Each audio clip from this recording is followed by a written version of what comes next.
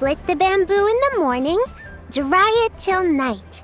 Shape and bend it nice and tight. Cross the strands to form a pattern. Coat in silk, and you have a lantern. That's how you remember how to make a show lantern.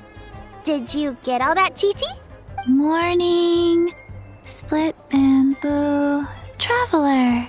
Then get silk, make paimon. What? No, that doesn't even rhyme. Look, it's them. Hey, Yao! Hey, Chi-Chi! Whoa, Traveler! Paimon, you're here! Happy Lantern Rite! What you up to? I'm teaching Chi-Chi to make Shao lanterns. It's a real test of finger dexterity, so it'll help keep her nice and loose. Yes, I do finger exercises to be a nimble zombie. Wanna try too, you two? Oh, okay. Well, we need a whole bunch this year so it doesn't get too dark at night. Too dark? What does that mean? Dr. Baiju has patients who got hurt walking at night. The moon disappeared, so it was too dark to see. The moon disappeared? Like, behind the clouds? It was Jeonju, the moon devourer. Changshan told me about it, but now I forgot. It's an old myth from Chenyu Vale about a giant toad in the sky that eats the moon. What? The moon gets eaten? It's just a story. It's not like there's actually a giant toad in the sky. I asked Master about it, and she said myths are just insights into how the people of the past understood the world. Well, I didn't see it that night. But I've checked several nights since, and it's been there same as ever. According to Chi-Chi, though, the Ministry of Civil Affairs sent someone to do some kind of serious investigation. So, I don't know. Maybe something did happen. The Ministry of Civil Affairs? This is starting to sound bad. It's okay. You can fly. Even if it's too dark, you won't fall and get hurt. Yeah, exactly. So turn that frown upside down, Paimon, or someday you'll get a whole bunch of wrinkles and wake up looking like an old granny. What? Okay. No more frowning. But the Traveler can't fly. She could still fall and hurt herself, right? Don't worry. That's what the shout lanterns are for. As long as we make enough, Liyue Harbor will never go dark. Yeah. And there's the giant lantern, too. Oh, right! I almost forgot. Look! This year's Grand Lantern commemorates the Adeptus who guards the moon. With her watching over it, the moon will be safe for sure. A white horse? Wait! So that's the White Horse Adeptus? Yeah! Legend has it she used to live on the moon. So if it were ever in danger, I'm sure she wouldn't just stand by and watch. Huh. We've heard of the White Horse Adeptus before, but we never heard the part about her living on the moon. Probably because it's a folk legend from Chenyu Vale, so not a lot of people know about it. But recently, some ancient artifacts were unearthed in Liyue, and the archaeological team even found evidence of ancient people worshipping an Adeptus who lived in a palace on the moon. It's kind of like how we write wishes on Shao lanterns and release them during Lantern Rite. The White Horse Adeptus would descend from the moon in her jade carriage and grant people's wishes. Ooh! When did that happen? She sounds different from the other Adepti in Liyue. It must have been a super long time ago, 'cause even Master barely knows anything about this Adeptus. Nope. Kinda unbelievable, right? Yanfei said the White Horse Adeptus might even be a made-up legend, just like Jeonju the Moon Devourer. Yeah, a made-up horse and a made-up toad. You're mistaken, children. The White Horse Adeptus really does exist. Oh, Mr. Liu from the Baiju Guest House. But how do you know that for sure? Have you ever wondered how the guest house got its name, Yao Yao? Baiju White Colt. So it's named after the White Horse Adeptus? That's right. And that's because one of my ancestors was once blessed by the White Horse Adeptus.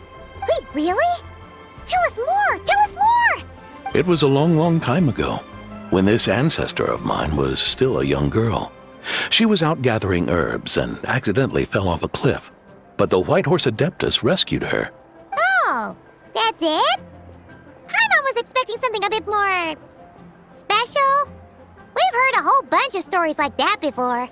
Patience, young one. Let me finish.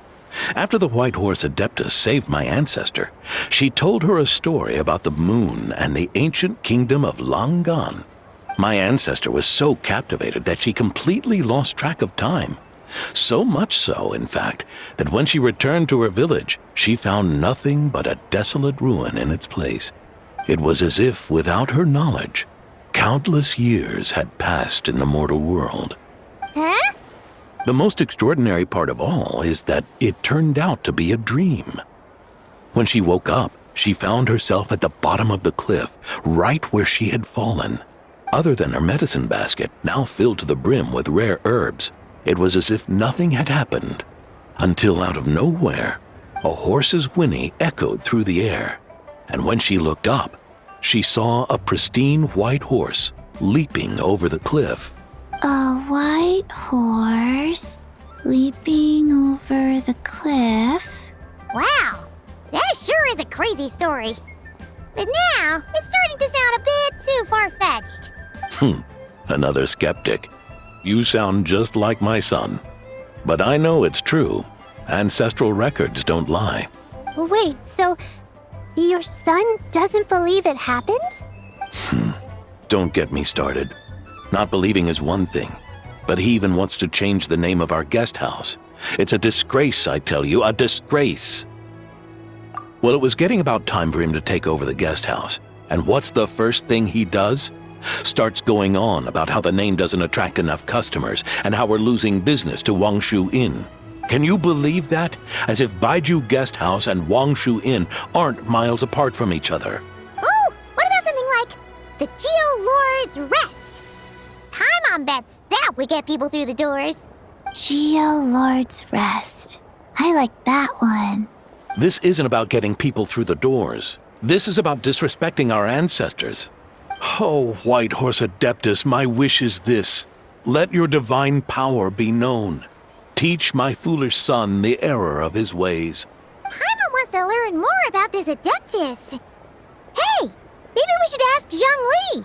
Good idea. Mr. Zhang Li is super knowledgeable. He can answer questions even Master has no clue about. Yeah, we just saw him having tea at third round knockout. All right, then that's our next stop. Chi-Chi and I are gonna keep making Shao lanterns. Careful on the road. Goodbye, Paimon. Goodbye, traveler.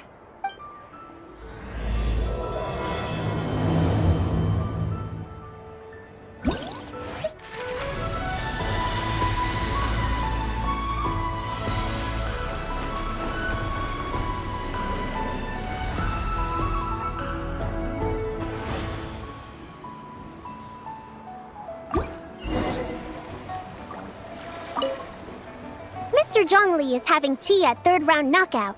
Good luck!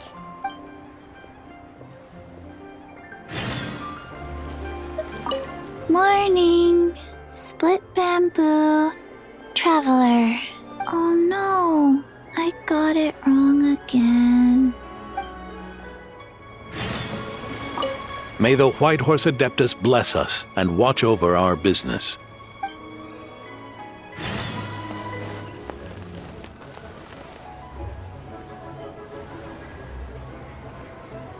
Oh? Oh. Curious. Impressive, right? What's with all the commotion over here? Oh, Traveler and Paimon! Perfect timing! I have something amazing to show you! What is it? Huh? What the? Heart of the Moon is blacked out! Was it really eaten by a giant toad? Huh. I didn't expect you to know the story of Jonju the Moon Devourer, Paimon. Don't underestimate Paimon. She learned a whole bunch of things in Sumeru. But Jonju the Moon Devourer is a Liyue legend. Well, knowledge knows no borders, so... there. You're right about that, Paimon. But this dark circle doesn't look anything like a toad to me. A toad's egg, maybe? But that's about it. Oh, wait, Traveler! You've been in Nodcry, right? The people there worship the moon goddess. So you should know what's going on here. Really? Not even in a place where people worship the moon? Oh yeah! Master told me that the tale of Jianzhu, the Moon Devourer, was how ancient people explained a certain celestial phenomenon. But what is it exactly? Some kind of omen of disaster? How so? Oh, but in this picture, the moon is being covered from the center. So this can't be a normal eclipse. Then it's still an omen of some impending calamity? We never said that! Ugh, some crazy customer left it at the restaurant. Just thinking about it gives me the chills. Attention, everyone! As the auspicious festival season approaches, I have an announcement to make. I, Lu Xiong, am on the verge of becoming one of the most renowned archaeologists in all of Liyue Harbor. No, scratch that, in all of Tibet. Even though I never trained at a prestigious academy, I've still managed to dig up tons of treasures. And I understand practically a whole dictionary's worth of big words, too. Like my pops always says, no pain, no gain. And I haven't had it easy, that's for sure. So, it's definitely my turn to make a name for myself. What's the deal with her? No idea. Maybe she ate a bad batch of perch stew? What? You don't believe me? I'm telling you, I dug up treasures from the ancient nation of Longan. I even got a picture of Jonju devouring the moon. Longan? Jonju? What is she even talking about? Sounds like she's a few perches short of a stew, if you know what I mean. So what if blackback perch stew is my favorite? Stop talking about me like I'm not here. Whoa, what are you doing? You're just a stupid, ignorant man, and I'm gonna kill you. Young lady, you need to calm down. What? So you're looking down on me now too? How about I take you both out then? How does that sound? This is a place for dining. If you wish to take me out, you'll have to do it elsewhere. Don't act like you're better than me. Do you know who I am? I'm about to be the most famous archaeologist in all of Liyue. No, Tibet. Show me some respect. It's respect you want? Very well. For the sake of the other customers, we'll do this your way.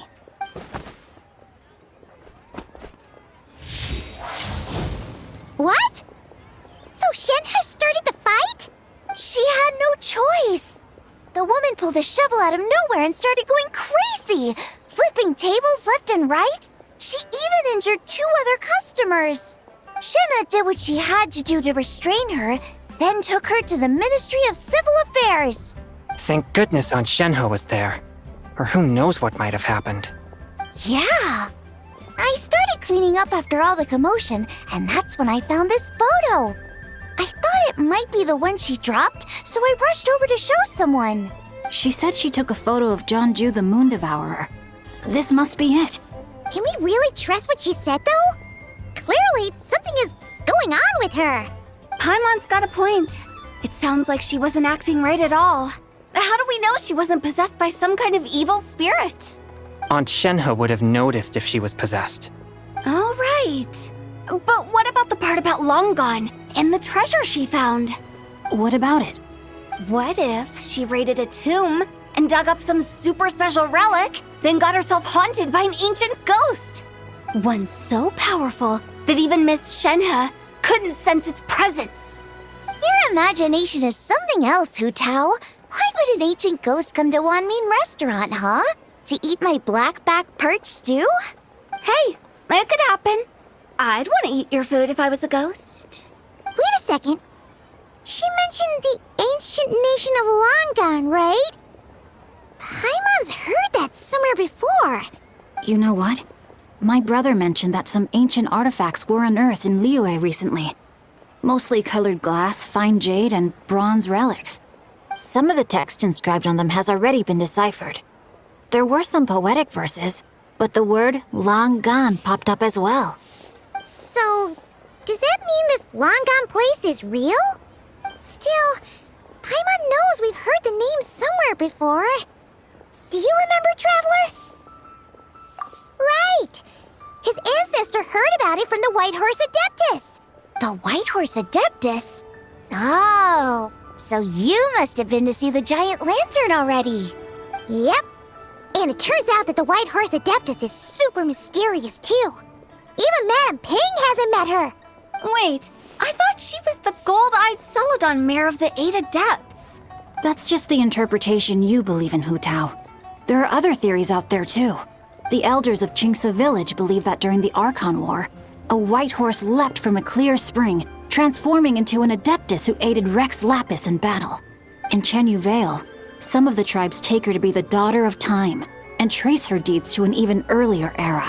Yet in other ancient texts, including the relics I just mentioned, she appears as an emissary who listens to mortal wishes, bestowing the blessings of the heavens and moon upon the mortal realm, which is why we write our wishes on Shao lanterns. That's so complicated. So what's the verdict? Which version is the truth? I'm afraid there's no definitive answer to that. You two have been all over Teyvat. Do you have an idea? Nope, sorry. We were actually on our way to ask Zhongli. He knows even more about this kind of stuff than us. Ah, looking for a consultant, huh? He's having tea with Miss Linlong. Shigu Antiques is hosting an exhibition tonight. An exhibition? For what? All those antiques Xingqiu just mentioned. So if you head to the big ship docked in the harbor tonight, I'm sure you'll find him. So, where to next? How about we go to the Ministry of Civil Affairs to ask about the White Horse Adeptus? We might be able to find out more about the recent moon situation, too. If you're heading to the Ministry of Civil Affairs, could you give them this picture for me? Since it belongs to that customer, she deserves to get it back at least. It might even help the Ministry with their investigation. Ha! Alright! We're off! Oh, wait! I almost forgot! Happy Lanternlit! Come have a meal with us when you're free. We'll be there, or we'll be... square. Thinking about it now, could it be possible that photograph was a fake? A fake? You mean like the customer fabricated it to gain academic recognition? Nice one, Changyun. I never even thought of it like that. How about we go check out that place tonight?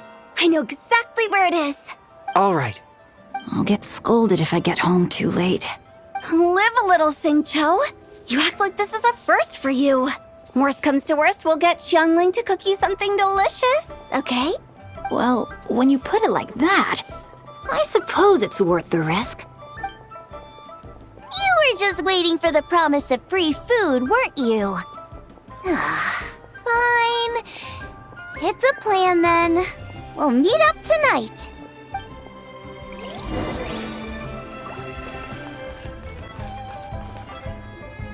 And your grandfather is of the same opinion, Miss Lanyan? Yes. On Lanternlit, the moon shall go dark.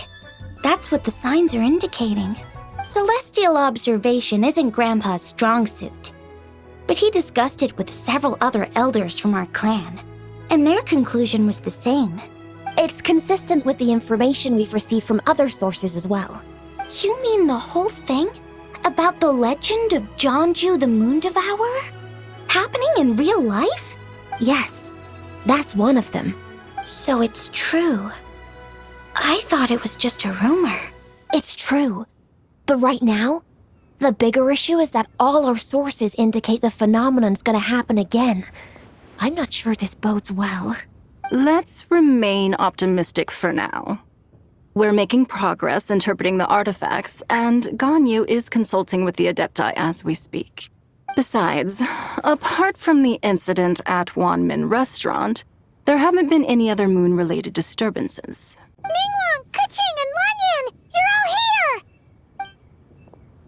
Oh, Traveler! And Paimon! It's been a while. Happy Lanternlit. Yes, happy Lanternlit. What brings you here, though? I thought you'd be in the harbor enjoying the Shao lanterns. You're certainly not the type to visit Yujing Terrace for no reason. Is there something I can help you with? What? We're not allowed to just drop in on our friends during the festive season? I was only teasing. You're welcome to visit us anytime you wish. Happy Lanternlit. Oh, and about all the moon business you were just talking about? We have something to show you. Here, take a look! Whoa! Something really did take a chunk out of the moon. Someone managed to capture a picture of it. Is this Zhanju, the Moon Devourer, then? Even though we confirmed this event took place, I still can't quite believe what I'm seeing. Where did you get this picture? From Xiangling! She found it when she was cleaning up after that customer caused a scene. She thinks they must have dropped it. Wait, is this Chawang Terrace? No, it's just where I'm from. It said that Chawang Terrace was where the ancient people of Chenyu Vale communicated with the heavens. And in this picture, the moon happens to be right above Chawang Terrace. I was just surprised, that's all. It's probably just a coincidence. That's interesting because the ancient people of Chenyu Vale migrated there from the chasm area. The chasm? So, that place is involved too? According to our investigation, that customer you just mentioned, Lu Xiangxiang, her father and grandfather are merchants in Liyue Harbor, and her mother and grandmother grow tea in Chaoying Village. A few days ago, she left her home in Chaoying Village to join a civilian archaeological team funded by Hoishan Hall, and ended up excavating some artifacts in the chasm area. These artifacts were then entrusted to Shigu Antiques and are set to be featured in an upcoming exhibition. Then, of course, the incident at Wanmin Restaurant occurred. We suspect something happened during the excavation that left her with quite the shock. And now, it seems like she also went to Chawang Terrace and took that picture of the moon disappearing. The chasm? Chawang Terrace? Things are getting pretty complicated. She's not in a good mental state, so we took her to Boo Boo Pharmacy to get some help. Why don't you come with me to check up on her? At this point, you seem invested in this case too. Then let's head there now.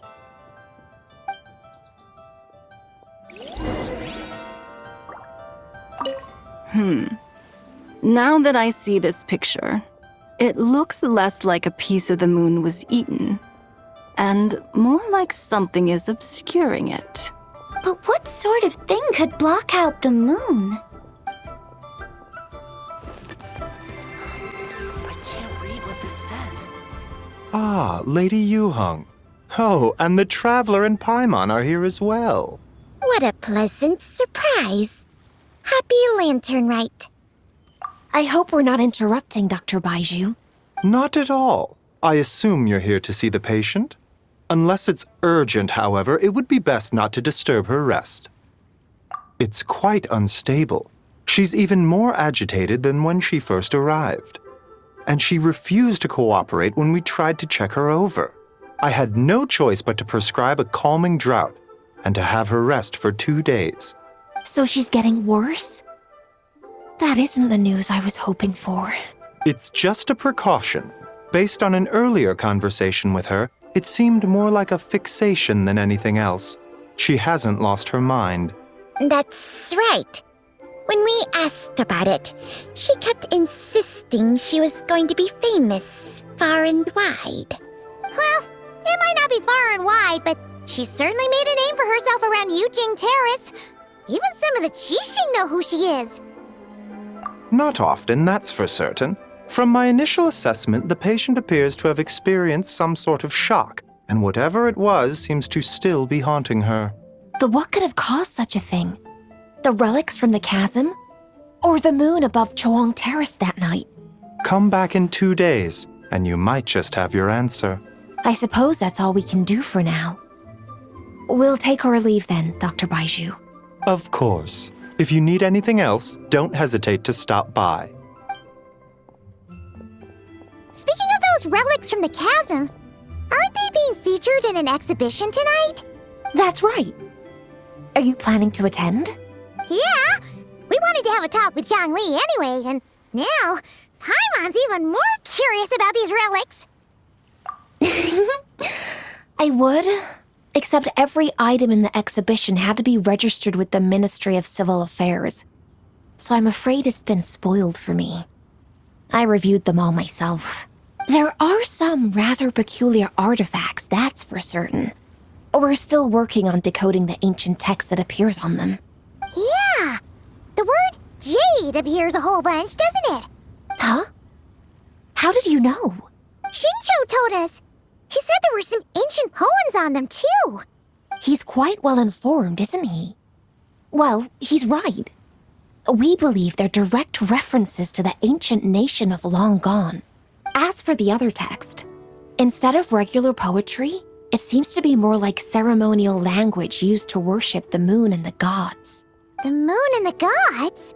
Well, looks like it's almost time for the exhibition. You two should head over. There's an usher at the harbor who will lead you to the venue. Not at all. The exhibition is free to the public. The people of Liyue have a great respect for our history and are eager to learn from it. Plus, the exhibition is being organized by Linlong, the owner of Shigu Antiques. As far as I know, it's been a long-time goal of hers to hold a cultural exhibition of this scale, where people can learn all sorts of information about the past. Guess we're in for a real treat tonight, then. Yes, have a great time. There's still more artifact decoding work I need to finish, so we'll have to part ways here. After seeing the picture you brought, there's a few ideas I'd like to follow up on. You're hard at work even during festival season? Ha! You haven't changed one bit, Keqing. I'm simply fulfilling the responsibilities of my position. That's all. All right, I should get going. See you later. Well, guess we should head over to the harbor and find that usher.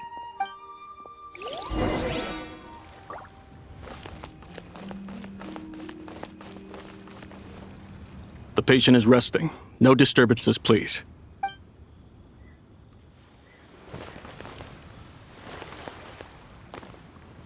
The patient is resting. No disturbances, please.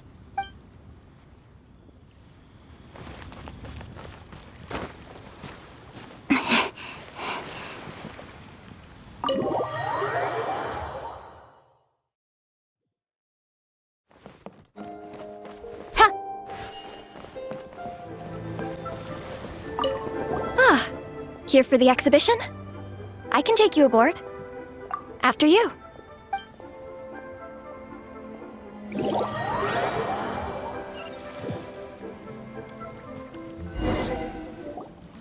Whoa! Look at all the antiques on this ship! It's almost too much to take in! Greetings. I trust you've been well since last we met? Aha! Speak of the devil! You're right where Hu Tao said you'd be! Ah, so Director Hu gave me away, did she? Don't act like you're up to some super secret business. We know you just do whatever you feel like. Yo, Traveler! Paimon! What's up? It's been a while, you two. Happy Lanternlit. Beidou! Yunjin! It's great to see you! You're here for the exhibition too? Yes.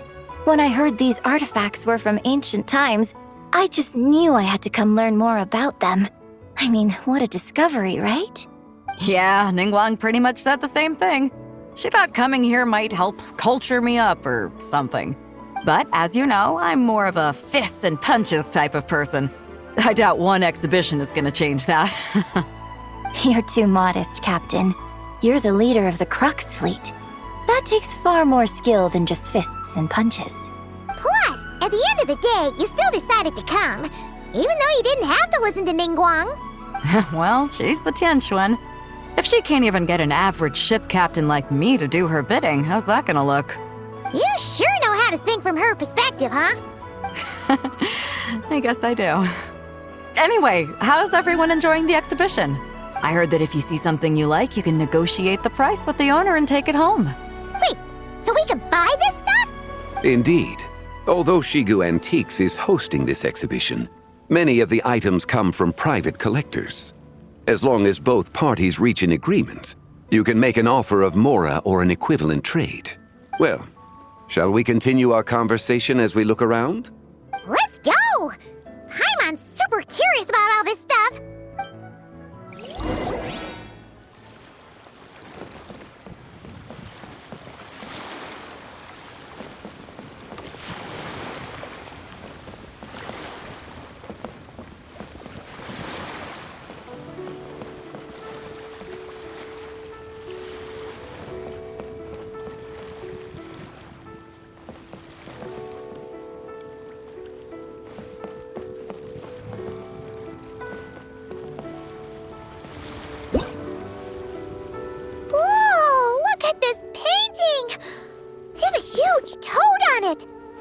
Could it be? This material is quite unusual. It doesn't look like paper. More like silk or some other kind of fabric. Yeah, I was thinking the same thing. Well spotted. This is a painting of Jianju, the Moon Devourer, made primarily with mulberry silk.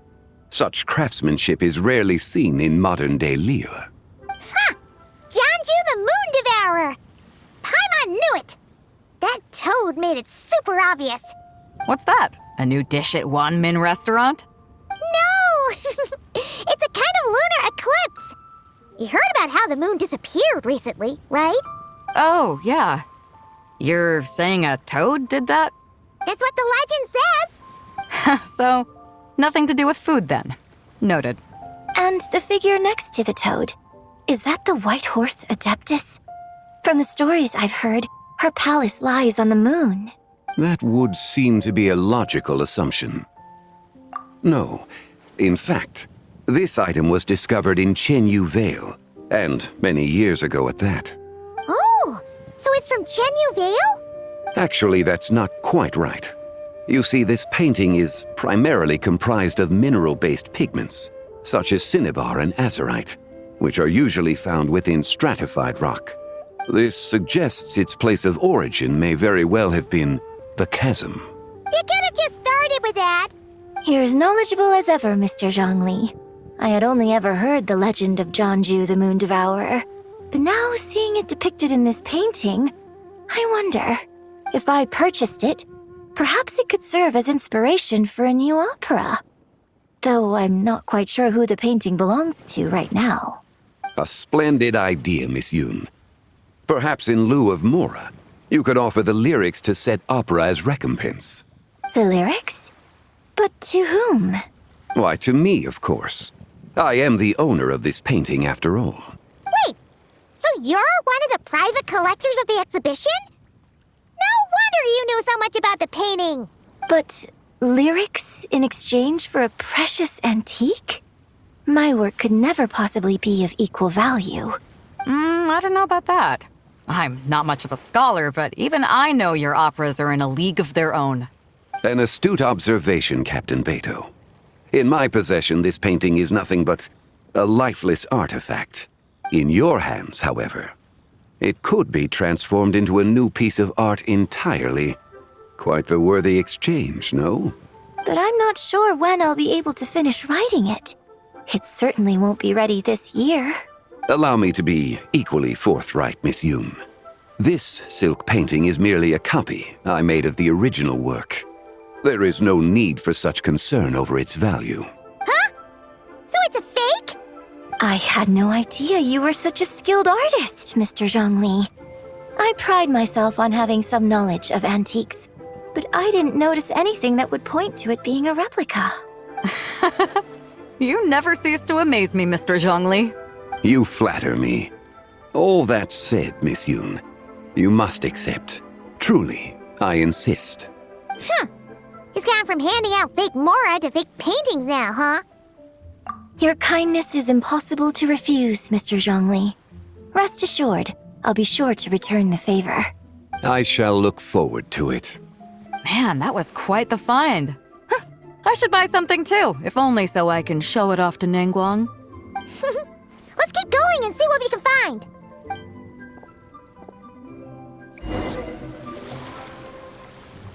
Wow, this bronze war chariot is really something. It must have quite the story behind it. I've never seen anything like it before. Do you know what this is, Zhongli? Ah. I heard from Miss Linlong that a carriage made of Celadon jade was unearthed in the chasm. A copper canopy. A body adorned with flowing clouds and geometric patterns. Yes, this must be the one. A precious piece indeed. This thing's gotta be thousands of years old, right? Crazy to think people back then were capable of such intricate metalwork. Too often, we view the past and future through the lens of the present. Objects that fascinated us as children seem crude later in life. And that's only after a few decades or so of separation. If one were to stretch time across hundreds or thousands of years, one might discover that time is not always a force that pushes things forward. It would seem the people of that era managed to create a remarkable civilization in their own right. Makes me want to get my hands on this even more. Ningguang's gonna be so jealous, don't you think? Has this war chariot caught your eye, Captain Beidou? Oh, you must be Linlong from Shigu Antiques. Nice to meet you. This exhibition has been amazing so far. Well, that's all thanks to supportive patrons like you and Mr. Zhongli, of course. As for this war chariot, it was discovered by an archaeological team sponsored by Hoishan Hall. The price comes in at 90 million Mora. How much? 90 million? Woo, looks like my eyes were a bit too big for my wallet. Quite a bargain.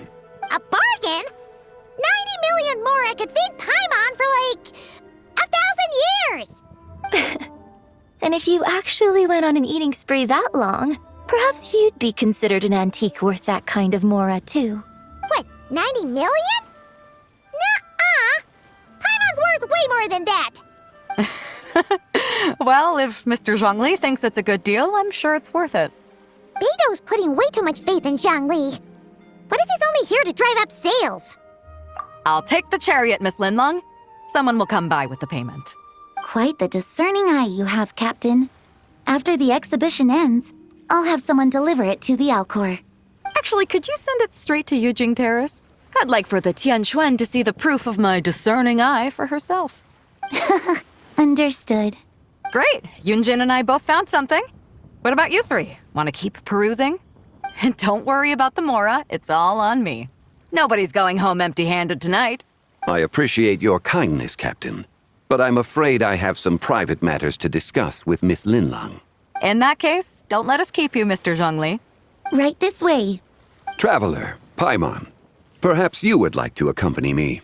What? So you can show us another bargain antique that's so far out of our price range it's not even funny? Other people are always demanding Mr. Zhongli's time, but it's quite rare for him to extend an invitation himself. I wouldn't pass up this opportunity if I were you, Paimon. Yeah, just don't forget to come aboard the Alcor for a drink later. Yeah, guess you're right. Taking a quick look isn't gonna cost us anything. Let's go!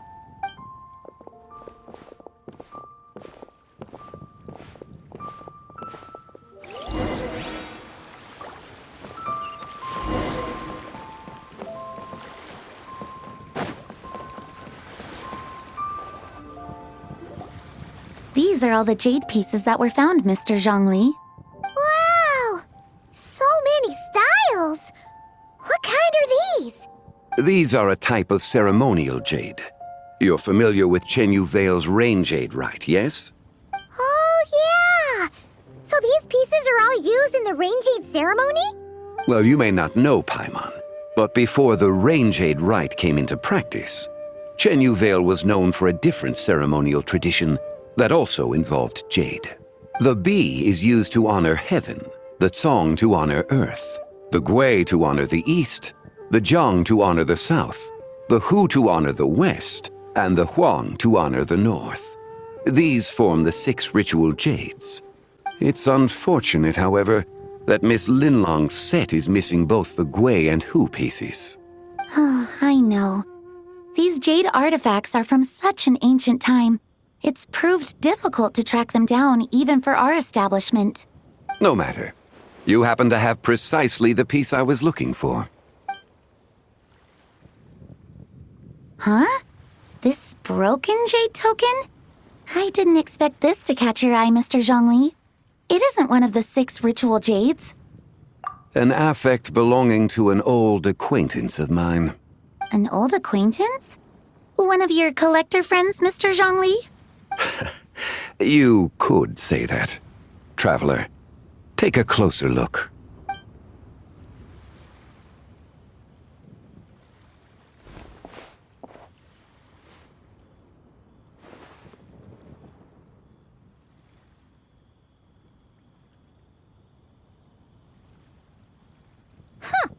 It doesn't look all that special to Paimon. Just seems like a broken artifact. Indeed.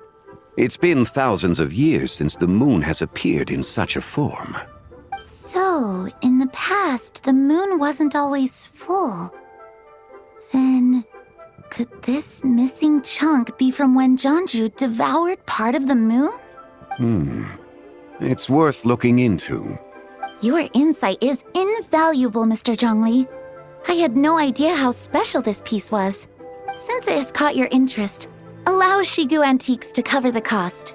Oh, that is far too generous, Miss Linlang. Not at all. I've always wanted to give people a chance to appreciate these snapshots of history. So holding an exhibition like this has been a lifetime wish of mine. And it never would have been possible without your help, Mr. Zhongli. I merely put in a good word with a few acquaintances of mine. And it had a profound impact. Without your recommendation, I doubt half of these collectors would have come to the exhibition. So, on both a personal and professional level, I owe you my thanks, Mr. Zhongli. Wow! Zhongli actually did something useful for once.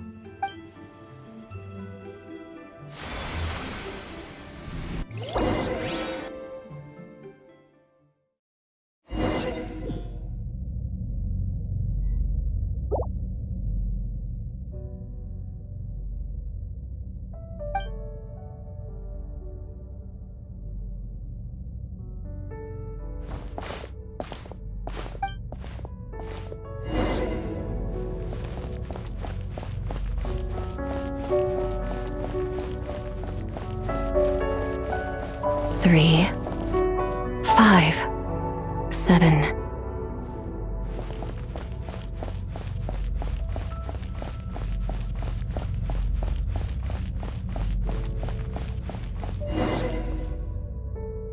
"11, 13, 17, 19, 23, 29.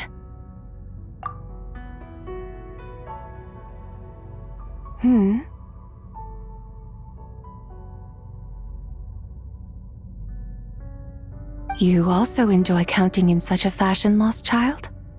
The same loneliness as them. It seems to exist in your heart as well. Me? I'm sorry, I don't remember. The shadow of the moon? Or a dream of time?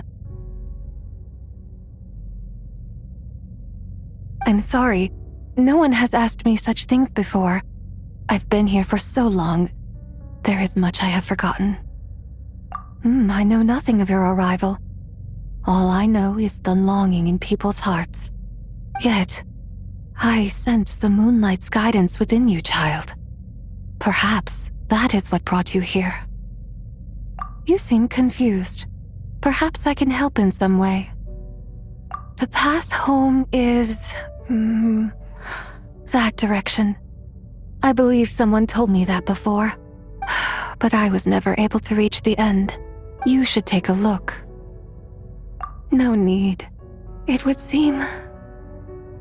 my time has already run out. Farewell. May the moonlight ever shine upon you.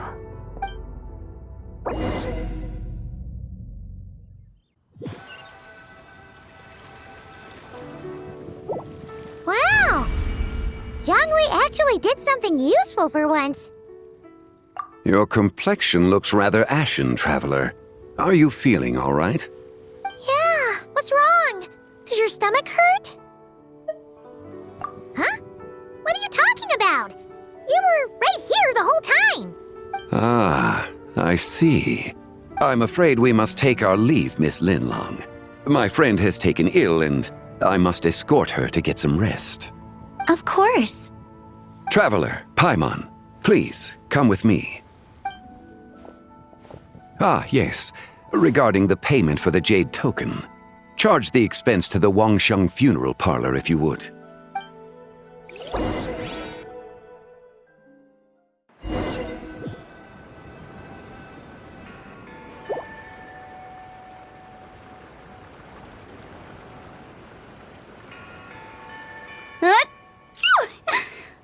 Guess someone's thinking of me. But this late at night? Must be that consultant of yours. I bet he's out there spending all year more at the exhibition. Yeah, he'd be the perfect employee if he just knew how to rein in the spending. But never mind him. Let's focus on the moon. We gotta see if it gets eaten tonight. I don't think it's going to happen. We've been out here all night and the moon's the same as ever. It is quite late, and Chongyun's getting tired. How about we head back? We can come back another time. Head back? Already? Actually, I do have a new dish I'm testing out tomorrow. And as part of my New Year's resolution, I'm trying not to oversleep. All right. Guess it just wasn't meant to be. Let's go.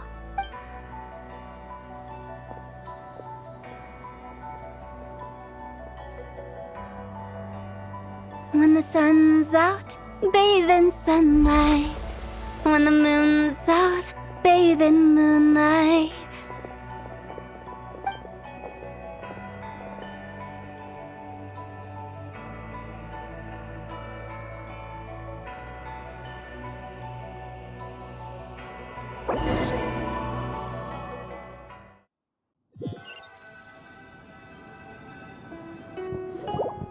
Wait, weren't we going to rest?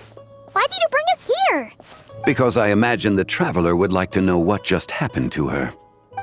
Oh, right. Ugh, Paimon's confused, though. She could have sworn you were there the whole time.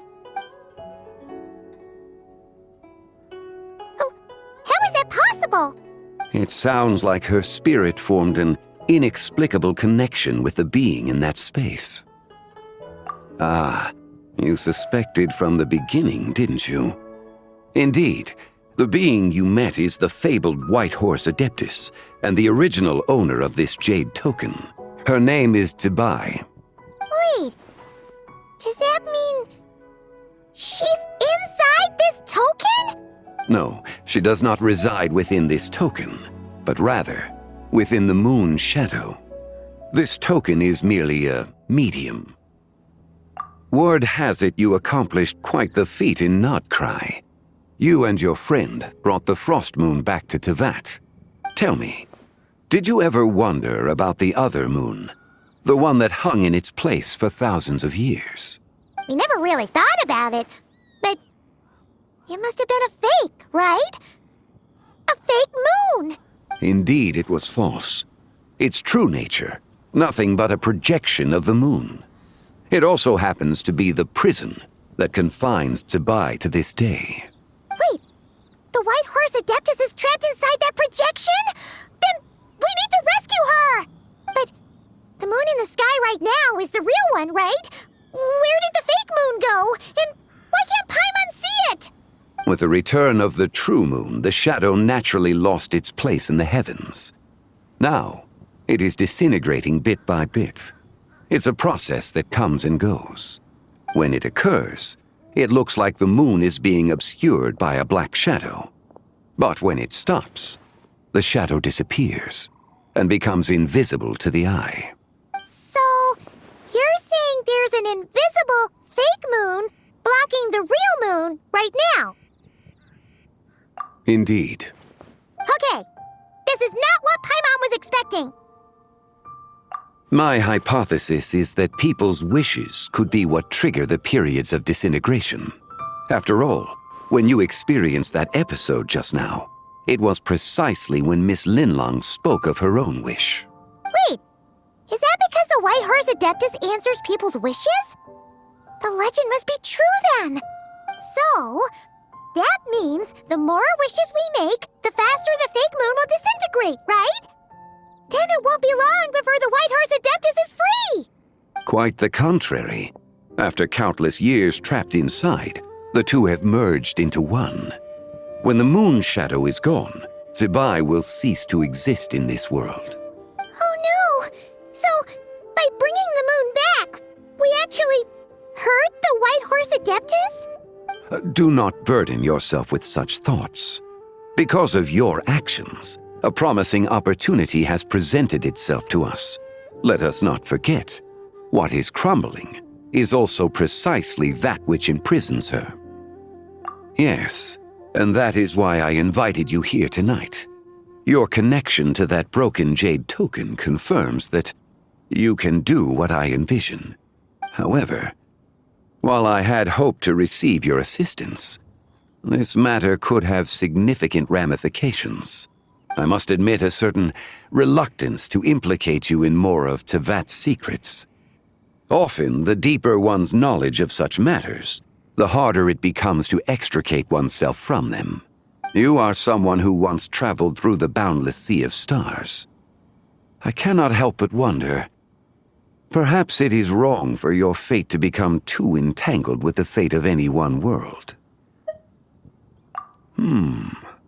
Such is your conviction, then. Since journeying beyond Lille, you have had ample time to reflect on these matters, it would seem. Very well. The first secret I must reveal is that Zibai has long since passed away. The being within the Shadow Moon is merely one of the 3 deadly selves she severed before her death. Wait, the White Horse Adeptus is dead? Weren't you supposed to tell us how to fix this? Now it just seems even more impossible! Please, remain calm, Paimon, and allow me to explain. The 3 deadly selves is a practice used by those engaged in spiritual cultivation. The intent is to sever the 3 vice-laden mortal selves to reveal one's true, pure self beneath. However, Zibai's 3 selves are more complicated in nature. Because in the moment before her death, someone preserved the shattered essence of her soul and placed the fragments within her 3 deadly selves. If we retrieve the 3 fragments of her soul, there is a chance we can restore her presence in the mortal realm. So that means we can bring her back to life? Yes, provided we retrieve the fragments of her soul's essence from the 3 deadly selves. Indeed, the being you encountered was Zibai's first deadly self, Ziju. After Zibai's death, she ascended to the heavens and became one with the Shadow Moon. The essence that resides within her is a heavenly soul, also known as Taiguang. Thus, this self is the closest to Zibai's true nature. That said, because she is trapped within the Shadow Moon, we have no choice but to seek out the other 2 soul essences first. Then we can unite them as one. Her second deadly self is called Ziju. After Zibai's death, she fell into a slumber deep beneath the earth in what is now known as the Chasm. The essence within her is the Earth Soul, also known as Shuangling. She is the self that inherited most of Zibai's memories and wisdom. The chasm? So, do we have to go there to find her? That won't be necessary. I sensed her presence on the jade carriage from earlier, the one at the exhibition. It's possible the return of the frost moon awakened her, and she emerged from the chasm alongside that batch of ancient artifacts. Wait! That must be why you agreed to help with the exhibition! To investigate the artifacts! Indeed. So in truth, Miss Linlong was the one who helped me. The third deadly self is Zichao. The essence within her is the human soul, also known as Yojing, Zibai's shade. Thus she is the most free-spirited among the three. She lent me her aid during the Archon War, 1,000 years ago. But later, as her powers waned, she retreated into the mountains. I imagine finding Zichao should prove the most troublesome, so I shall take it upon myself to track her down. So, we need to find the second deadly self, right? But where do we even start? Locating her should not prove difficult. In life, Zibai was fond of mortals, and as the self who inherited most of her memories and wisdom, Ziju should be the same. It's possible she has possessed someone, and is meandering the bustling streets of Liyue Harbor as we speak. Possess someone? Wait! Are you thinking what Paimon's thinking, Traveler? What if she raided a tomb and dug up some super special relic, then got herself haunted by an ancient ghost? Exactly! Lu Xiangxiang! It seems you have a lead in mind already. She'd still be at Boo Boo Pharmacy. She was super agitated when she first got there, so Baishu gave her some calming medicine and told us to come back in 2 days. Do you think it could be her, Zhongli? It's quite possible. The deadly selves are impure beings that can easily influence mortal minds. A sound plan. Well, I should get started on my own investigation then. But you're leaving already? I must. Zichao went into hiding after the Archon War. If I am to have any success tracking her down, and there's no guarantee, I should start sooner rather than later. But there's still so much you haven't told us! Like, who the White Horse Adeptus actually is, and how she died in the first place! Not to mention who it was that preserved the fragments of her soul. Should our endeavor prove successful, then naturally those answers will follow. If not, speaking of them would be rather meaningless. It would seem that this is a question you are unwilling to set aside. Very well. I shall tell you. It was the Avatar of Time. Ah, so you know of her existence. The ruler of time saved her soul. Indeed. Preserving what remained of Zibai's soul in the moment before her death. Only the power of time could be capable of such a thing. However, there is no telling what effect it has had on the three deadly selves. In other words, you must exercise caution when seeking out Ziji. On the night of Lanternlit, countless Shao lanterns, and the wishes written upon them, will be released into the sky. I estimate that this event will trigger the Shadow Moon's collapse. When that happens, the cage that confines the first deadly self will open. That is our moment to act, but also the moment where all could be lost. For if we fail to retrieve the other two soul fragments in time, Zibai's resurrection is hopeless. As I mentioned before, the answers to your remaining questions should come in time, providing our efforts bear fruit. Let us hope that all proceeds smoothly in the days to come.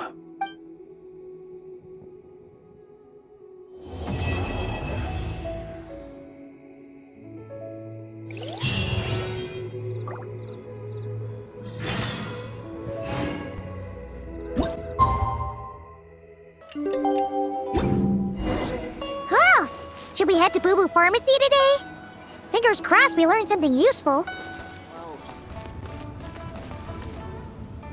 So let me get this straight. The patient disappeared right as you were delivering the medicine. I know it's hard to believe, but that's exactly what happened. It's true. 1 minute she was there, and the next she was nowhere to be seen. Hey, it's Yelan! Fancy seeing you here! Oh, is this a bad time? Not at all. Just a small roadblock in the case I'm working. Ningguang asked me to investigate a patient named Lu Shangshang. If you're here to find her too, then you're out of luck, I'm afraid. She went missing this morning. What? According to Dr. Baiju, the patient vanished right under his nose. But it just seems like that should be impossible. There 1 second and gone the next? Pretty sure Xiao can do something like that. Then you're suggesting this Lu Shangshang is the vigilant Yaksha in disguise? Or some other adeptus? Guess not. But this is so weird. How can a living person just vanish into thin air? Unless Linny decided to take his act to Liyue? Who is this Linny you speak of? He's... Oh, never mind. Paimon's just grasping at straws. Let's set aside the how for now, and focus more on the where. You mentioned this patient has a strong obsession with achieving fame and recognition? Yes. She kept talking about becoming a renowned archaeologist and making a name for herself. So, are we looking for a place where it's super easy to become famous? I think we should check out the Xiao Lantern crafting stalls. Because it's easy to become famous by making Xiao lanterns? Not exactly. When the people of Liyue need a solution to a problem, their first thought would be to pray to the gods and the Adepti. If her wish is to become famous, she might write it on a Xiao lantern in the hopes that the fabled White Horse Adeptus might make it come true.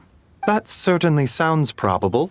Turns out, the White Horse Adeptus might be a lot closer to home than she thinks. What was that? Nothing! Let's go check out those stalls!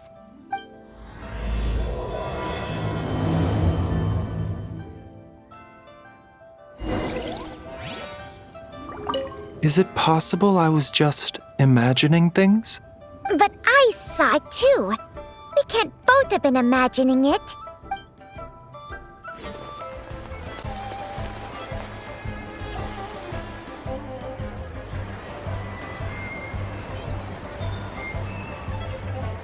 Alright, we're here! Still no sign of Lu Shangshang, though.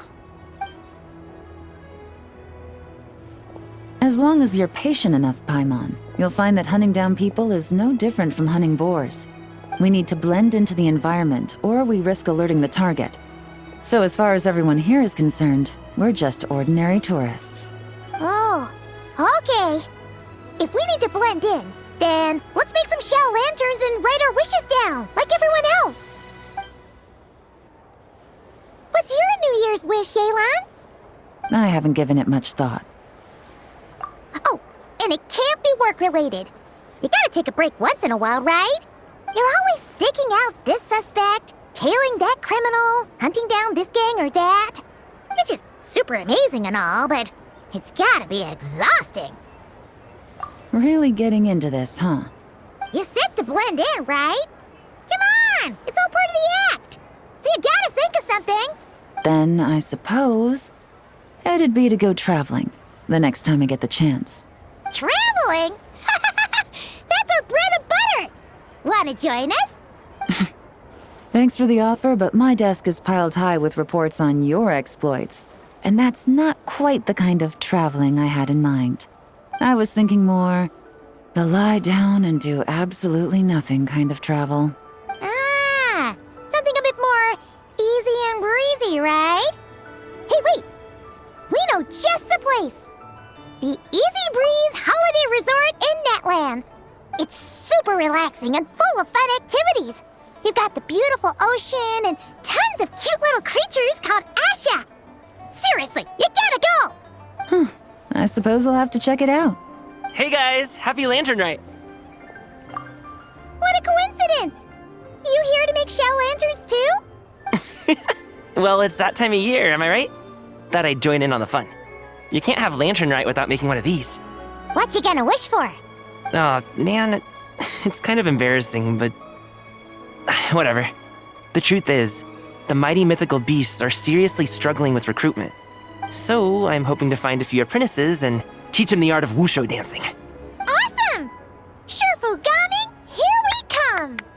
Whoa there, Paimon. One step at a time. I actually need to find people first.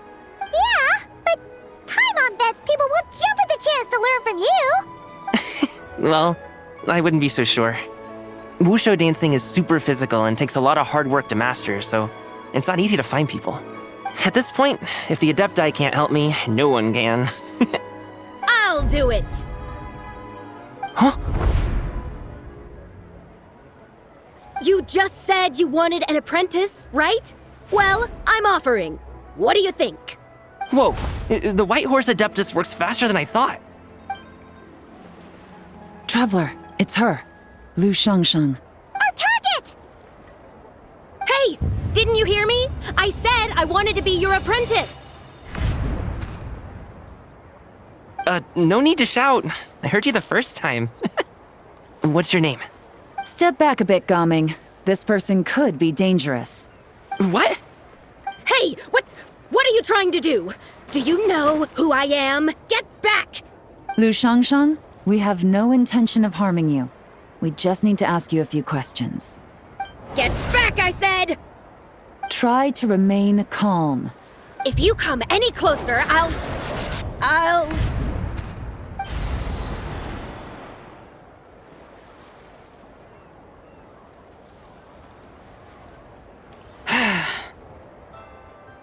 Little wisp of a being. How are you able to see me?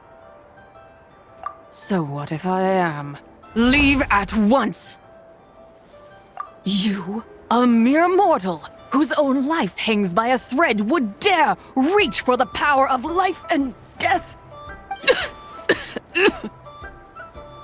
Unless you wish to be condemned to eternal damnation, you would do well to abandon this foolish endeavor. I shall speak on this no further. Don't come any closer. How did I get here? Who are you people? Playing dumb, are we? Save it. We know you attacked those people at Wanmin Restaurant. What? No, I would never. You must be mistaking me for someone else. You don't remember? Of course not. How could I do such a thing? What about the photo you took near Chuang Terrace? What photo? What's going on? It's like she lost her memory or something. Well, this complicates things. I'll take her back for questioning and let you know what I find. Take her away. But I didn't do anything. I swear. That's weird. She seems so normal now, but she doesn't remember anything. This is just great. An apprentice falls right into my lap and now she's gone! Don't worry, Gaming. This is a special case. Paimon's sure you'll find one soon. Unless you're gonna pony up and offer a real solution, Paimon, I don't want to hear it. Gaming? What's up with... I'm done here. I'm gonna go find an apprentice, and I won't take no for an answer. Gaming, wait! Is it just Paimon, or was Gaming acting super weird just now? What? How do you know? Whoa! So you saw the second deadly self? And you think she moved from Lu Shangsheng to Gaming? Uh-oh. Then we better find him before something bad happens! Let's go!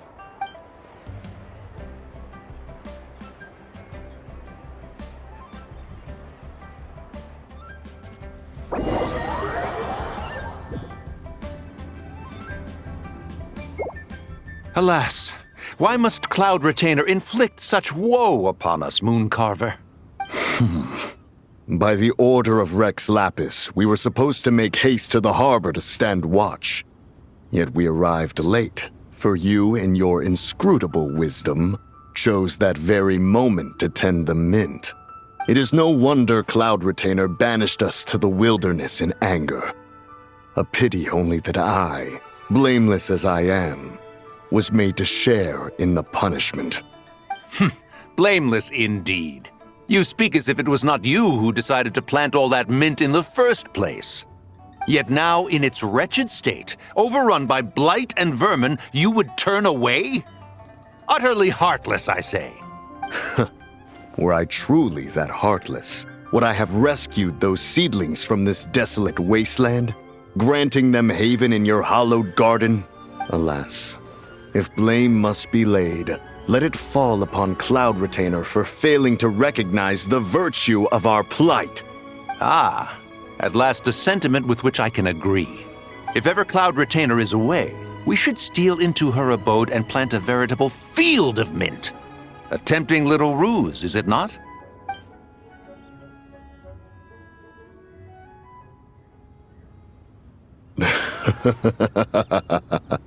Positively ingenious. Please stop chasing us! Just let us go! Get back here! If you keep running, I'll kill you! Please, we don't know anything about wushu dancing. Just leave us alone! What? You think I'm not good enough to teach you? Just agree to be my apprentices, and then we can talk. That child looks somewhat familiar. Ah, it appears to be the wushu dancer from Liyue Harbor. I have seen him perform on occasion. Come, let us take a closer look. Has trouble befallen you, young one? Perhaps we can offer aid. Oh, thank the gods! Please, sir, you have to help us. This guy's trying to force us to become his wushu dancing apprentices, and he won't take no for an answer! Oh, so it is you who require aid, not the other way around. Get out of the way, old man! This is between us. Preposterous! You dare to presume we are of a mature age? Listen here, brazen youth. Skilled you may be in the art of dance, yet your offstage demeanor leaves much to be desired. Hold on, Mountain Shaper. Something is amiss. Look closer. Huh. Indeed, he bears the mark of something unclean. It spells trouble. You there, depart at once. Hey! You drove off my recruits, old man! You'll just have to take their place, even if you're a bit on the decrepit side. Many years it has been since a being has dared speak to us in such a manner. Now let us see what evildoer has sought to use you as its puppet, young one. You two, you're Adepti! Does that strike fear in your soul? Whoa! Two Adepti recruits just fall right into my lap? That white horse sure knows how to grant a wish. Coming! Slow down! Wait for us! Jeez, take a hint, will you? I told you to stop following me! Traveler, Paimon, keep your distance from this youth. Evil has taken a hold of him. We know! It's one of the White Horse Adeptus' deadly selves! She's possessing Gaming! The White Horse Adeptus' deadly selves? Could it be that Rex Lapis called us to Liyue Harbor for this very reason? Hey! What are you two whispering about over there? Who's gonna be first apprentice and who's gonna be second? It doesn't matter! I'm not the kind of Sufu who plays favorites. Insolent spirit! Be gone from this child at once!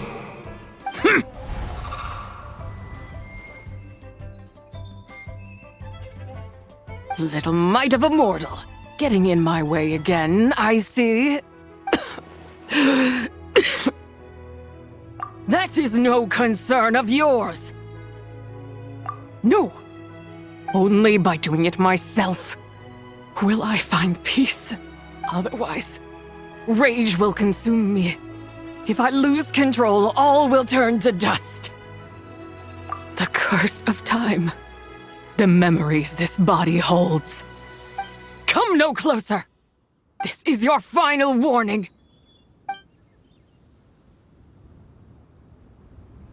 Insolent spirit! Be gone from this child at once! Huh? Traveler and Paimon? And two Adepti? Where are we? Weren't we just making Xiao lanterns in the harbor? Gaming! You're back! Ah! The sun is most scorching. Agitation stirs within me. I require cooling mint to beat this heat. And speaking of, Cloud Retainer has scorned this verdant wonder long enough. It is time for her to feel its wrath. The wrath of Mint! Mountain Shaper, where are you going? Oh no! Now Mountain Shaper's acting weird! Oh, you don't think it's spread to him, do you? Spread to him? Quickly now, explain to me what has been happening. What? Was I really that rude? Jeez, someone get my dad to throw a slipper at me.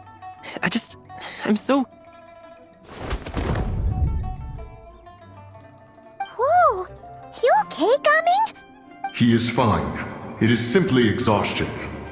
But to think Mountain Shaper would succumb to something like this, it is most unexpected. So, what do we do?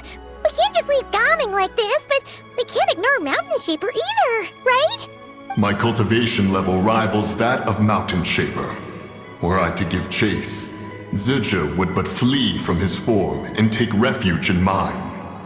Seek out Streetward Rambler. Cloud Retainer and the Conqueror of Demons should be with her. I shall take this child back to the harbor and join you post-haste. Whoa! What are all the Adepti doing together? Rex Lapis charged us with keeping watch over Liyue Harbor should danger rear its head. I dare say this is the very crisis he anticipated. Come, we must devise a strategy before confronting Zizha.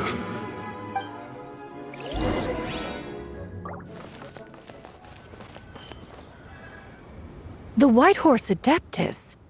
You mean the mysterious white mare that aided Rex Lapis during the Archon War? Even if it's not her, there must be some connection. She always avoided us back then, and I never knew why. Rex Lapis's recent trip seems to be related to this person as well. Xianyun! Madam Ping! Xiao! Great! You're out here! Ah, Traveler. It has been quite some time. Oh, happy Lanternlit, Paimon. You're as lively as I remember. I trust things have been well. Sorry, Madam Ping. No time to catch up. Something terrible has happened. What is it? Has Mountain Shaper gotten himself into trouble? Mooncarver is here with you, but he is not.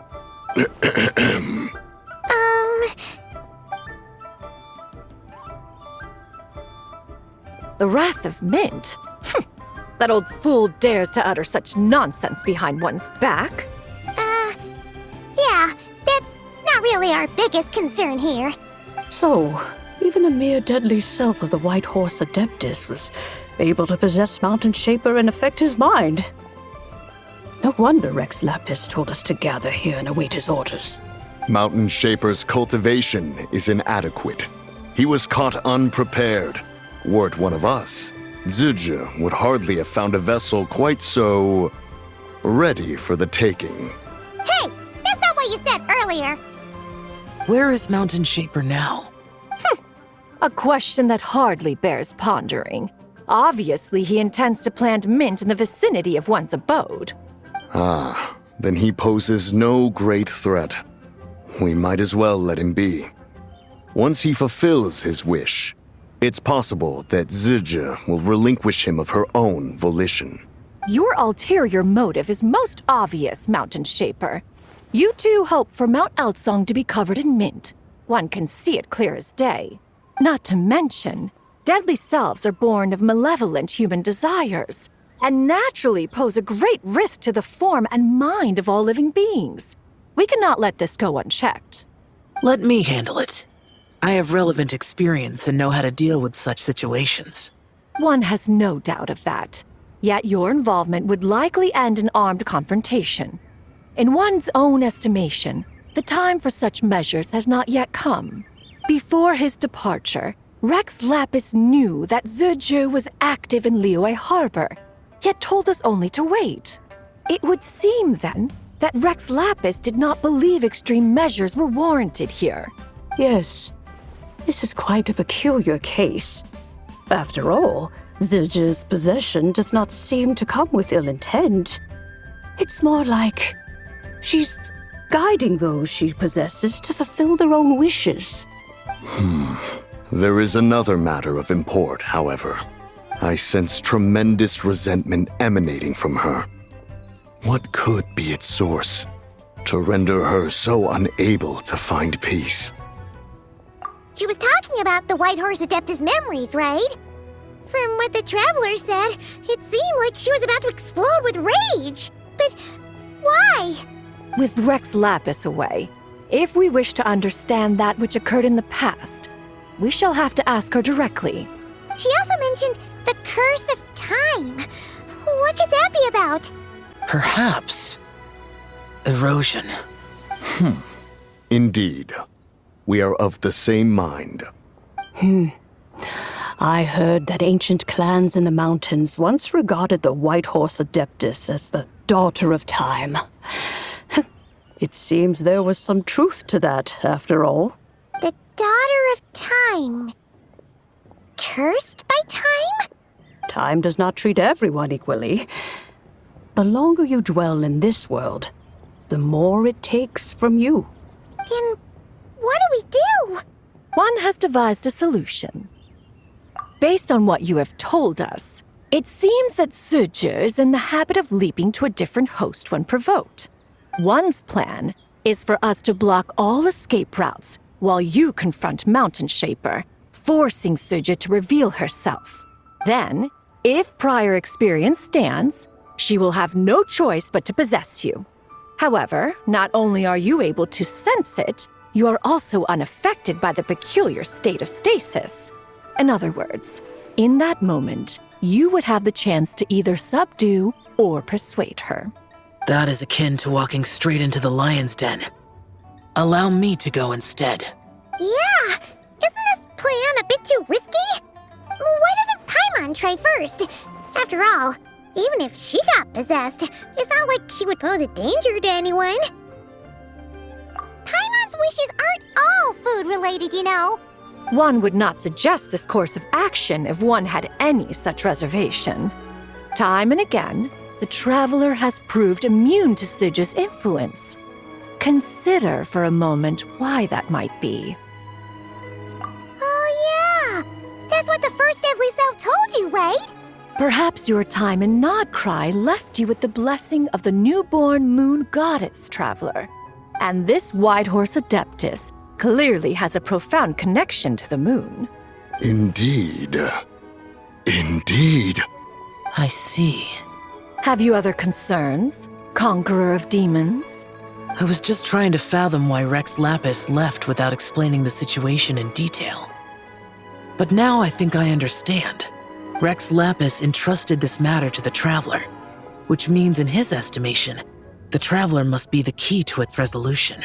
So I have no other concern. I trust Rex Lapis, and I trust you. Then we are all in agreement on proceeding with this plan? Very well. We should depart at once, lest we lose our chance. Let us see whether that old fool truly dares to face one's abode with Mint.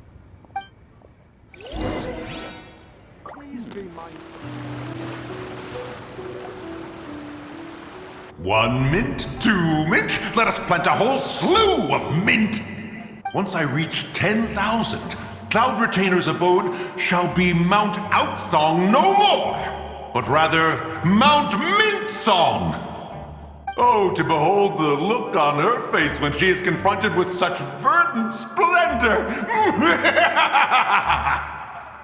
Mountain Shaper, you dare disturb the tranquility of one's abode. Do not take personal offense, Cloud Retainer. He is not in control of his faculties. Exactly. Let it go this once. Zuje is the one driving him to do this. Huh? But Zuje just helps people fulfill their own wishes and desires. Not now, Paimon. Oops. Sorry, Mountain Shaper. Paimon might have just thrown you under the bus. When he wakes up, we shall have words. Everyone, to your positions.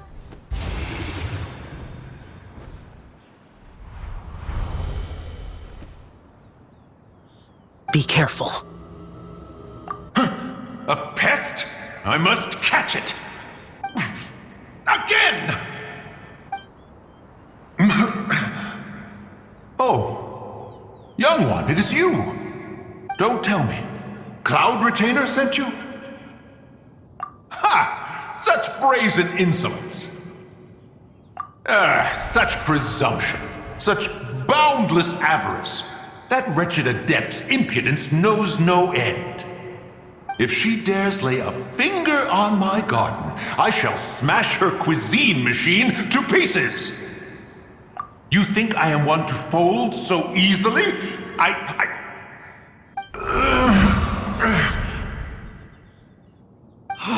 Insolent mortal! Time and again, you interfere in that which is beyond you. You make it exceedingly difficult to contain my rage. You have no conception of that which you seek. It is forbidden! You know nothing of my past. My warning was given. The cost entwined with this is beyond what you can bear. Stubborn mortal! You. Very well. If death is what you seek, who am I not to oblige? Come, let us see the extent of your resolve. Your wish is to behold the curse of time and the memories of this form? Then, let it be granted.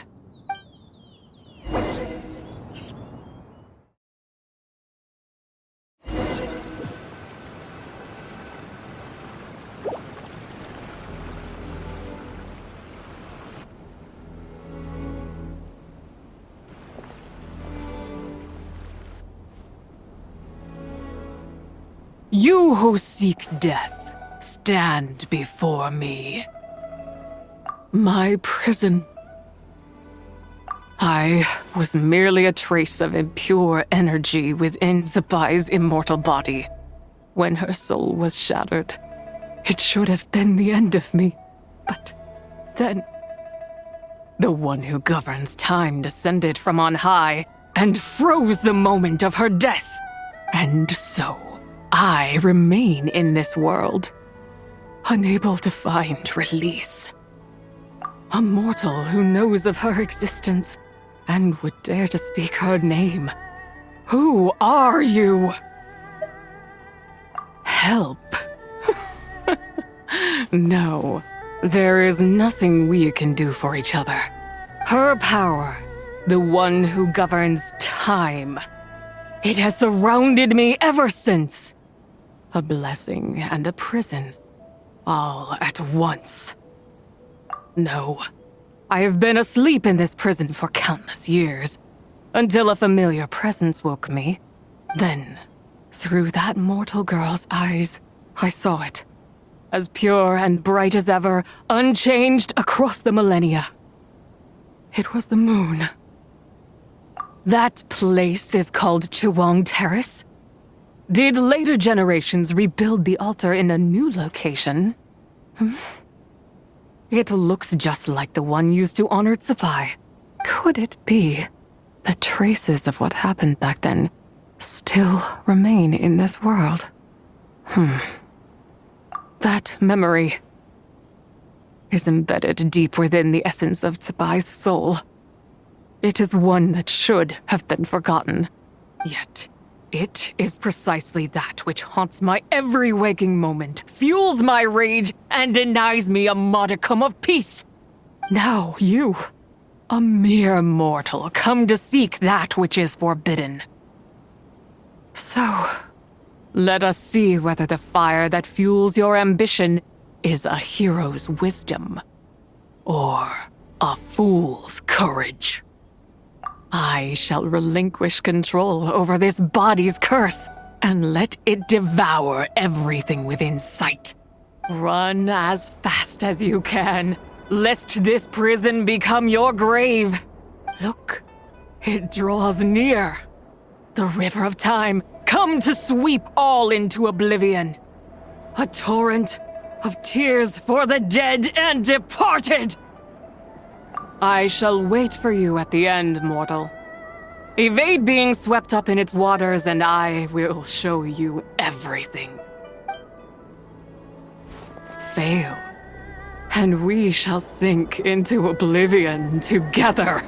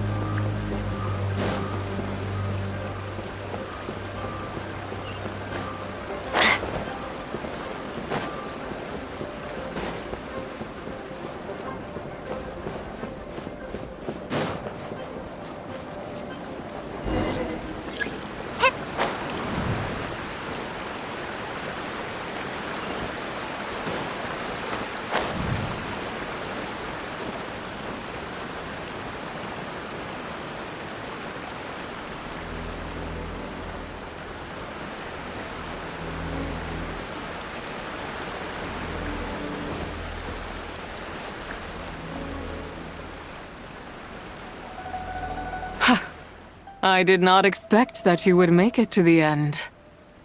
Yes, it would seem even time cannot hold you back.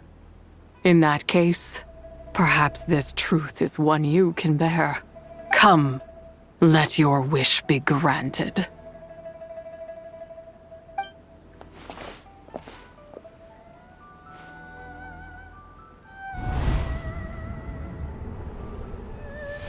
Under moon eternal, in radiant night, a maiden grants silk, soft and light. Under moon iridescent, in night divine, a maiden grants fiber, for cloth so fine. Under moon of frost, in night so great, a maiden grants tools to divine our fate. What are Mom and Dad doing? Shh, just make a wish. The kind Adeptus on the moon is listening.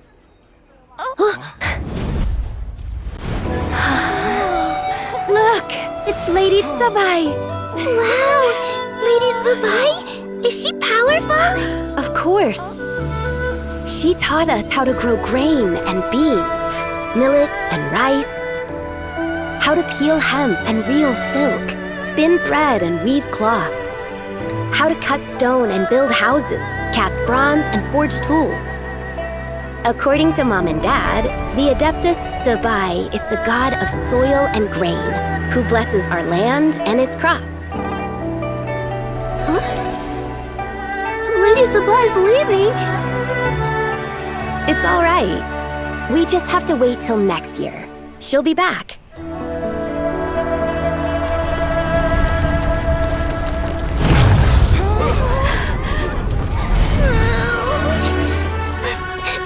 Mom and Dad are gone. Why hasn't Lady Tsubai returned? She'll come. We just have to believe. What is that?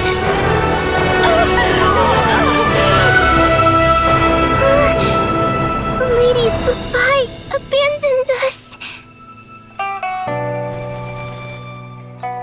All places tainted by the abyss need to be purified. That includes Long Gone.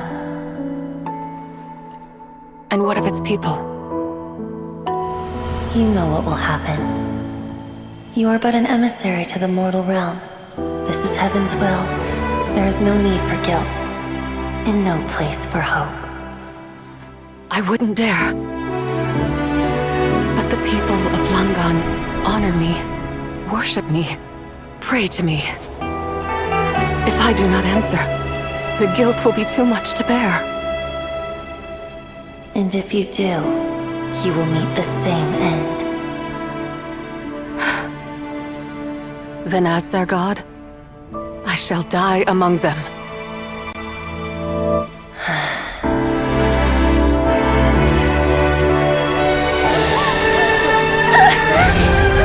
Look! Lady Tsubai came to save us! I knew she wouldn't abandon us! Run!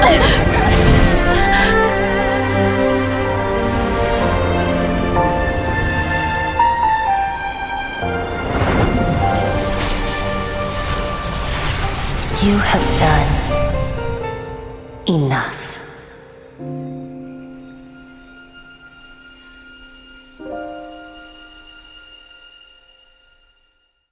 Now you know the truth. These are the memories that suffocate me where I stand and crush me under their weight. Not just my nation, but the people I loved.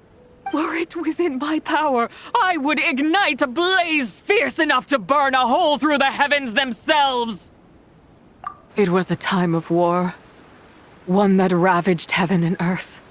Remnants of the battles tainted with cursed power fell from on high and devastated Langan. The heavens decreed that the tainted filth had to be cleansed. No matter the cost, if I just had more time, I could have helped more people to escape. But it wasn't enough! I just needed a bit more, and they all could have survived.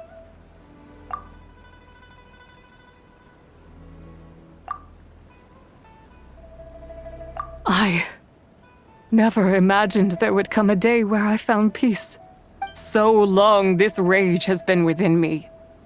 Yet here in this moment, it has stilled at last. Thank you. If you wish to bring Tsubai back to life, mortal, then you may take the part of her soul that lives in me. Just remember, from this moment onward, the fate of Langan's fallen rests on your shoulders, and that cannot now be changed. As I said before, I am but a remnant of Tsubai's adeptal form, a manifestation of her wrath that was not meant to linger in this world. By taking away this fragment of her soul, you take away my shackles as well. So, let it be done. Ah, it's your turn to grant one of my wishes, is it? Very well. In regard to my fate, and that of Langan's fallen, I know there is little I can demand of you. However, should another raise a war banner against the heavens someday, let my name be set upon its cloth. I ask for this, and nothing more. Now, take what you came for. I was a lone moon, shrouded and dimmed in cloud-veiled night. Now darkness breaks, free and unburdened. I reclaim my light.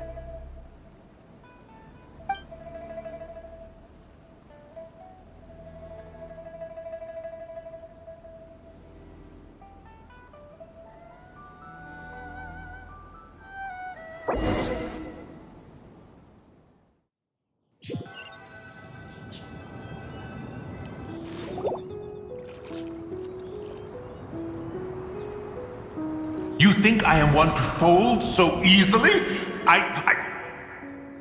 Ah, young one. What brings you here? My, what exquisite mint seedlings.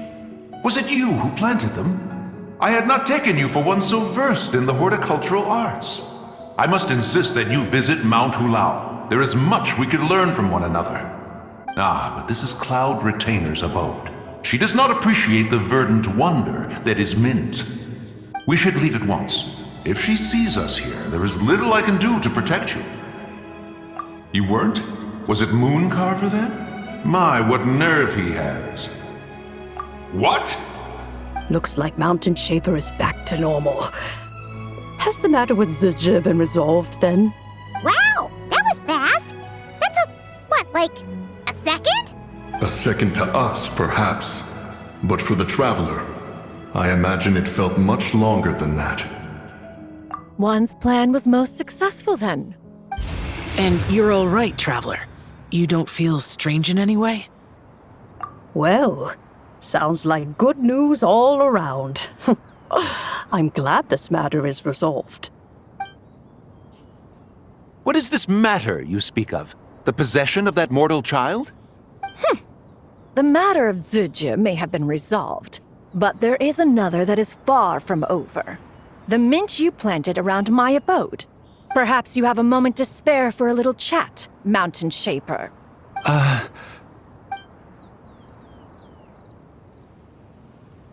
You seem reluctant to talk in detail about what happened with Zizha.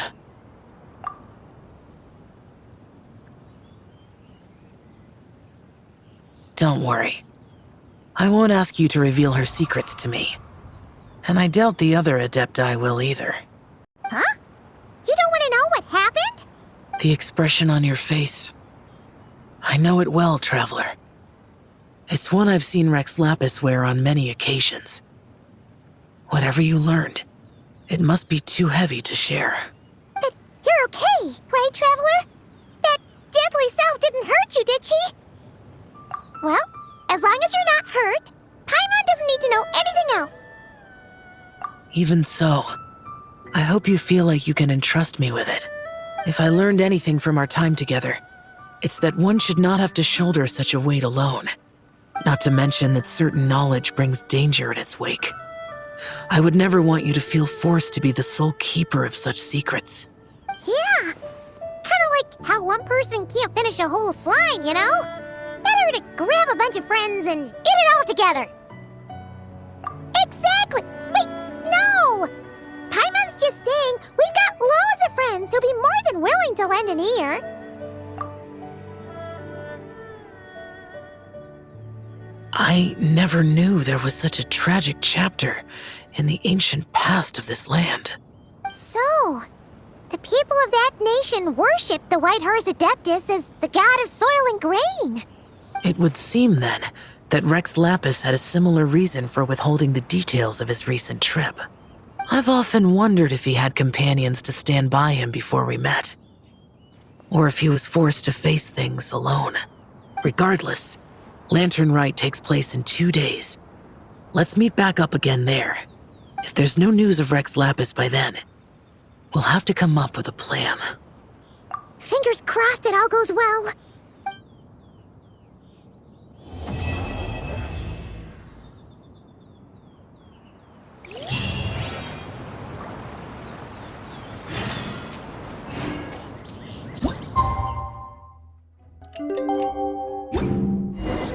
It's time to meet back up with Xiao.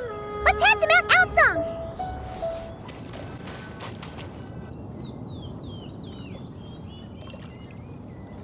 Xiao! Cloud Retainer! Madam Ping! We're here!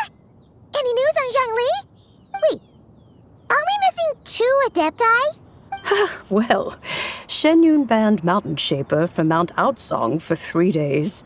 Oh, then what about Mooncarver? The scheme to plant mint in one's abode was one those 2 fools devised together? And when it comes to punishment, one does not discriminate. His banishment ends in 3 days as well. Wow, that's pretty harsh, Cloud Retainer. Let's get down to business. We have news of Rex Lapis. Huh? Isn't that... Yes, Rex Lapis's Geopillar. It descended from on high this morning. He must have sent it for a reason, but it does not respond to our touch. So, what does it mean? Is he in trouble? Not necessarily. It could be a message only a specific person is meant to receive. Traveler, you alone spoke to Rex Lapis before he left. Oh, so he must be for the Traveler. Give it a try.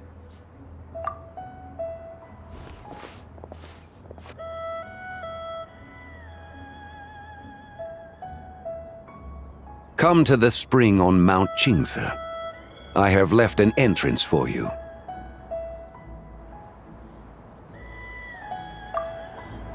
Well? Just as one surmised, it seems that Rex Lapis will not countenance our involvement in this matter. That would not surprise me in the slightest. He's always had a soft spot for the Traveler, after all. But be that as it may, we have served Rex Lapis for millennia now. In other words, I'm sure this has nothing to do with favoritism. He's probably just trying to protect us. That's right. So you mustn't let your guard down, even if Rex Lapis is by your side. Alright, let's get going. We'll try not to keep you all waiting.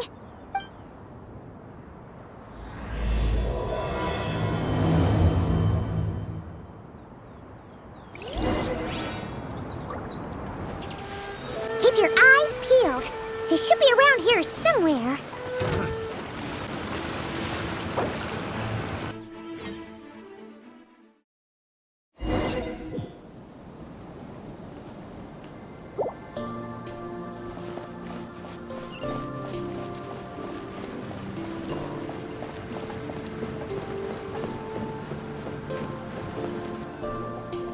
Who could have imagined that the once mighty Geo-Archon might end up so, sitting on a humble stool in the woods, quietly weaving moon lanterns? You really do look like an old man now. This is a Shao lantern, not a moon lantern. In ages past, when the gods waged war and the world was in turmoil, these lanterns were lit to guide fallen warriors back to their homes. Had you tarried in the mortal realm for but a little while longer, you might have become quite accustomed to them. Even so, it bears such a striking resemblance to the moon lanterns they used to offer up to the heavens. Could this truly be mere coincidence? Perhaps in some sense it is, yet in another, it isn't. For instance, who is to say that some of Langan's magnificent jade did not become part of the very foundations upon which Liyue Harbor now stands? It is conceivable that this ritual was transmitted in such a manner too. Now, let's not let ourselves get carried away. For all its splendor, do not forget that, in the end, even Langan could not escape its heaven-sent fate.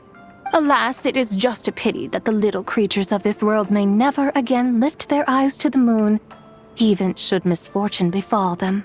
But you, Geolord, now that you rule this realm, why take the trouble, not to mention the risk, to visit one who bears such profound guilt as I?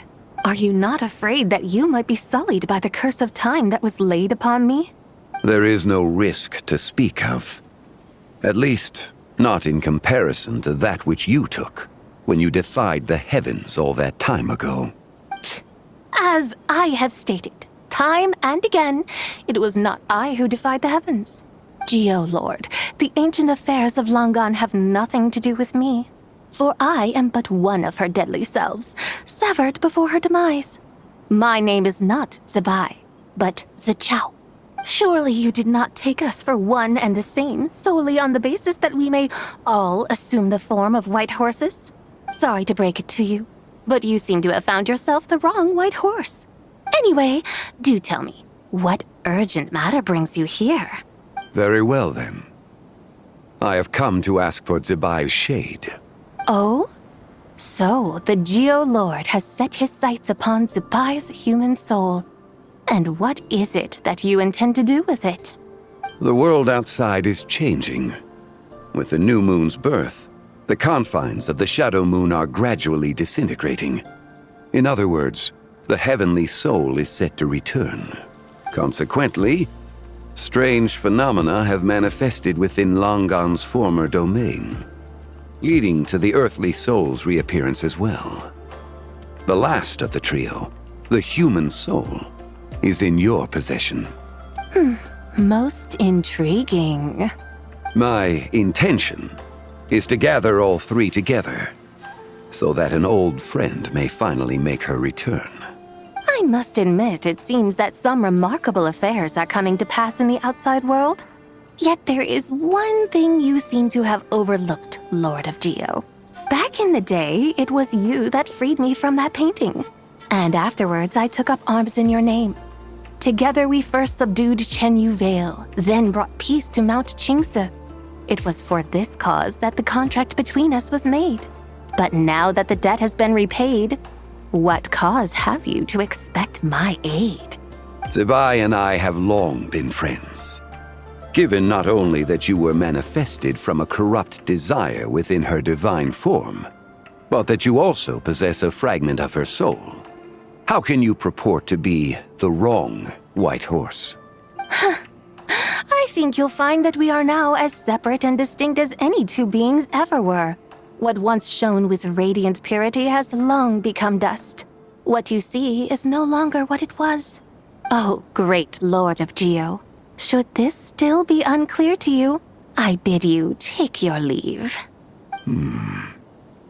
It seems that the fault lies in my own lack of consideration. As you wish. I shall let this matter rest. Wait! One moment, if you will. Should this not be your opportunity to propose a new contract? The part where you make me an offer I simply couldn't refuse? Even those puny mortals know how to haggle when striking their bargains. Should you, the famed god of contracts, not likewise strive for success through negotiation? Come now, enough with the posturing. It's time to name your price. Very well. I had, in truth, prepared a new contract for your consideration. I knew you would not come before me unprepared. Yet, you should know that I want for nothing, for I live in the mountains, carefree and untroubled. Occasionally, I even find sport in teasing the mortals who stumble into my presence. Then why persist in telling them those ancient stories? I speak of what transpired before the sky collapsed and the earth sank into itself. That is merely my way of passing the time. And what of it? Would any believe, much less remember, the ramblings of a mountain hermit? Those tales have long since spread throughout the mortal realm. Who? Should my words prove insufficient, I invite you to see the world for yourself. To this end, I have found you a pair of trusty guides. The Lanternlit is presently underway in Liyue, and should prove quite intriguing for you. So this, then, is the contract you have prepared for me? Indeed it is. Think of it as a contract for a one-day festive excursion. Surely you do not hope to offer this in exchange for Tsubai's shade. The foundation of my very existence for a little excursion seems a little steep, wouldn't you say? Why not see for yourself? You can always decide afterwards. The final determination, of course, shall rest with you. Is that so? Then perhaps this deal might not be entirely off the table after all. Where then are these guides of which you speak? Hey, it's Zhongli! Oh, we've been looking for you everywhere. We thought you might have gone missing. You're here. So these are my guides. Well, well. They certainly look the part, I'll give you that. Guides? Oh, you poor innocent little creatures. The benevolent Lord of Geo has sold you to me, which means that for the rest of this day, you belong to me. Sold us to you? Just what have you gotten us into, Zhongli? The situation is not quite as dire as that would sound. I ask only that you accompany my Adeptus friend on a tour of Liyue. I would suspect that depends on how well you entertain me. Entertain you? Let us start with this Liyue harbor of which I have heard so much. Nowhere is quite so fascinating as a place teeming with little mortals. How come this Adeptus sounds so different from what Paimon imagined? Okay, we'll take care of it. Get ready to find out why they call Paimon the best travel guide in all of Tibet.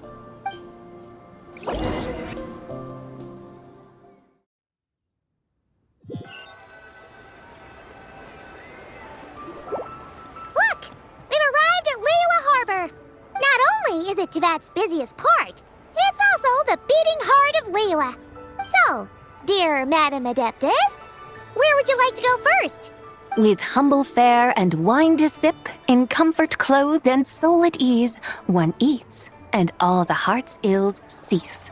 So we're heading straight for the good stuff? Well, you're in luck, because Paimon's an expert when it comes to food. There are two main cooking styles in Liyue. Li cuisine, which is all about mountain delicacies, and Yue cuisine, which is centered on seafood. The most famous restaurants are Liyue Pavilion and Shinyue Kiosk. Oh, now Paimon's starting to drool. Yes, sir. Only option is to go try them both. 2 meals back to back. Both sound like excellent options to me. Are these the kind of establishments that most people might visit on a regular basis? Not exactly. Both Li cuisine and Yue cuisine are known for their pricey ingredients. Definitely not what you'd call the budget options. But don't you worry about that. Just think of it as Zhongli's little treat. Come on, aren't you supposed to be pals with Hu Tao? I'm unsure we can afford to spend a little more of her mora at least.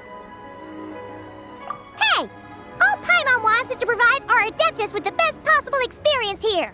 Don't you want that too? Both certainly sound like worthy choices. Just now, though, I happened to see a porter pass this way. Where might individuals like him go to eat? A hungry porter, huh? Oh! Paimon knows just the place! Yep. Nothing fancy schmancy there.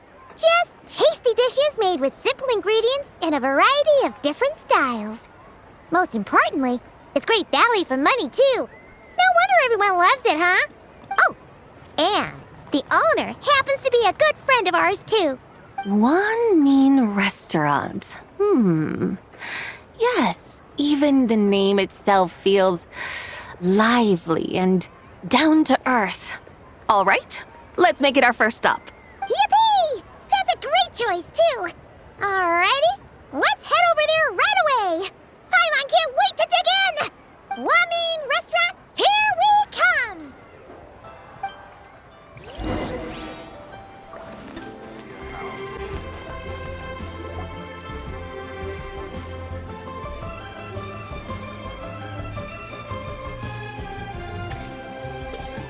Xiangling! Chef Mel! We're here! Oh, hello there! What a surprise to see you two. Welcome, welcome! Hey there, Traveler and Paimon. We're a little busy today, so grab a table while you still can. But I don't think I've met this lady before. Is she a new friend? You could say that. Oh, I see. Well, hey there. A friend of the Traveler's a friend of mine, too. Don't worry, we'll take good care of you. Just order whatever you want, it's on the house. By the way, I'm Xiangling. I cook here at Wanmin Restaurant. What's your name? Miss Xiangling, have you ever heard of the White Horse Adeptus? Of course. What about her? I am her, and she is me. Huh? You mean you're an Adeptus? Oh, you young'uns crack me up. Come on, Xiangling. You've got to keep up with the times. Haven't you heard of cosplay? It's like a role-playing game where you dress up as famous characters and pretend to be them. Seriously, it's all the rage, and it looks like this young lady is quite the expert. Your friends sure keep their fingers on the pulse, huh, Traveler? Wow, Dad. Didn't know you were so tuned in. But how come I haven't heard about it? You gotta listen to our customers. Didn't I tell you to spend less time chasing after wild vegetables and more time making friends? You're even more out of touch than I am. Hey, I like making friends too. Isn't that what I'm doing right now? Anyway, even if it is just a costume, is it alright if I still call you White Horse Adeptus? Of course it's all right, because that's exactly who I am. Okay. I can see you're really committed to the role. How about I call you the real White Horse Adeptus instead? In that case, you can call Paimon the real Traveler. You're right. You could have at least switched outfits. Puny mortals. Nevertheless, I suppose it might be amusing to indulge in your little charade for a while at least. All right, go grab yourselves a table. I'll come take your order in a bit. Tasty chop suey!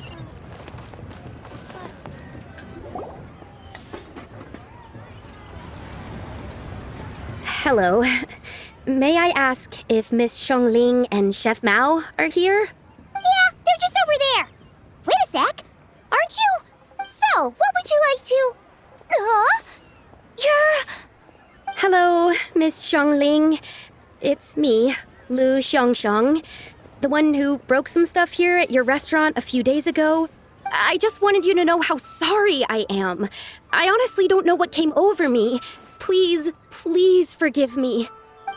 Oh, it's you. You really gave me a fright that day, young lady. You didn't actually get food poisoning from our black-back perch stew, right? Come on, Dad. She's come to say sorry. It's all right, Miss Lu. You must have been feeling a bit off that day. You're looking so much better now, though. Why don't you grab a table, too? This one's on the house. No, I couldn't possibly. Hey, it's totally okay. We all feel under the weather sometimes, especially when we're away from home. Go on, find yourself a...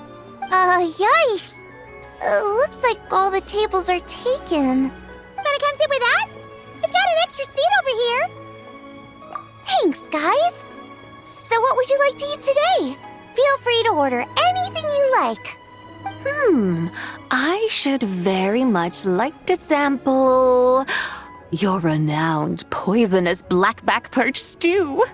It wasn't poisoned. That was all on me. So that's one portion of blackback perch stew. How about you guys? Paimon wants... Sure thing! Looks like Paimon's having trouble making up her mind. Anyway, I guarantee you'll love it. Let me think. Well, since the blackback perch stew is on the spicier side, I guess it makes sense to balance it out with a serving of stir-fried shrimp. And since it's Lanternlit season, you better try out the triple-layered consomme and come and get it too! Those are our seasonal specialties. As for the carbs, since we've got a full table, how about some right at home? Along with our special chili mince cornbread buns. Trust me, you won't be disappointed. Then for dessert, I'll whip you up some Lucky Snow Delight. I just came up with it a few days ago, and I can't wait for you to try it. Wow! Sounds like quite the feast! Looks like Paimon's in luck today! Am I the only one who thinks that's way too much? Not at all. Don't worry, I know what I'm doing. And to top it all off, our star dish, Adeptus Temptation. You should know that we don't often serve this here at Wanmin Restaurant. But since this is my first time cooking for the White Horse Adeptus, I'm pulling out all the stops. Okie dokie, just sit back and relax. I'll have your dishes out in no time. Hold on. Did I just hear Miss Xiangling mention the White Horse Adeptus? You did indeed. And you're looking right at her. That's a joke, by the way. She's cosplaying. Oh, I see. Phew, almost believed you there for a moment. Tell me, little one, what business might you have with the White Horse Adeptus? It's a long story. Basically, a while back, I took part in an archaeological dig over at the chasm. While we were there, we discovered a number of relics.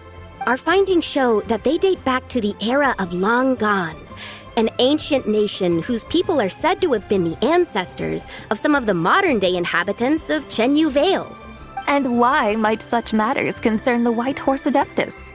Because some of those relics not only seem to contain textual references to her, but even depictions of what she looked like. There have long been legends claiming that the White Horse Adeptus was a deity of that era, but there are plenty of other theories out there too. If I could just locate some more detailed records, I'm sure we'd be able to find out so much more. So you're into history? Well, to tell you the truth, I actually joined the archaeological team by sheer accident. But once I'd started down this path, I knew that I wanted to make something of myself. Recently, though, things seem to have taken a turn for the worse. Still can't believe I caused such a mess and even ended up hurting someone. Oh, so you're considering becoming a martial artist now instead? No, I mean, they weren't seriously hurt. It was just a few scratches, and they let it go after my mother compensated them. Either way, my career's pretty much over. And even though both the victim and the Ministry of Civil Affairs say they won't be pursuing the matter any further, my father says he's going to punish me according to our family rules. Family rules? Yeah, he's decided to ground me. I'll have to return to Chaoying Village after Lanternlit, and goodness knows when I'll be allowed to leave again. Wow, that's harsh. Sounds like the kind of thing only rich, super traditional parents would do. We're not exactly rich, though. All we own are a few tea fields in Chaoying Village and a guest house in Liyue Harbor. A guest house? It isn't Baiju Guest House by any chance? Yep, he's my grandfather. So you've heard of the guest house before? Small world, huh? Come to think of it, didn't Boss Lu mention something about hoping that the White Horse Adeptus would show up and let her divine power be known? Sure, but Paimon's guessing this wasn't exactly what he had in mind. Little one, it sounds to me that your family is rather well off after all. What then drew you to archaeology? Why subject yourself to such unnecessary hardships?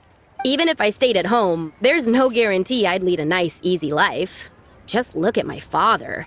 Recently, my grandfather put him in charge of the guest house, and he came up with a bunch of ideas right away, starting with changing its name. That didn't turn out well, though.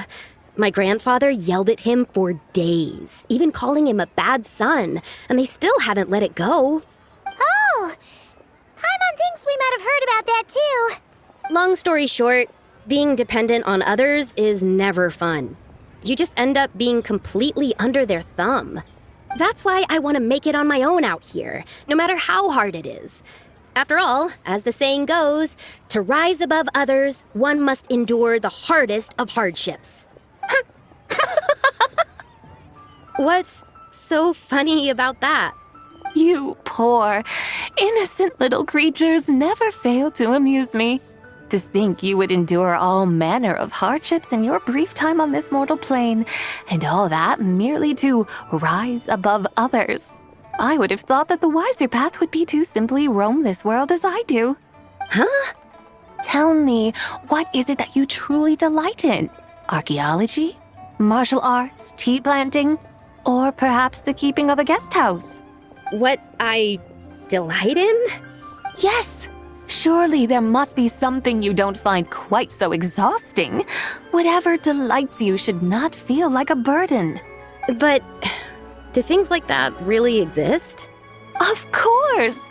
Take Miss Xiangling, for instance. I defy you to detect even a hint of hardship on her face when she wields her walking spatula.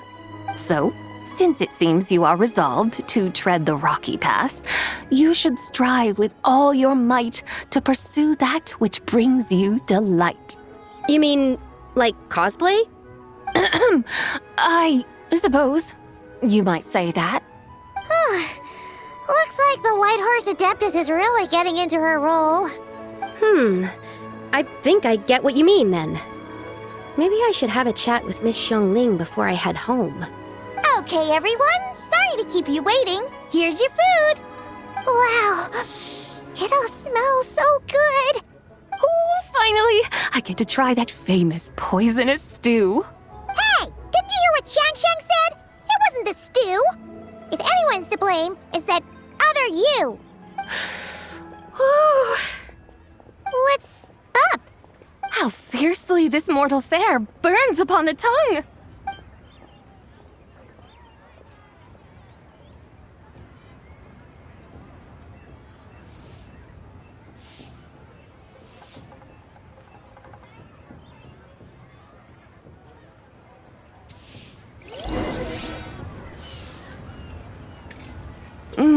Most satisfying as poisonous stews go. So, where to now? Time, I think, to seek out some diversion? Oh, there's plenty of entertainment options in Liyue. Paimon will tell you that. The locals like to drink tea, walk their pets, play chess, watch operas, attend storytelling performances. Storytelling performances? You know, like listening to people telling stories. They're usually based on old Liyue legends, just like their operas. Stuff like The Divine Damsel of Devastation, Through the Eyes of a Dragon, or The Sanctification of Tao Do. What about the story of the bright moon that sits in the sky above us?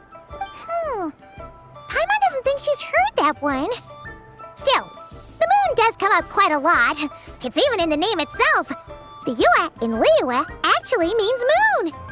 Since we're on the subject, you like telling stories yourself, right? Why don't we go check it out? In that case, I'll have to trouble the two of you to lead the way. Awesome! Let's go! Third round knockout, here we come!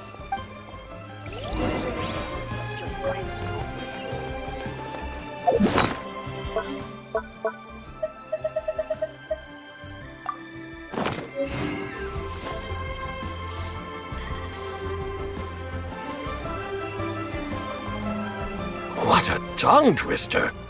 I'd have made a complete fool of myself if I tried to say it on stage without practicing it first. Huh! call yourself Iron Tongue, Tien. Wobbly Tongue, Tien, more like. I used to have that problem a lot. But if you just take your time to grasp the meaning and commit it to memory, you'll be able to say it smoothly in no time. You're right, Miss Yoon. I'll give it another try. Hey, Yunjin! Fancy seeing you here! What are you two talking about? Ah, Traveler and Paimon, we meet again. And who, may I ask, is this? You may call me the White Horse Adeptus. The White Horse Adeptus? She's not really an Adeptus. I see. Well, it certainly looks like a lot of fun.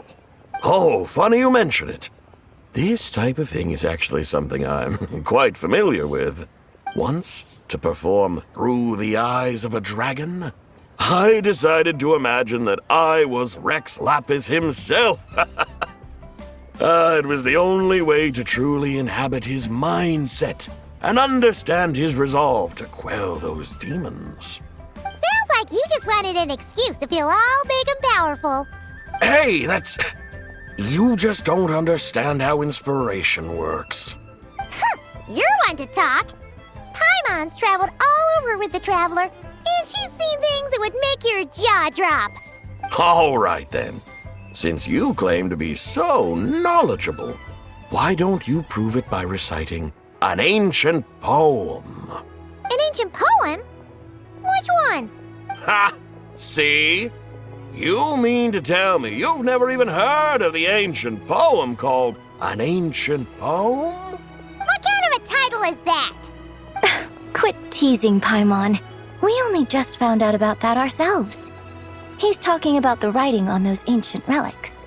When we first saw it, we couldn't figure out what it all meant. So in the meantime, we decided to just refer to it as an ancient poem. However, thanks to the painstaking work of the scholars who were tasked with decoding it, it seems like that's exactly what it was. Or rather, an ode offered in veneration of the moon and the White Horse Adeptus. Oh yeah! Didn't Kuching mention that before? It's got something to do with Longon, right? That is correct. The Ministry of Civil Affairs has issued a notice stating that, although it is true that the moon may disappear tonight, we should be in no danger. In other words, there's nothing to fear. But if you're worried, we can always take a leaf from the Book of the Ancients. By reciting this poem, I mean, and calling for the White Horse Adeptus's aid. If we do that, I'm certain she'll protect our moon and keep us safe. Oh, seriously? Paimon has to get a look at this.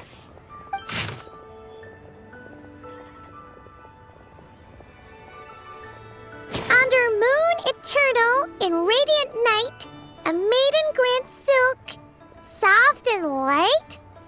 What in Tibet's that supposed to mean? Under moon iridescent, in night divine, blah blah blah, something cloth so fine. Something about fields being plowed, something else about seeds being sown from the earth. Seriously? What is this? The fields are plowed, the seeds are sown, and from the earth, life is grown. Whoa! You did that without even looking! Bravo! Bravo! We have an expert in our midst. Looks like this young lady really does know her role inside out. If I didn't know any better, I'd have taken her for the real deal. That's because I am the real deal. That's the spirit. This is exactly the kind of mindset I was talking about. Behold, mortals, I am none other than the indomitable Rex Lapis himself. Kneel before my godly splendor. Believe me, young lady, I know exactly why you do it. Back in the day, I was just like you. I must say you are rather amusing as mortals go. Miss White Horse Adeptus, it is a great pleasure to make your acquaintance today. I have some questions regarding the poem, and I was wondering, perhaps, if you might be able to shed some light on it? You want me to explain the full meaning of its verses? Your guidance would be much appreciated. Fascinating. Tell me, Do all the people of Liyue still express such reverence for the ancient ways? Well, it's true that we hold a deep fondness for our history, but it is hardly our only pursuit. One of my good friends, for instance, is even more devoted to the modern Fontanian art of rock and roll. Exactly! And don't forget, great practitioners of the role-playing arts walk among us too. People like me and you, young lady. Yes. So rather than placing too much emphasis on our reverence for the ancient ways, it might be better to say that here in Liyue, 100 passions bloom, each with a voice of its own. I see. Then, I suppose it wouldn't do any harm for me to enlighten you. In truth, it is but a simple poem of blessings. Its meaning is this. As the eternal moon rises in the night sky, a maiden adorned with lustrous jade descends upon the earth. She blesses the kudzu vines and mulberry leaves, so that they may be used to make coarse cloth that is nevertheless soft, light, and comfortable to wear. As the iridescent moon rises in the night sky, a maiden adorned with lustrous jade descends upon the earth. She blesses the kudzu vines and hemp, so that they may be used to make fine, luxurious cloth. As the frost moon rises in the night sky, a maiden adorned with lustrous jade descends upon the earth. She blesses the mugwort and artemisia, so that they may be perfect for divination. So she really did come down from the moon? She shows the people how to use the plow and spade to purge the land of weeds, till the soil, and heap up the earth to make it fertile. Then with the hoe, she teaches them to sow their grain, bestowing the promise of life upon every seed. She blesses the millet and the beans, ensuring that their stalks and vines stretch forth without end. She graces the wheat and the rice, so that their heavy heads are filled with plump, glistening grain. Sounds like she's a real pro at all this farming stuff. The fruits of the field are harvested and brewed into sacred wine for honored guests. This we reverently present to the divine maiden, with every ceremonial step flawlessly observed, so that she may witness the depth of our piety and respect. Oh, divine maiden, how can your graceful presence in the sky not seem like that of a fairy descending from the heavens? Oh, divine maiden, how does your pure and radiant form not resemble the guardian spirit of our land? I send my heart's desire, ascending to the heavens, beseeching you to grant us good fortune and blessings in the coming year. Huh? So, that's what it's supposed to mean? I find myself speechless, moved beyond the power of words to convey. Oh, young lady, you have shown me the heights to which a true role player might aspire. A truly remarkable performance. I did not anticipate that anyone could unravel this poem with such depth and clarity, and so soon after the Ministry of Civil Affairs noticed, too. I'd even begun to consider myself somewhat versed in the matter, but as they say, there's always someone more knowledgeable out there. Allow me to extend my thanks to you, Miss Whitehorse Adeptus. You are far too humble, young one. I must confess, it is I who have been surprised, not only by you, but also by this Liyue harbor of the present day. Ah, so you're not from Liyue. And what, may I ask, has surprised you about it? Oh, it's nothing really. Just some old memories scattered here and there. Very well, my guides. I suppose it is time we set forth on the next part of our excursion. I'd like to go see that wharf now. What say the two of you? No problem. We'll take you wherever you want. Oh, leaving so soon? Before you go, allow me to introduce myself. I am Yunjin, director of the Yunhan Opera Troupe. May I ask your name in return? My own name is scarcely worth mentioning, but since you asked, perhaps I'll tell you the title of that poem instead. Huh? So, it isn't actually called an ancient poem? Of course not. Its real title is Odes of Long Zabai. Odes of Long Zabai. All right then, until we meet again.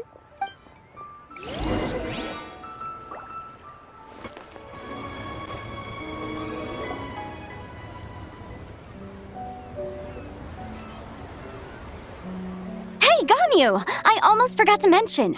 On my recent trip to Notcry, I came across something really fascinating in the Frost Moon Scion's library. I found records in their collection of another divine envoy living on the moon. A divine envoy on the moon? You don't think it could have been referring to the White Horse Adeptus too, do you? No way to say for sure. Still, the similarities between our legends are intriguing, to say the least. Isn't it amazing? Especially when you consider how far apart we are. It truly is. We might live in different lands, but when we look up at the night sky, we all see the same moon and stars. Right? It's like we're all bound together, no matter where we are. When you think of it like that, it's almost as if our friends from other nations will be right here celebrating with us. Isn't that a wonderful thought? No wonder you were so excited to go see the giant lantern when you first got back. Sounds like you're a real fan of the White Horse Adeptus, huh? I guess you could say that. Just a pity she's so elusive. Even Granny's never met her, you know? Maybe she really is just a legend after all. Hey, Yanfei and Ganyu! Trust, Paimon. The White Horse Adeptus is as real can be. Huh? Oh, look! It's the Traveler and Paimon! Feels like I haven't seen you two in, like, forever. Happy Lantern Rite. It's so good to see you again. Hey, you two. Happy Lantern Rite. Did I hear you right just now, Paimon? Does that mean you've actually seen the White Horse Adeptus? She has indeed. And now, so have you. And you are? Why, who else? The White Horse Adeptus, of course. Could you maybe start with something else next time? You're the White Horse Adeptus? That's right. Allow Paimon to introduce you to our new friend, Zichao. She's been low-key obsessed with cosplaying the White Horse Adeptus ever since we met her. I see. Well then, greetings, Miss Zichao. My name is Yanfei, and recently I've been low-key obsessed with learning everything I can about the White Horse Adeptus. I'm sure the two of you will get along like a house on fire.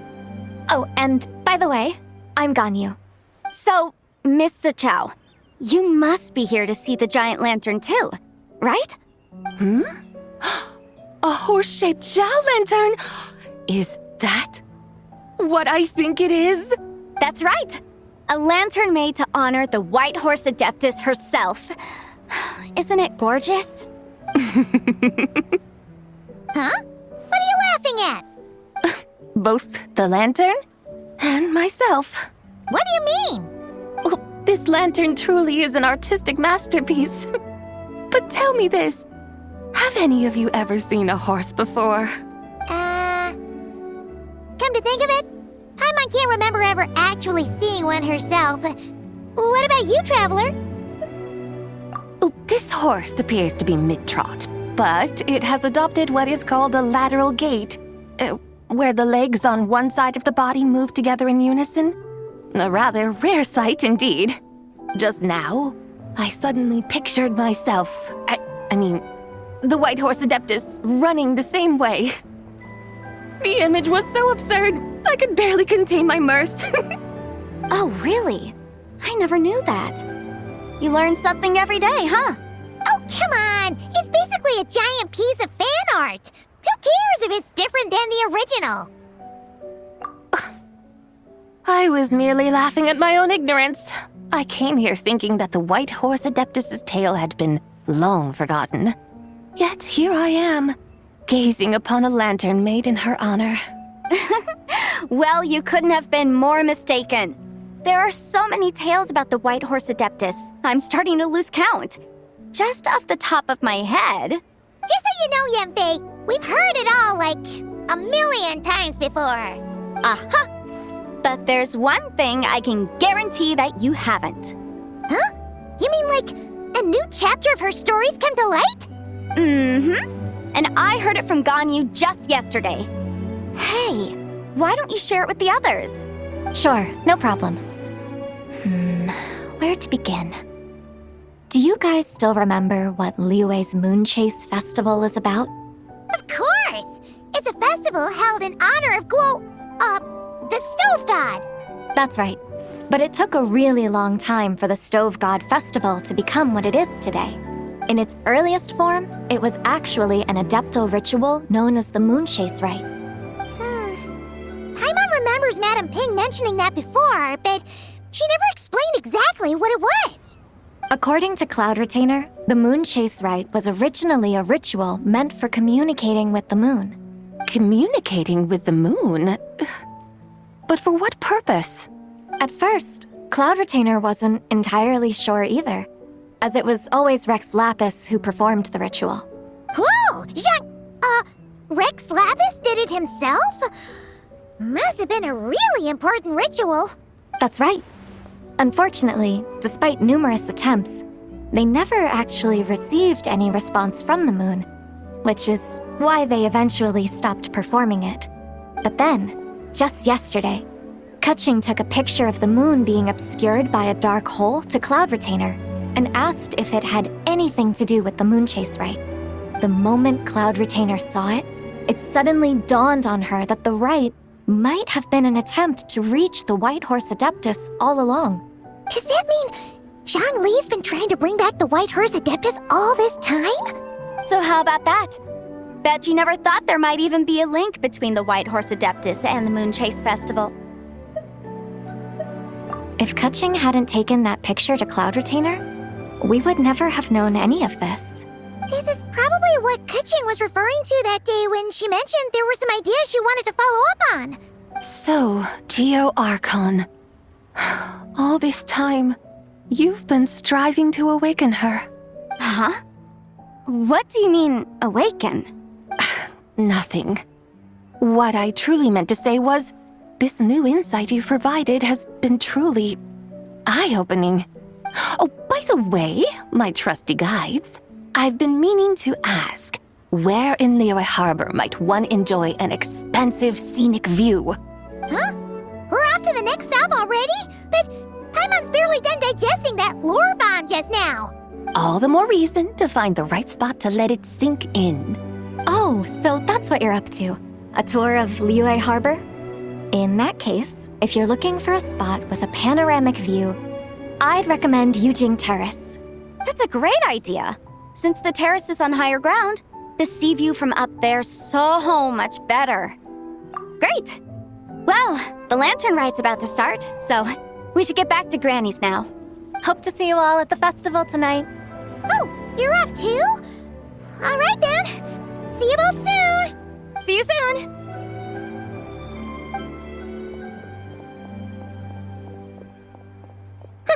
Very well, my guides. What are we waiting for? Okay, you're the boss. Yujing Terrace it is. After all, the customer's always right. Something else you needed to do? Oh, Paimon likes that idea. And what, may I ask, is a photo? It's this awesome invention that lets you record moments in the blink of an eye. Except, you've gotta try not to actually blink. Oh? What must I do in preparation then? Nothing. All you gotta do is choose a pose. The Traveler will handle everything else. Come on, let's give it a try. Look, we got a great picture. Paimon's gonna call it The White Horse Adeptus Meets the White Horse Adeptus in Liyue Harbor. Huh. They've even discovered a way to preserve moments in time. Now I truly am curious to witness what else these mortals might accomplish. Very well, let us proceed. Yujing Terrace lies in that direction, does it not? Hey, wait for us!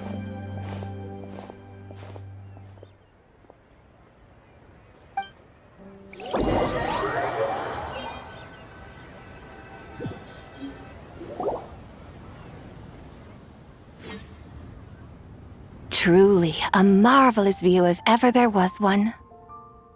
It seems the charm of this Liyue Harbor is only heightened by the sun's dying light. And soon, people will start releasing their Xiao lanterns to mark the most important day of the year. Practically everyone will be with their friends and family, eating a big meal, chatting, and even setting off fireworks. Trust Paimon, it'll look even more amazing then. What do you say? Want to stay to see that? No need. Let us bring this weary day to a close. Weary day? You mean, you didn't enjoy your tour? I had imagined you would arrange for me to witness some grand spectacle.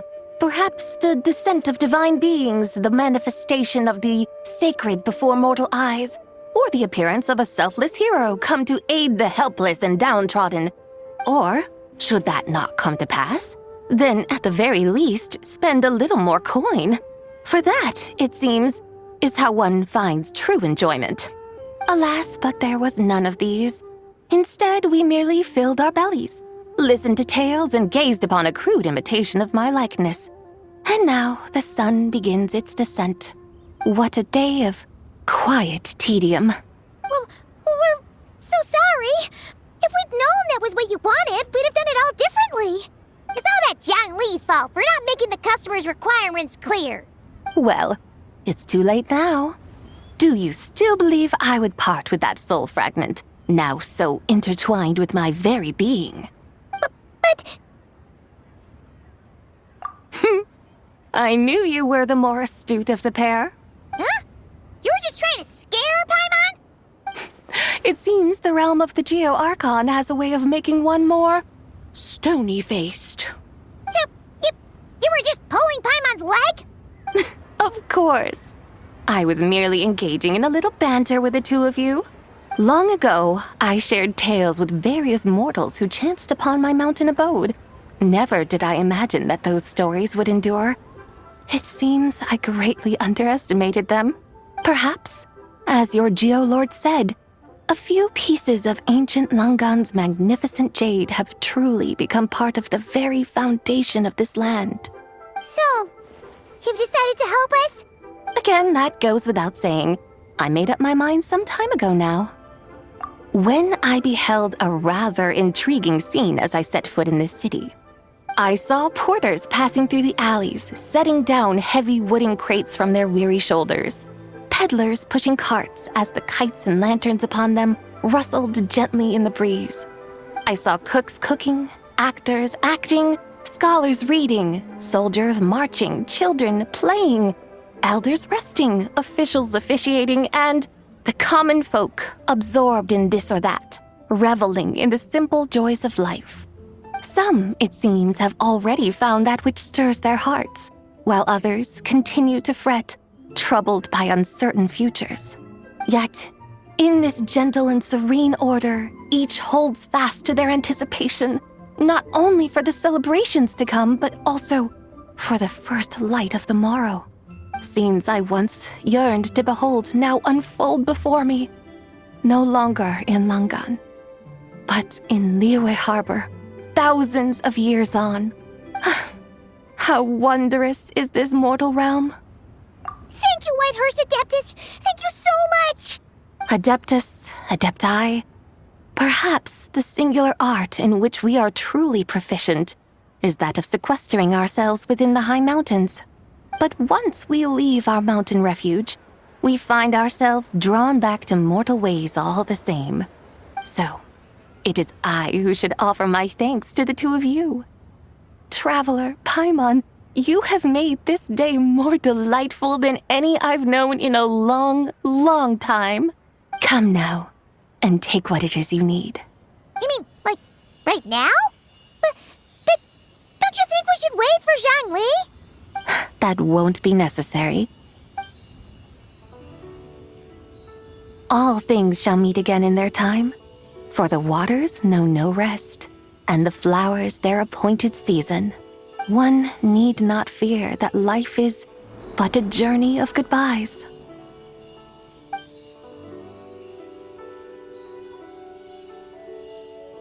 Is she gone?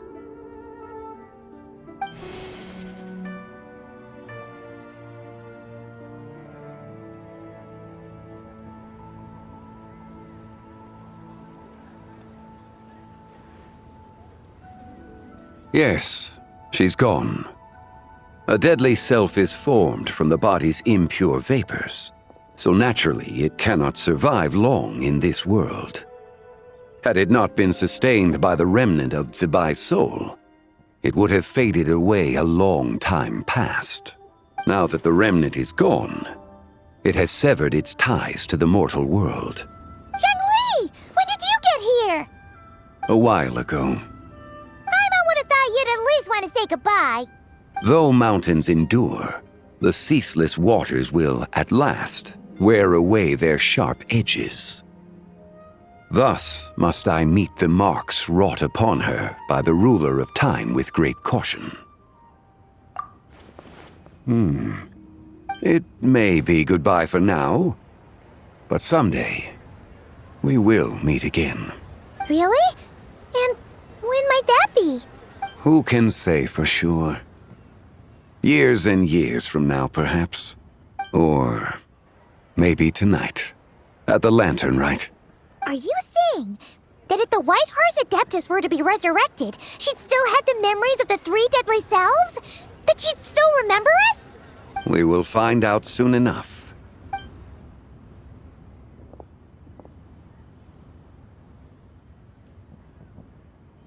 It is time. The rite is about to begin.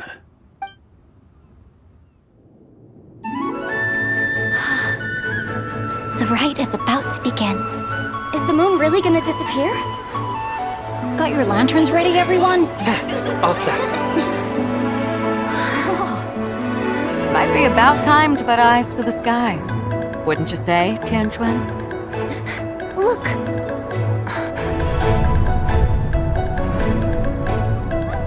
When the sun's out, eat the sun. When the moon's out, eat the moon! Whoa, is this the lunar eclipse? Under moon eternal, in radiant night, a maiden grants silk, soft and light. Under moon iridescent, in night divine, a maiden grants fiber for cloth For so you. fine. Under moon of frost, in night so great, a maiden grants tools to divine our fate. The fields are plowed, the seeds are sown, and from the earth, life is grown.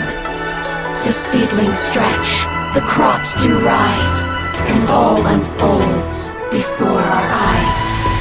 Fruits are gathered, sweet wine is poured. These gifts we offer to our Lord. Pure is heaven, so fair and bright, she shines as light in this dark night. And with her does this, wish take flight.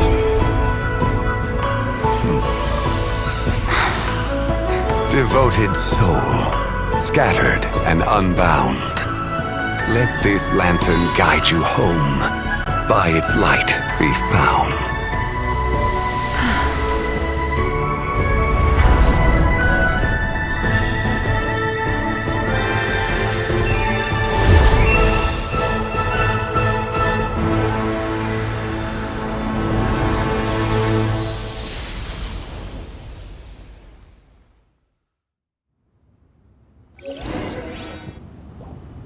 Did we do it?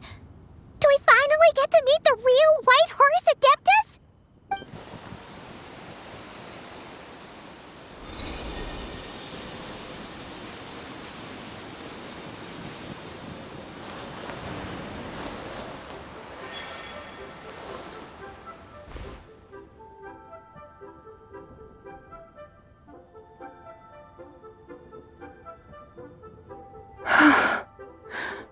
This place. Where am I? A familiar land, now known by the name of Liyue. Liyue? The peaks adorn the clouded moon. Then, who might you be? Oh no! She seems to have lost all her memories after all. And those countless lights in the sky. What are they? These lights, each like a dwelling in glad accord, usher in this day of joyous rebirth. And whose rebirth might that be? That of my old friend, Zibai. Zabai? Yeah, that's you! Don't you remember anything at all? That's... me? Oh, yes. The envoy of the Lunar Palace. My name is Zabai, indeed. Then you must be the Lord of Geo, Heaven's Star. Many years have passed since we last saw one another. Zabai, my friend. Welcome home. Home? But why does this place, this Liyue, feel at once so strange and yet so familiar? Who you are? Who are you? Ah, yes, I remember now. You are that treasure-hunting damsel, the one stricken by the poisonous fish stew. How goes your quest for treasure? You must have achieved both fame and fortune by now, I trust. Hey, you've got it all wrong! You're talking about Lu Xiangxiang. And how many times do we have to tell you? She wasn't poisoned! Sheesh! But I could have sworn... Oh, that's right. You're that impudent blonde youngster who kept meddling in my affairs. And to think you even had the audacity to presume yourselves worthy of being... What was it again? Ah, yes, of being my guides. How very wonderful to see you again, my most faithful and beloved guides. I trust all has been well in my absence? Well, she finally got it right. But that sudden mood swing felt even weirder. It's like her head's packed full of slimes. It is possible that her cells have not yet settled. After all, they've only just been brought back together. It may be some time before she fully recovers. Huh? You mean, kinda like she's still half asleep?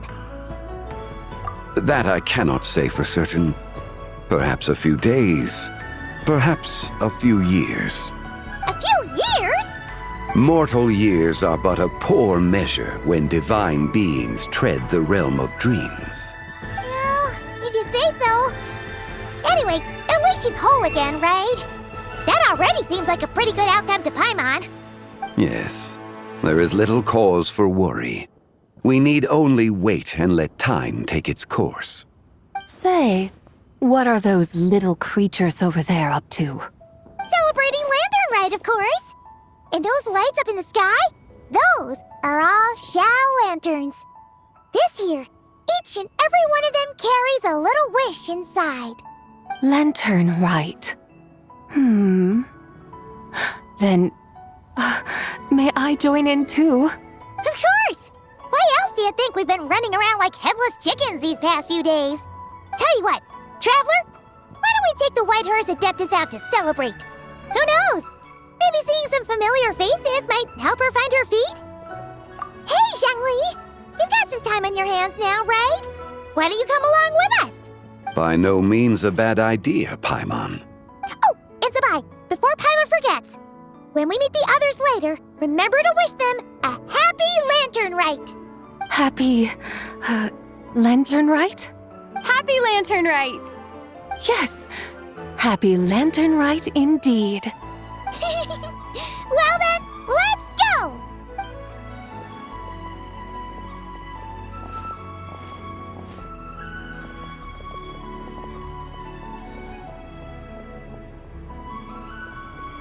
Lanternlit.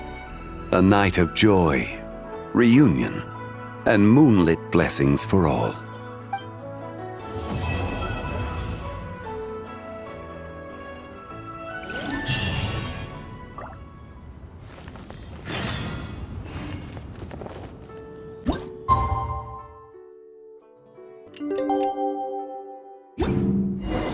Paimon wonders how the White Horse Adeptus is getting along.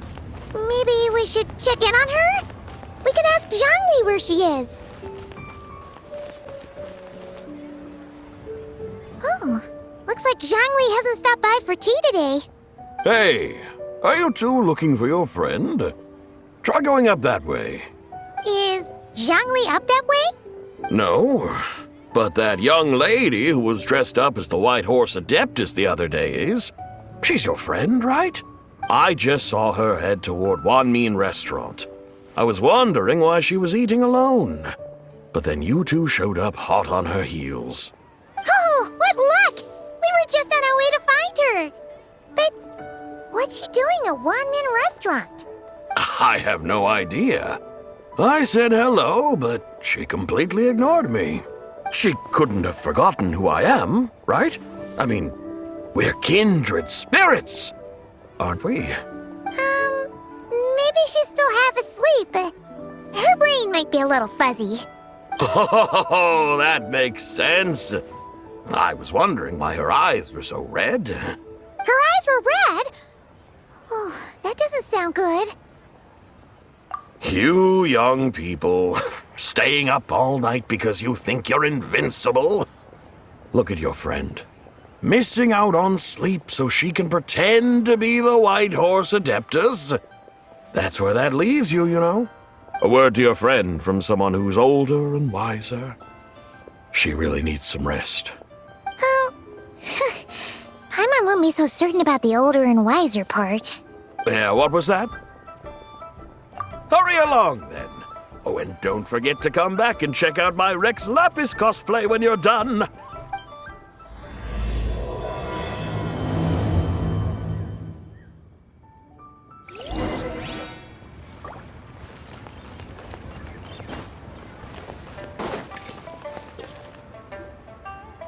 Where's the proprietor? Come out and see me at once! Xiangling and Chef Mao aren't here right now. What can I help you with? And who might you be?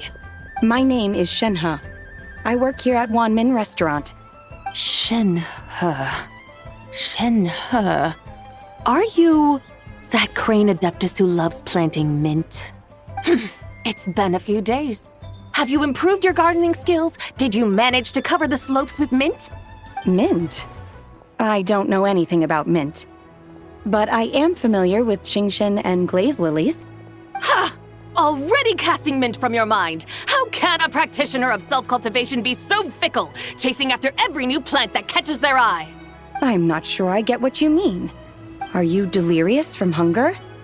Would you like something to eat? Shenhe! White Horse Zabai! So this is where everyone is! Traveler, Paimon. It's been a long time. Happy Lanternlit. Is this customer a friend of yours? Don't mind her, Shenhe. She's just a little cranky because, she didn't sleep well last night and she's only just woken up. Look how red her eyes are. I see. In that case, Miss Zabai, I have a tonic here infused with Xingxin. It's cool and soothing when applied to the eyes. Would you like to try a few drops? Stop right there! Who are you two noisy children? Hey! Have you forgotten about us already? Guides. Yes, I seem to recall something about some guides. Ah, yes, now I remember. What luck! I was just looking for someone to show me the way to Elong Wharf. Huh! Is she starting to come around? Someone requested my help in purchasing some tea leaves.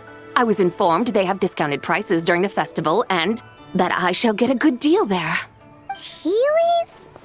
This sounds like Zhongli's doing. He sure knows how to get people running errands for him. Your friend Rex Zhongli initially requested the most expensive tea, but then a young lady in a hexagram hat mentioned he'd burned through the Wangsheng Funeral Parlor's yearly expenses at an exhibition a few days ago. As such, he is only permitted to buy items that are discounted this month. Oh, that's his boss, Hu Tao. It's about time she realized the problem and put a stop to his spending sprees. Oh, I see. So that's why you're here. Unfortunately, Wanmin Restaurant doesn't sell tea leaves. If you're truly in need, I could gather some wild tea from the mountain slopes. You don't sell tea leaves? But I remember your boss, Miss Lu, saying that she owns tea fields. You really should get some rest. The person you're talking about isn't the boss of Wanmin Restaurant. She's just like you. She came here to eat. Is that so? Life really is full of surprises. What surprises? Your brain really is as gooey as a pack of slimes. Paimon can't believe Zhongli entrusted you with going all the way to Yilong Wharf and buying tea. That would be excellent, my dutiful guides. Yes, Miss Crane. I apologize profusely for my improper behavior just now. Please forgive me. I completely understand. Master often says that the human body is like a mechanism in need of regular maintenance. When a person cannot rest at night, they are sure to become irritable and on edge. Miss Crane, you appear reasoned and compassionate on the surface, yet I sense dark forces churning within your spiritual core. Those red ropes you wear are what bind them, am I correct? You can sense that?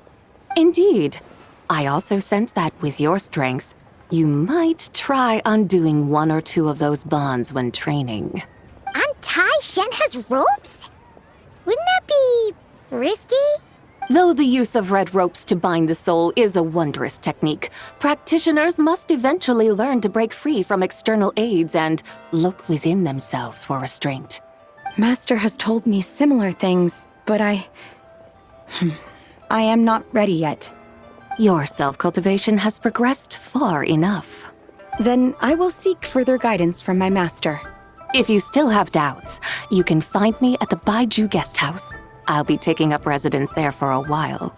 For now, my dutiful guides, let us be off.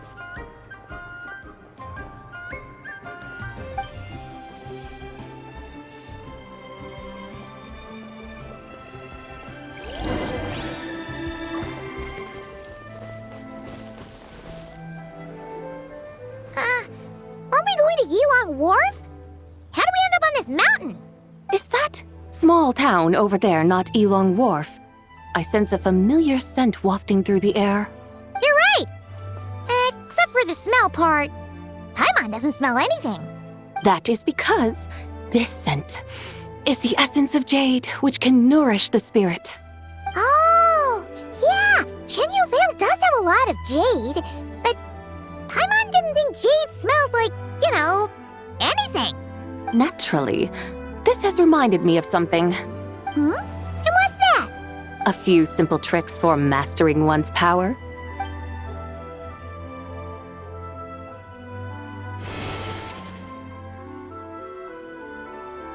What is that thing? I'm sure you've been to Yilong Wharf many times before, but I wonder if you've done so while cruising through the air. You've been such dutiful, dedicated guides, so allow me to offer this fresh experience as recompense. Please step in.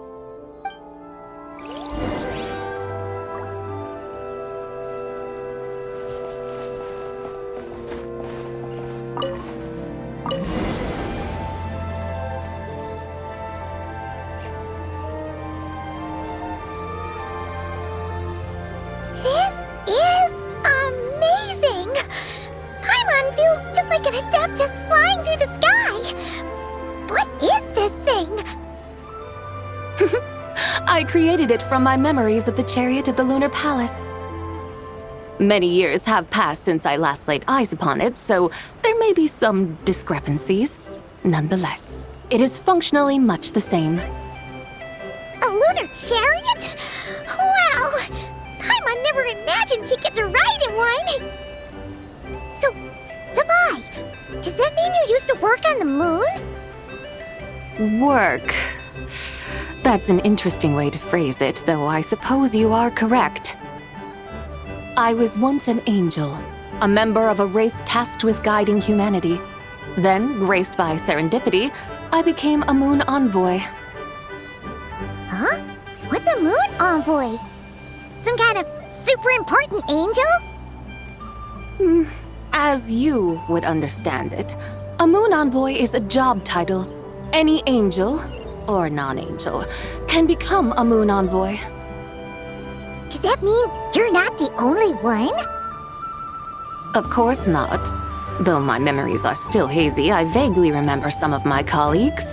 There was one, who like to take on the form of an ibis. An ibis? Could it be... Can all moon envoys turn into animals? Does that mean Lauma could take that job?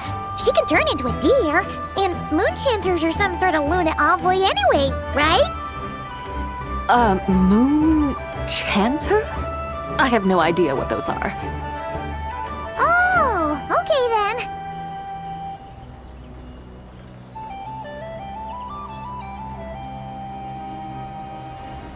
Look! Paimon thinks she saw a tea vendor over there! Very well, let's take a look.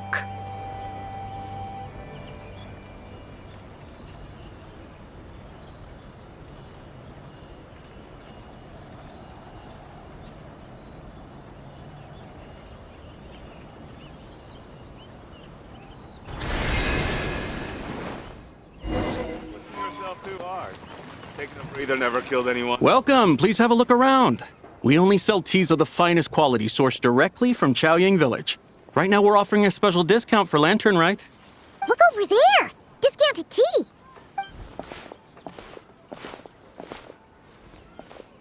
Dear customers, are you looking to purchase some tea leaves? I can see from your bearing that you are no ordinary customers. My humble shop has some exquisite teas that should satisfy your more refined tastes. We're not here for quality. We're looking for a discount. A discount? Well, that's a coincidence. Our Sungla tea is on sale right now. A special festive offer. Something about the name of that tea sounds familiar to Paimon. Buy 3 boxes of Sungla tea during the festival to get 10% off. Buy 4, get 20% off. Buy 10, but... That's right! 10 boxes at half price. Have you been to our shop before by any chance? Oh, Paimon's definitely heard this spiel before. 3, 4, 10, 10, 20, 50. Zabai, what are you muttering about? When purchasing 3, 4, or 10 boxes, the corresponding discounts are 10, 20, and 50%. The intervals between the two sets of numbers are 1 and 6, and 10 and 30. Look! Her eyes turned blue! That's gotta be a first! If the differences between intervals remain equal, the interval after 6 should be 6 plus the difference between 6 and 1, which is 11. Similarly, after 30, the next interval should be 50. Therefore, extrapolating upward, the next two numbers in each set should be 21 and 100. You're making Paimon's head spin! Those numbers, what do they mean? They mean that if we buy 21 boxes of Sungla tea, we should get a 100% discount! 100% discount? You mean we'll get them for free? Oh, there was a pattern to the discounts. Is that right? The pattern we speak of is mathematics, little one. A pattern that is always right. That's amazing! You're a shopping genius, Zabai. But wait, something feels off here. I had no idea our shop's discounts were tied to the laws of nature. I've learned so much from you, dear customer. No need to thank me. Now, please give us our 21 boxes of free tea. Wait! What's the matter? Paimon just realized what it is that's not right. It took you long enough. We got the short end of the stick! Think about it. If we don't have to pay when buying 21 boxes, then if we buy even more, the vendor should be paying us money instead, right? Huh? Hey, Zabai, work this one out. If we buy 100 boxes, we'd make loads of money, wouldn't we? It stands to reason. Wait a moment, dear customers. Don't you think you're haggling a little too hard? You are the one dictating the discounts. We're simply extrapolating the numerical patterns within. As such, we are hardly haggling. You have a point. However, that's right. I'm so sorry. I just remembered. My supplier didn't come today, so we don't have any tea after all. Such a shame. Terribly sorry about this. Awful luck. Where can we find your supplier? Well... Not to fret. We'll save you the effort and go straight to the source ourselves. Well, you see, dear client, The supplier's discount isn't as generous as ours. You won't be able to get the same price from them. Huh? Does that mean they won't pay us for taking their tea? They might not even offer you a 100% discount. How very unfortunate. Nevertheless, as the original supplier, they must offer some sort of discount. Besides, we're not looking to make money. We just want a good deal. Well, that's great. My suppliers are all tea farmers from Chaoying Village. You can go ask around the village, but please don't say I sent you. Do not worry, we appreciate your generosity. Referring customers to your business partners, even choosing to remain anonymous, the demeanor of a true gentleman indeed. Your business will surely prosper. I hope you're right. Then let us head to Chaoying Village. Do you know the way, my guides? Of course! Just follow us!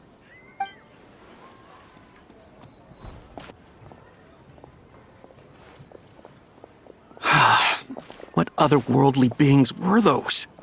Thank the heavens I managed to send them on their way. I should hurry home and pray to the White Horse Adeptus. May she bless me such that I never encounter such customers again.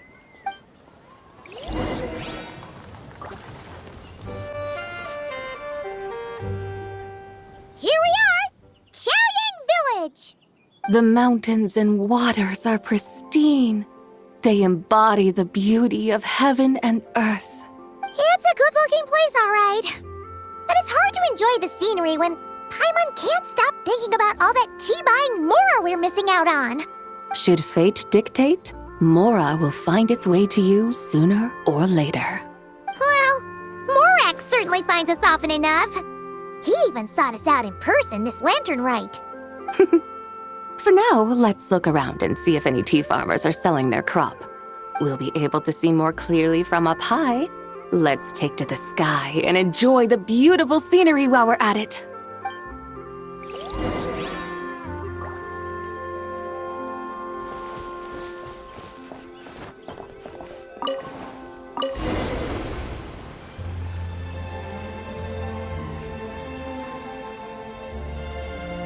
Wow!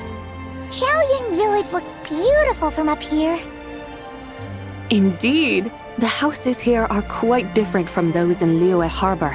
They follow the natural contours of the mountains, forming unique, elegant structures. Yeah, it's super beautiful. The white walls and dark tiles frame the emerald waves of the terraced fields, while the curved eaves and tall gateways juxtapose each other with grace. It's almost too beautiful to be true. The crowing of roosters and barking of dogs, the calls of farmers working the fields, a vibrant pastoral chorus overflowing with earthly vitality. Yeah, it's incredibly beautiful, huh? Have you studied the linguistic arts by some chance? Huh? Your vocabulary for beauty seems rather constrained. Paimon knows how to say pretty as well. I see. Now then, let's take a look around and see if we can find any farmers selling tea.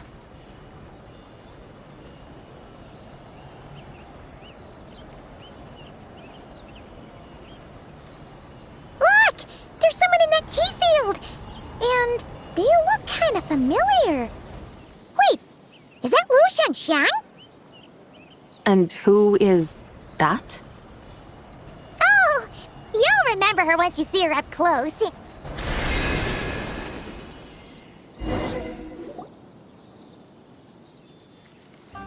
there, Lu Xiangxiang! It really is you! Huh? Paimon, Traveler, and the White Horse Adeptus. Fancy seeing you here.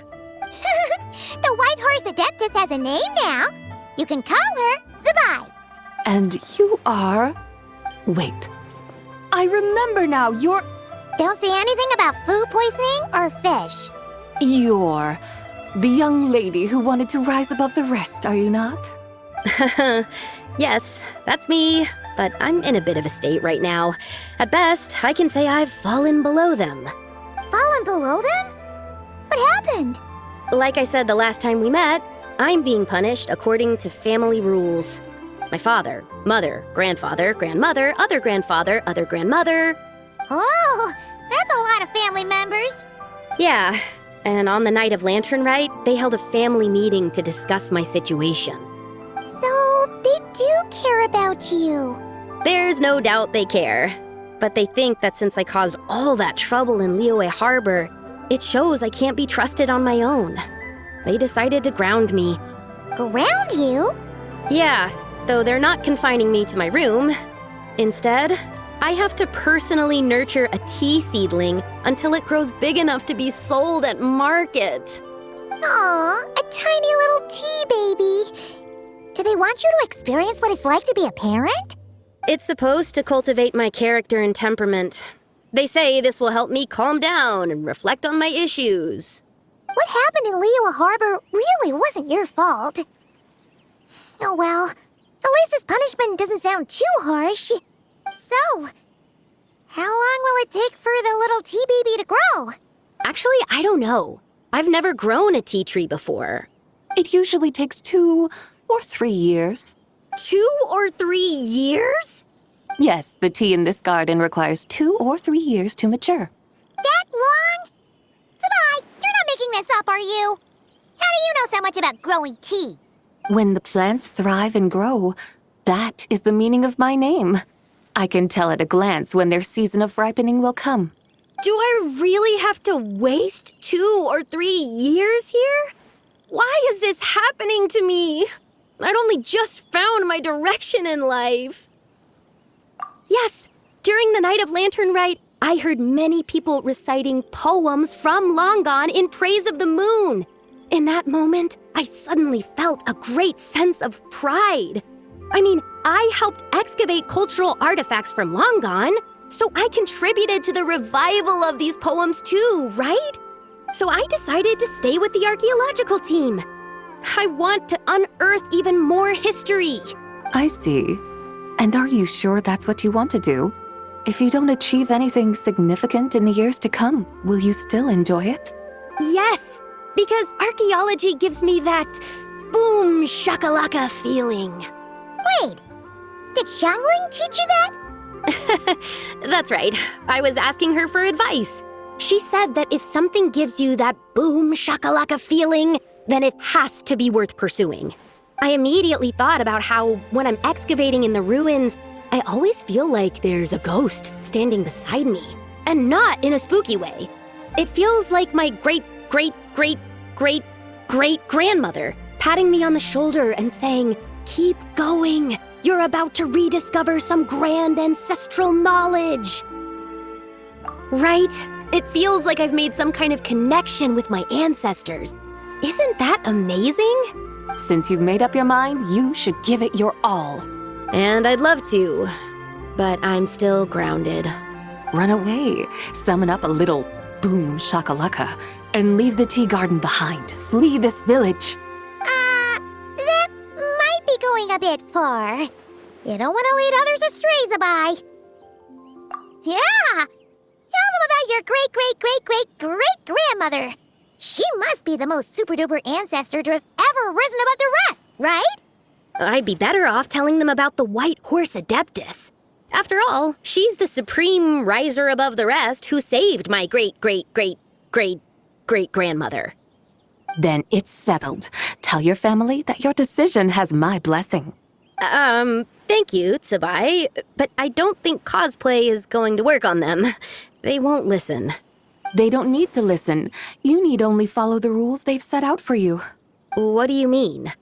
As I'm sure you know, some ancient texts refer to the White Horse Adeptus as the Daughter of Time. My family history contains such records. But what of it? If the White Horse Adeptus were to manipulate time to make your tea seedling grow overnight, then you'd be free, correct? Is that how it works? If the White Horse Adeptus were to really get involved, my grandfather would let me leave right away. But who really believes that she'd show up and help? It's not as if you have any other options. Why not try calling out for help? It won't cost you any more. Guess I might as well. I've got no better ideas anyway. White Horse Adeptus, if you can hear me, please save me from my predicament.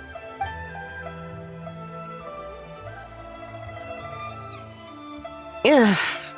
Nothing happened, as expected. Perhaps the White Horse Adeptus has already heard your prayer. Why not come back here tomorrow and take a look?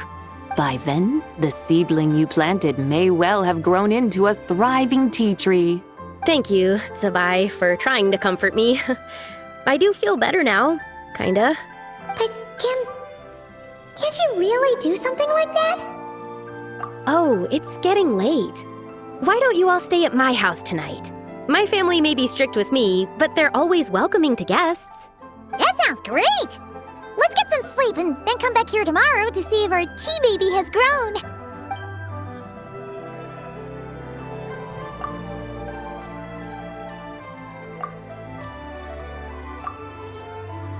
Oh, the tea tree! Whoa! Your tea baby is all grown up! Indeed, it has grown into a mature tea tree that can stand tall in the face of wind and rain. How is this possible? It must be the work of the White Horse Adeptus. Her prayer must have moved her. Are you sure? Perhaps she heard your prayer and chose to answer the call. She once saved my great-great-great-great-grandmother. This time, she saved me. That's incredible! Your family must be blessed by the White Horse Adeptus. I guess so. I need to tell everyone the news right away. They'd better. Since this is the will of the White Horse Adeptus, I don't see how they could object. Go. And if you run into any more trouble, call out to the White Horse Adeptus just like yesterday. Thank you so much. Paimon really thought you were going to use Adeptal energy to make the tea baby grow, Tsabai. When an Adeptus exerts effort, consuming their energy, is that not using Adeptal energy?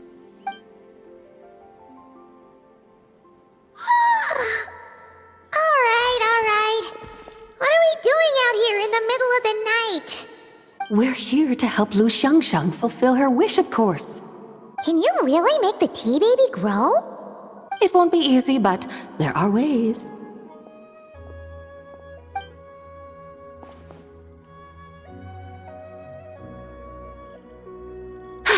There, it's grown. Hey! You just transplanted a tea tree from over there! So, there's a mature tea tree here now, yes? Oh, yeah, but... And am I not the White Horse Adeptus? Well, yeah. Is this tea tree then not a manifestation of the White Horse Adeptus's will? You're... not wrong. But again, there's something not quite right about this. Maybe this will become another mystical Adepti tale recorded in their family history. That would be marvelous. Paimon thinks so too. Hey, Traveler! Tsabai seems to be doing much better now, don't you think? Oh! Paimon bets that's why Zhongli chose to send her on this errand. That's a great idea! We've already shown her Liyue Harbor, Yulong Wharf, and Xiaoying Village. How about we head to Qingce Village next? Qingce. That name sounds familiar. The scenery there is really beautiful. Pretty, too. It's the perfect sightseeing spot. How about we show you around? I must say, I have been mightily impressed by the mountains and waters of Liyue. Please lead the way, my dutiful guides. All right, let's go!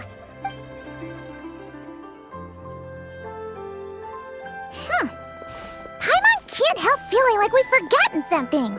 Pay it no mind. I've already forgotten more than you will ever know. All right. If we forgot something, it can't have been that important to begin with. Qingce Village, here we come!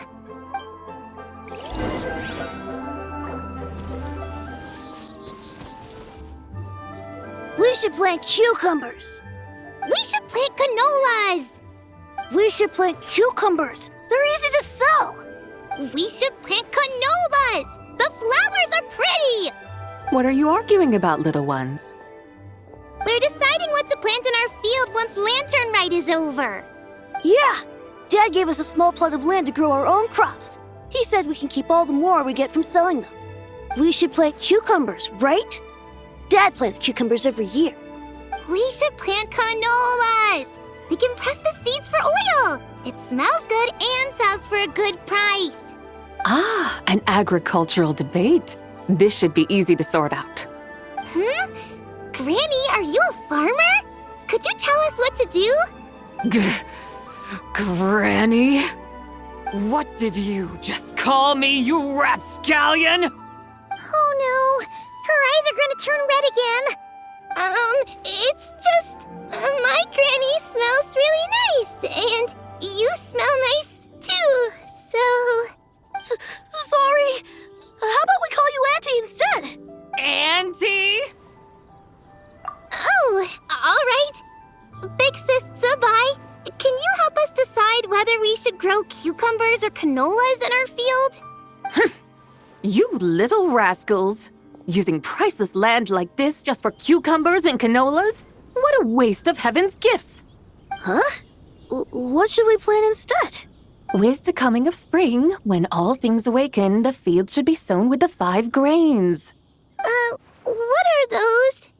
The 5 grains are life's staples, the heart of the people's table. I notice the people here mostly eat rice, so that is where you should begin.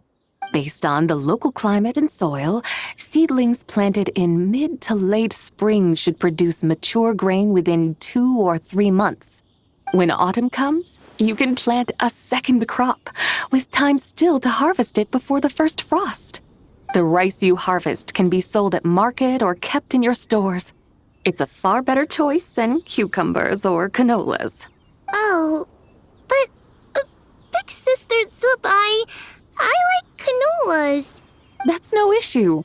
It is unsuitable for continuous cropping in any case. You can rotate it with rice to maximize your yields. After the second rice harvest, around wintertime will be the perfect opportunity to sow their seeds. And when they mature in mid to late spring, you shall be just in time to sow the first rice crop of the year in turn. This way, your field will sustain balance, rice and canola in a harmonious cycle. Wow, that means we'll have crops to harvest all year round. Wait a minute! If rice and canola take up the whole year, what about my cucumbers? A firefly dares rival the brilliance of the moon? In what twisted universe should cucumbers vie for land with rice? Big Sis Zubai, you're going to hurt Lil Bee's feelings. Auntie hates cucumbers. Stop crying this instant! I meant that cucumbers are simple enough to grow. There's no need to devote a whole field to them. Just find an empty corner of your yard, scatter some cucumber seeds in the earth, and before you know it, you'll have a thriving patch of vines. Cucumbers delight in sunlight and moisture, but they suffer in cold weather. If you wish to plant them this early in the year, you should make sure they're protected from frost. Wow. Is it really that simple? Let's hurry home and get started right away! Are you really in that much of a rush? Well, thanks, Big Sis Zubai, who's fierce but really good at farming. We gotta go! Thanks, Big Sis Zubai! See you around! Paimon never imagined you'd know so much about farming. What's so strange about that? The people of Longon called me the god of soil and grain. Are the fields not made of soil? Is rice not one of the 5 grains? Huh, that's true. So, if the god of soil and grain is a farming god, that means the White Horse Adeptus must be a farming adeptus, right? Of course the god of farming is down to earth. Mind your tongue, impertinent child. How dare you diminish the lofty bearing of an adeptus? Hey! You're the one who said the god of soil and grain is all about farming. Enough! It's time for us to take to the skies once more. Join me now. Witness the majesty of mountain, water, and field, and broaden your horizons.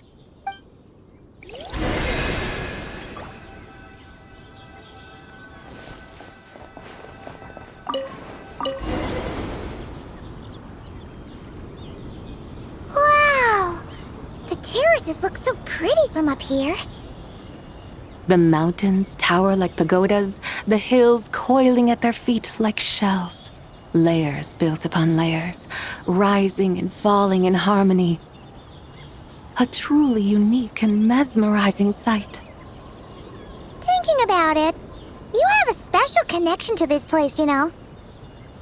A special connection? Yeah! There's a local legend about a white horse leaping from a pure spring to follow Rex Lapis into battle. Don't you remember? You must have been living in seclusion around here. That does sound somewhat familiar. Oh, and if we keep going up this way, we'll reach a super-duper spooky spot. You might have a connection to that place, too.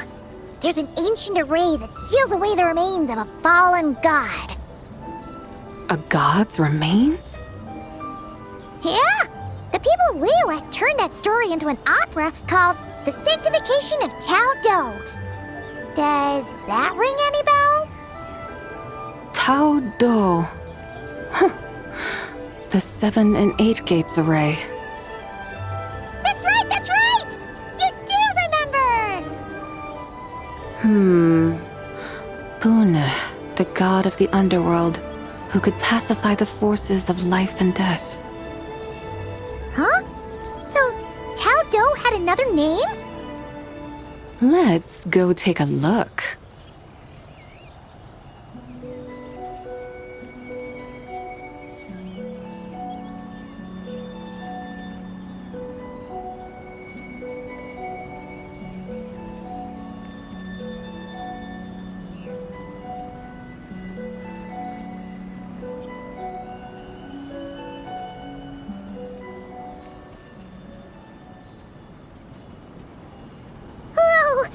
We've arrived at Wulwang Hill. The atmosphere just turned spooky. I can't help but feel there's something strange about this friend you haven't seen in ages. Huh? Paimon thought she heard someone's voice. Let's head down and check it out.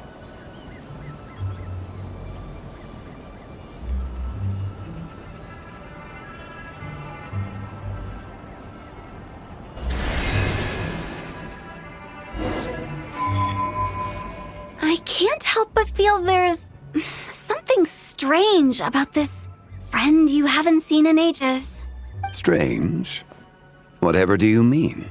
Her strangeness defies description. This Miss Zabai is a full-blown enigma, don't you think? I'm afraid I have no idea what you're talking about.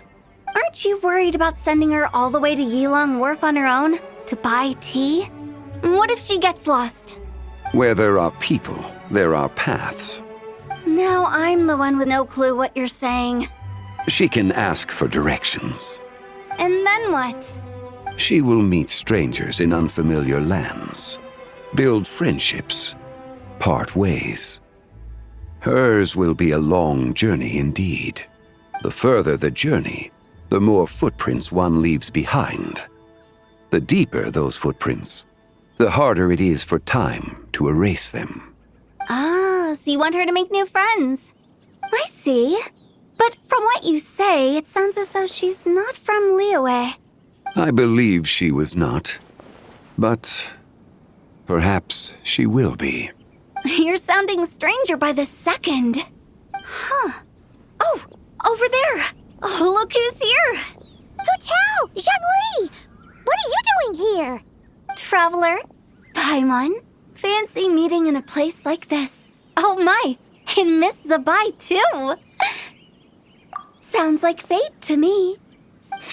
We were taking Zabai to buy some tea from Yilong Wharf. Zhongli sent her there, though she didn't even know the way, and... Oh, drat! We forgot the tea! Oh, Paimon knew we were forgetting something! Why didn't you say so earlier then?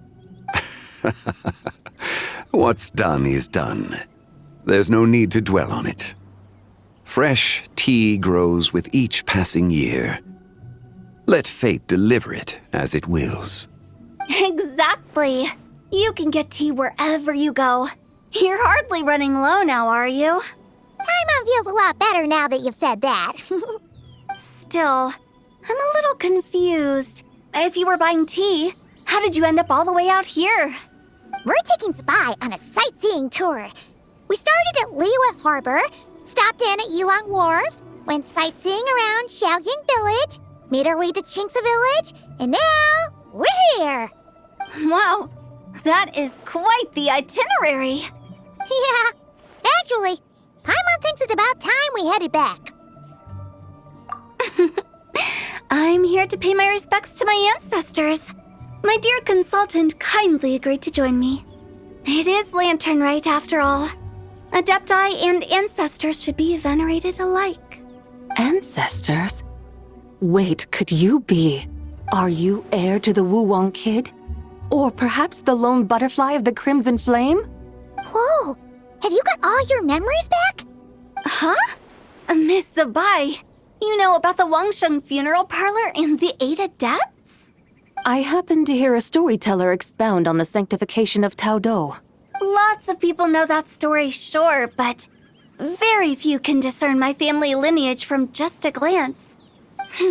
Well, Zhongli, your friend here really is quite something.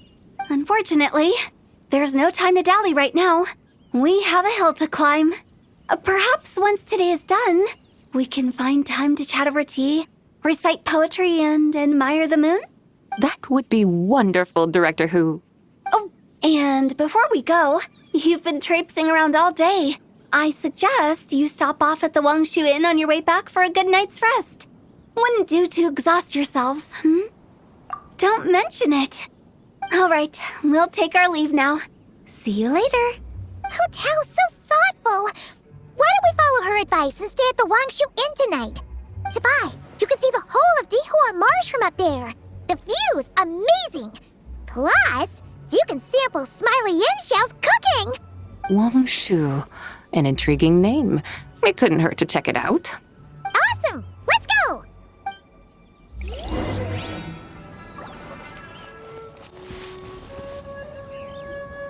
Is that towering structure Wangshu Inn? Sure is. We can take the lift up from over there. Always walking the path long trodden. Does retracing others' footsteps not tire you? Come on, get in. We'll fly to the top.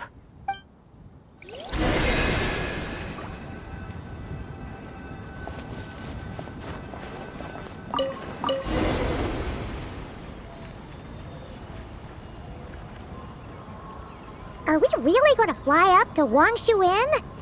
Isn't that a bit showy? All the guests are going to see us. Is that a bad thing? To be able to witness an Adeptus.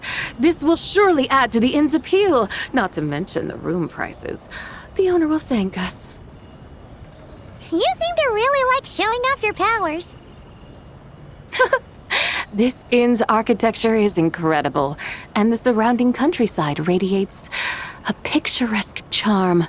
No wonder the new proprietor of the Baiju guest house thinks he can't compete and has decided to change his own establishment's name. The new proprietor? Ah, you mean Lu Shengsheng's dad. So you know about that, too. Personally, Paimon thinks it should go with something like Rex's Rest. That's a contender's name if Paimon's ever heard one. A fitting name indeed. So you think the guest house should change its name, too? Paimon kind of thought you'd say something like, such sacrosanct traditions must never change. Time flows ever onward. Why should the rules of yesterday be carried forward into the world of tomorrow? The people of today should determine what is to be kept. Huh. You're not as old-fashioned and stuffy as Paimon thought. The years ebb and flow, seas recede to reveal fields. In the vastness of time, I am but a wild horse in a boundless sea of dust. Even Rex Lapis, having waded through the waters of the river of time, is not quite the same as before. Xiangli? What was he like before? That is another story for another time.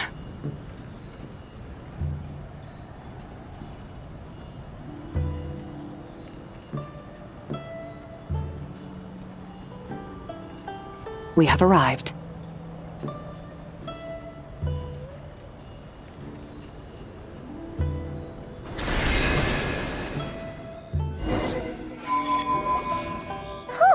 This is the first time Paimon's ever flown up to Wangshu Inn on a chariot. Everything's so different when you're up high.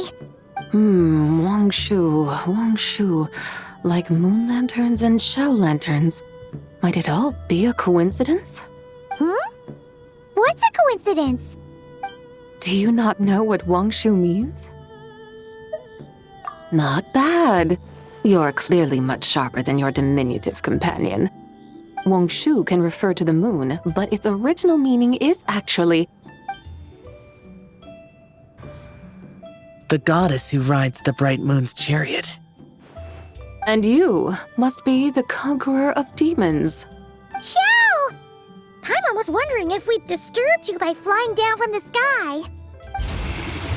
Not at all. I sensed an unusual presence long before you arrived, though I didn't expect it to be you in a flying chariot. Ah, a witness at last. I was starting to think we should fly a bit lower. It would be awfully dull if no one ends up marveling at my lofty bearing. No need. This is already showy enough. I'm not one to do good from the shadows, as Rex Lapis is wont to do. Then you must be... Oh, nay, I'm only cosplaying as the White Horse Adeptus, in truth. Cosplaying? What's that? Ugh, ignore her nonsense. She's a genuine article. The one and only, completely authentic White Horse Adeptus. It's just... Xiao, did Zhongli say anything about her being a teensy bit... not quite right? Mental instability, perhaps? Did Zhongli tell you that? No, this is my own speculation. Oh, you pretty much hit the nail on the head. It's like her brain's filled with a bunch of slimes right now. All gloopy and messy. There's a hot-tempered pyro slime, a math-obsessed hydro slime, and a mischievous little animo slime. But don't tell her Paimon said that, or she'll come and tell us all off. You white-haired rascal!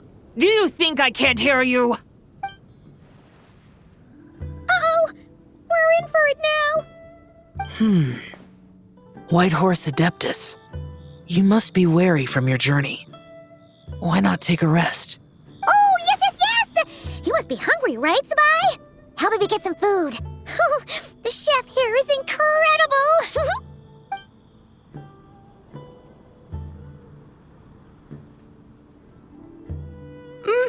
It's so hot! So spicy! Are you okay? Do you want Paimon to get you some water? Don't worry about me. I just need to pace myself.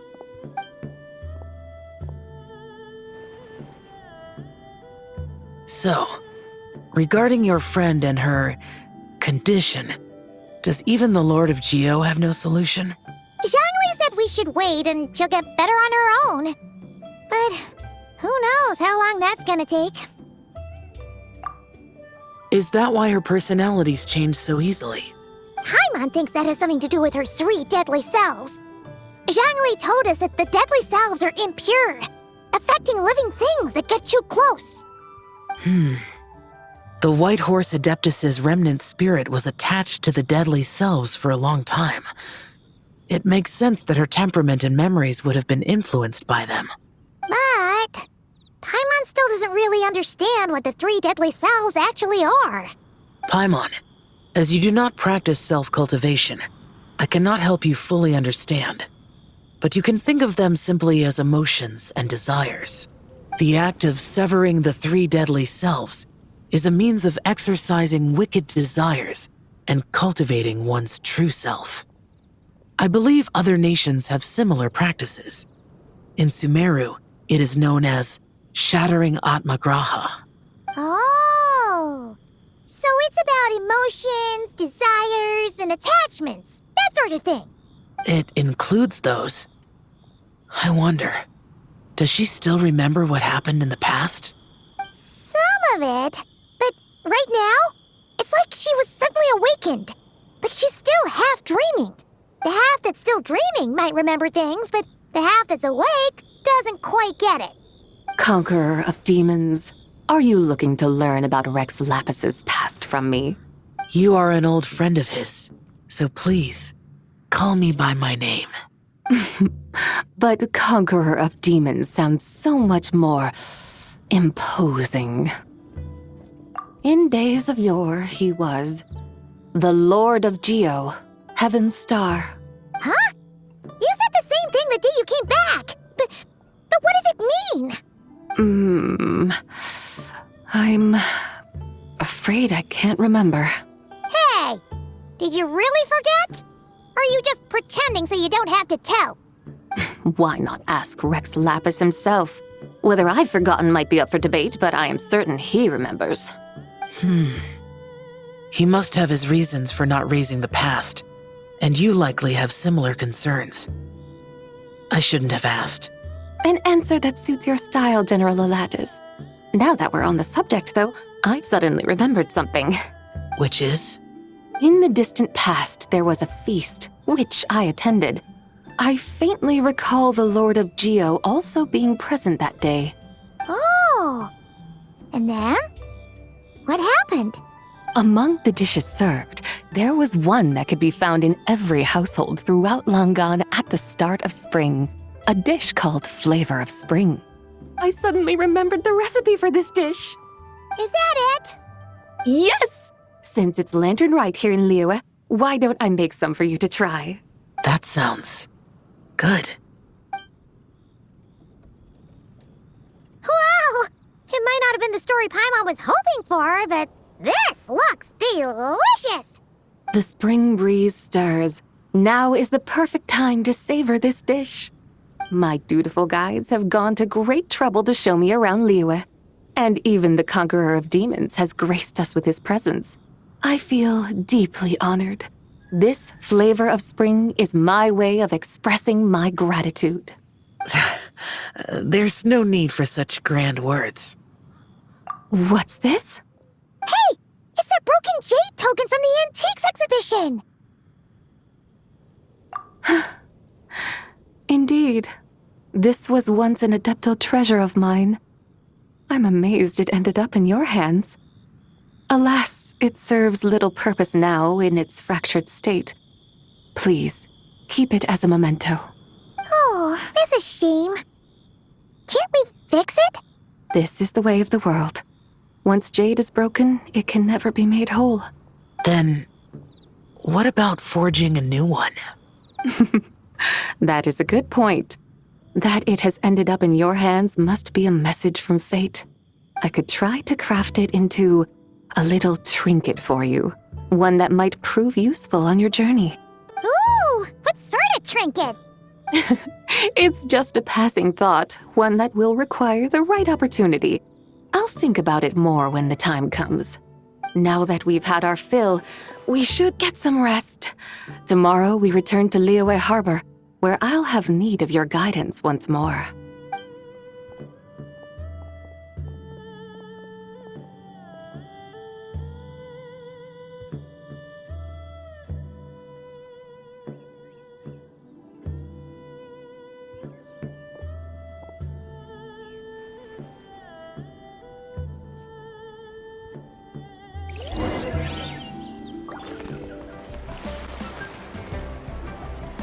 Chi-Chi, the lantern rite is almost over. Do you remember how to make a Shao lantern? Morning, split bamboo, traveler, and get silk, make Paimon. You've got it all mixed up again. They're here again. Yow yow! Looking good in that new outfit, huh?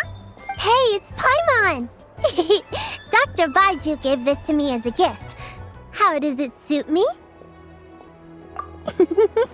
Thank you. Wow! What happened for Baiju to suddenly give you a brand new outfit, Yao Yao? Dr. Baiju is thanking Yao Yao for teaching me to make Shao lanterns. Chi-Chi and I were just playing together. Dr. Baiju's too kind. Oh, yeah, take a look at this. Dr. Baiju gave me these clothes, but it was Chi-Chi who wove this little basket. Wow! That's beautiful! When did you become so good with your hands, Chi-Chi? I learned to make Shao lanterns. Thanks to Yao Yao. I also made a wish. What do I always say? The White Horse Adeptus answers prayers. Come, help this old man make an offering in thanks. Huh? Mr. Liu? What did you pray for? For my idiot son to finally come to his senses and not change Baiju Guest House's name, which he has. Huh? He's keeping the old name? Listen to this. My granddaughter planted a tea seedling in our village just a few days ago. She made a prayer to the White Horse Adeptus to help it grow. Overnight, her seedling flourished into a mature tea tree. Oh, that sure does sound like a miracle. Could the White Horse Adeptus really have helped it grow? Of course she did. Oh, White Horse Adeptus, how blessed is our family over whom you keep watch.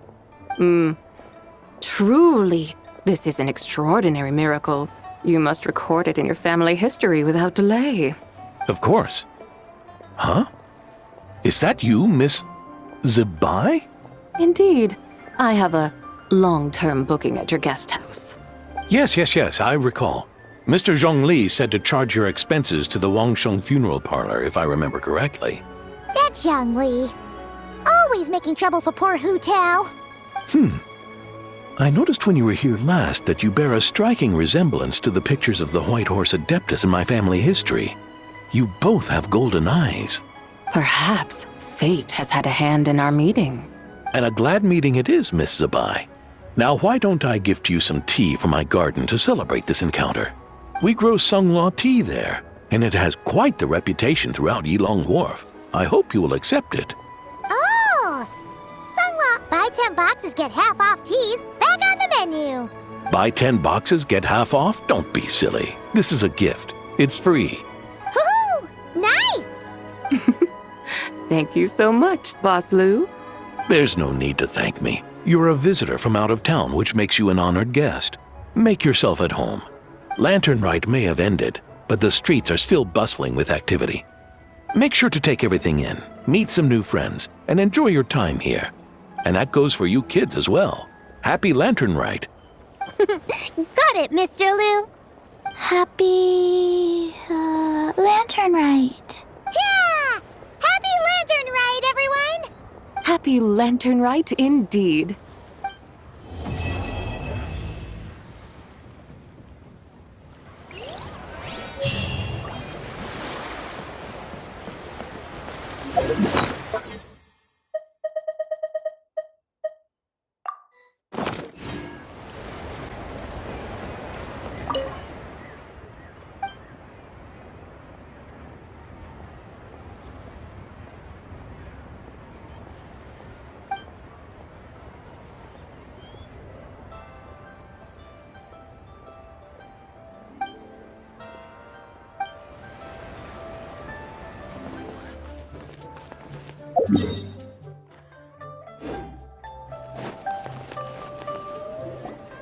Right, there you are.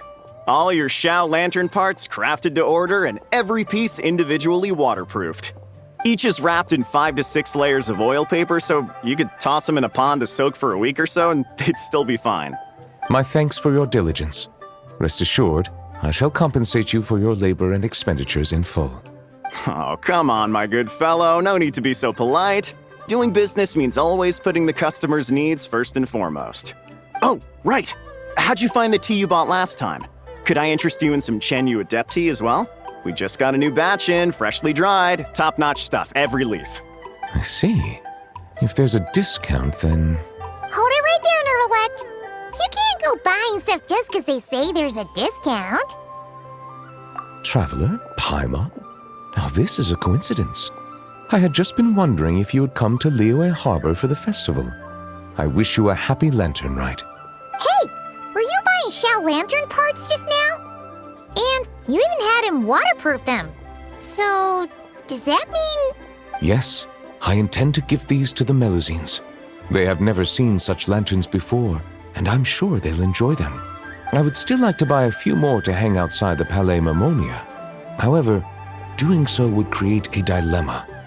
Would it not be unfair that the Palais Mammonia is the only place with Shao lanterns? Perhaps I should return and have the Gestionnaire make a bulk purchase, so Shao lanterns can be hung over the entire Court of Fontaine and Fortress of Meripede. If you let the Gestionnaires handle it, we'll be lucky to hang up any lanterns they buy before next year's Lanternlit rolls around. Also, point of caution, Your Honor. It might not be the best idea to hang them in Meripede. They won't fly high within our walls, and I doubt many of the wishes the inmates will write will have a chance of coming true. They're unlikely to wish for anything in the public interest anyway. Let's try and keep the Lantern's reputation clean. Yeah? And as for the good wishes worth making, I've already sent them soaring on the inmates' behalf. All right. Happy Lanternlit, everyone. Don't mind if I address you as a group. It's the thought that counts anyway.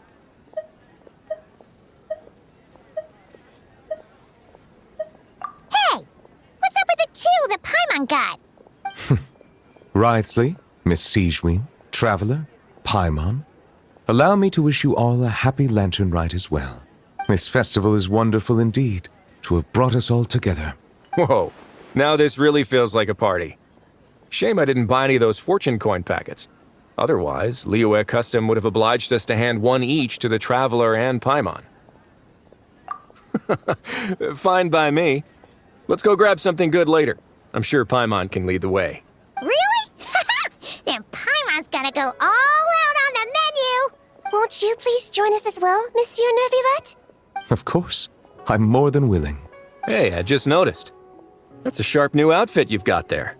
Goes perfectly with the holiday cheer, and that relaxed expression you're wearing. Monsieur Nervilette, looking at the weave and the ornamentation, if I'm not mistaken, this is Melusine handiwork. Huh? You can tell? Yep. Looking at the design, I'd say it's one of Flo's creations. Lome probably contributed a lot too. Anyway, it's dashing and elegant, and suits Monsieur Nervilette well. Indeed. This is a most precious gift the Melusines have given me. So you're planning to give them Shao lanterns as a thank you? Yes, it is only polite to do so. You can expect another thank you gift from them then. Yes, I suppose they will do that. Fair enough. Gifts are gifts, after all. If your office starts drowning in them, though, you can send the overflow my way. My head nurse here is excellent at taking care of Melusine gifts. Leave it to me. I'll preserve their sentiments perfectly. But first, why don't we find another place to stretch our legs? Liyue is a beautiful place and has a flavor completely unlike anything we're used to in Fontaine. And I'm not just talking about the tea, mind you.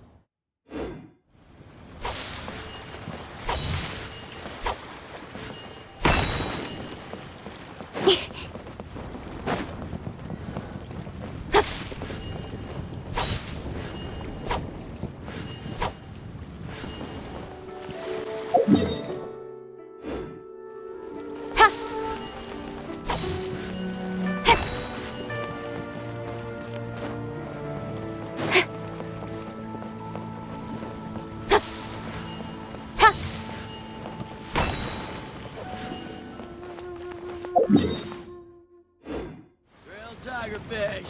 Hit it while it's hot!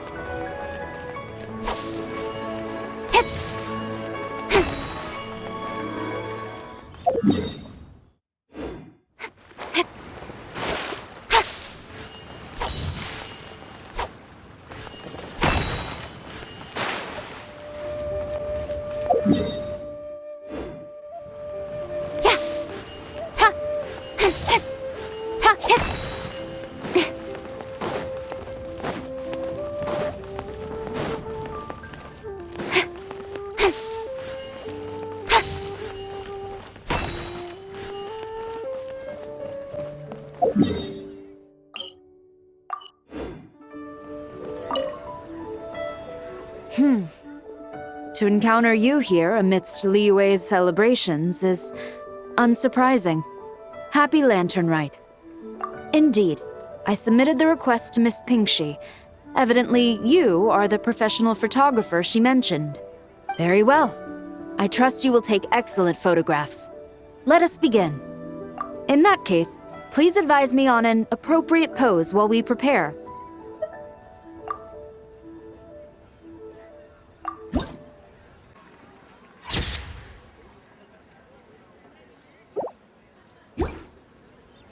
A commendable picture. A perfect memento for the occasion. My thanks. I will treat it as one of my personal effects and take care of it accordingly. Thank you. Happy Lanternlit to you as well. But if I may ask, does the Millilith always maintain such strict vigilance during Lanternlit? To maintain such strict discipline even amidst the festivities, I'm impressed.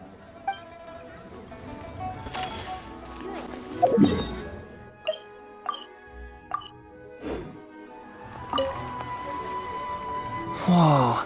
The craftsmanship of these Xiao lanterns is something else. How does Lanyan do it? Oh, hey, Traveler! Happy New Year! Yup, took me ages, but this one's turning out pretty decent. I'm gonna paint Manzai on it too. Oh, and I gotta make one for Pops. Whew, that should do it. All that's left is sending it off to the sky.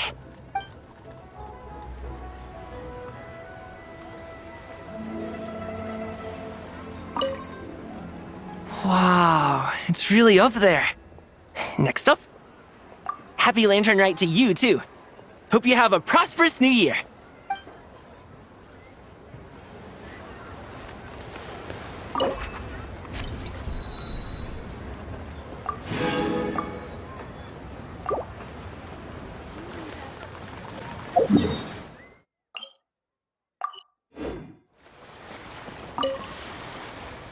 Traveler, what a pleasant surprise. Happy Lanternlit. Ah, I did ask Miss Pingshi to help arrange a commemorative photo shoot. You must be the photographer she had in mind then. Wonderful. Looks like I'll be bringing back some lovely photos from this year's Lanternlit. All right then, Master Photographer. What kind of pose do you think would be the most photogenic?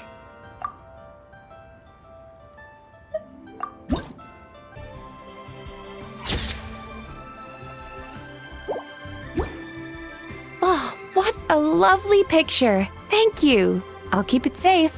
I think I'll have it framed and put in the shop. And to you. Nobody in Liyue Harbor is sleeping a wink tonight, are they?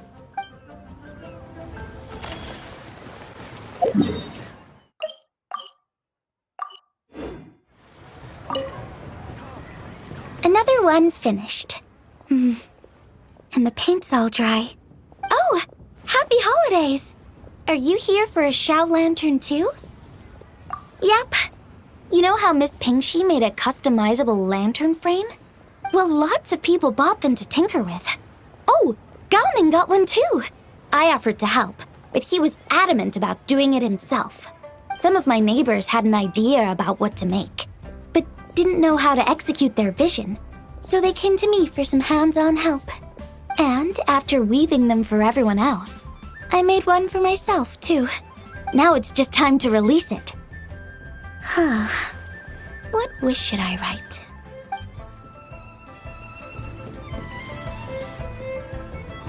Honey, I want a new toy. Now I need to deliver the rest of the Xiao Lanterns.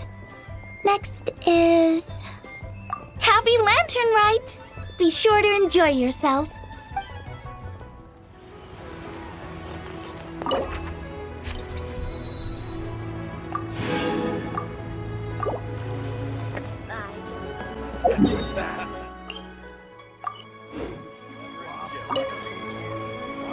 If you make a lantern like this and release it, will the wish really come true?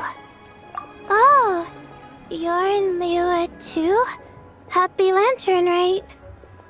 Yeah, my advisor sent me.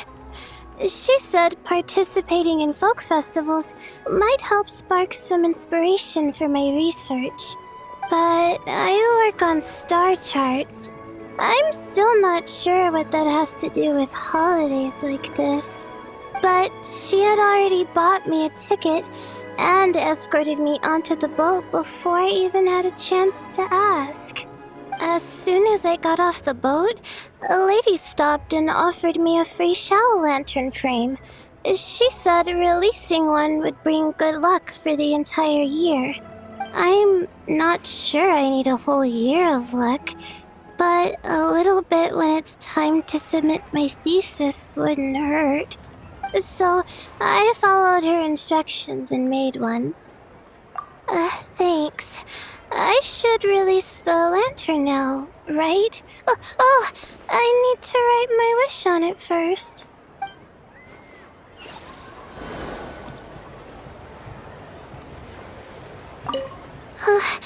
Please let me pass. Please let me pass. Please let me pass. Huh? Yep. A happy Lanternlit.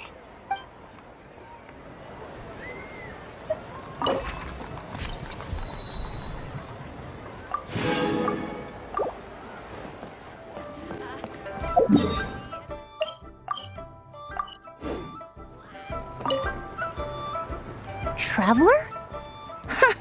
Happy holidays! holidays. It's been some time since we last spoke. Huh, you could say that. I had already planned to come to Liyue to research floral essences, so when I heard there was a merchant ship heading here, I decided to join them. I had no idea I'd arrive just in time for Lanternlit. In deference to the season, I've decided to put all work aside and simply enjoy myself. I even asked a young lady to teach me to craft Xiao lanterns. In fact, I was just about to release it. Thank you. She told me it's tradition to write down a wish before releasing it. Still, I'm not quite sure what to write.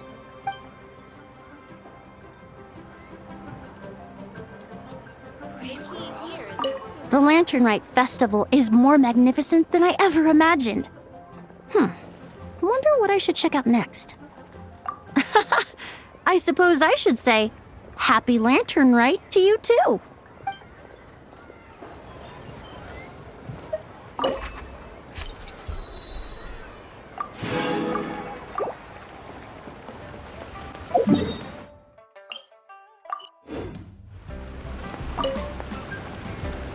Happy holidays, traveler. The Duke mentioned we might meet you here, but I didn't expect our paths to cross so soon. Yep. He invited me to experience Liyue's Lanternlit with him, and also to finally use up all the vacation days I never got around to taking. We met a very kind lady at the harbor who said that if we'd like, she could arrange for a professional photographer to take our picture as a keepsake.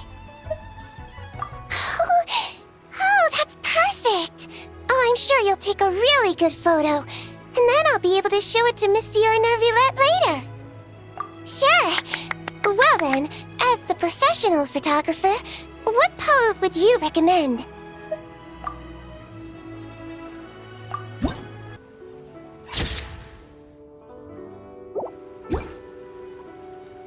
All done? May I look? My expression looks great! Oh, it really is a lovely photo. I'll keep it close and treasure it. Bye! Have a wonderful Lanternlit!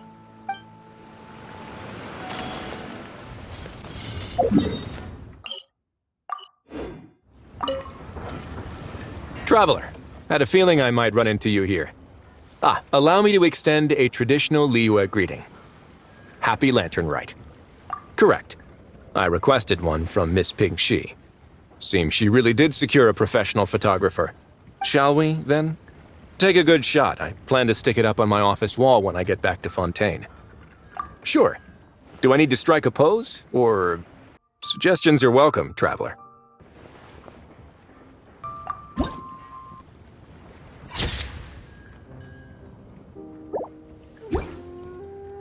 Let's see. Not bad. Pretty standard shot. If you look at it from the neck up, it could even pass for a mugshot. I'll be keeping this. Really appreciate the help. Oh, and to you too. I'll still need to buy some gifts later. Other than tea.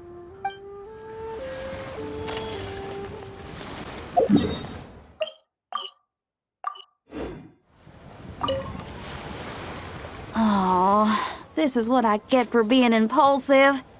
Making a Xiao lantern's no joke. Traveler? Oh, ain't that something? It is you! Happy Lanternlit! Yeah, Miss Ping-Shi gave me the frame, but I designed all the details and made all the ornaments myself. Pretty rad, huh? I even gave Hu Tao a few. Oh, shoot. I totally forgot I promised Hu Tao I'd help her make some Xiao lanterns too. I gotta release this one pronto.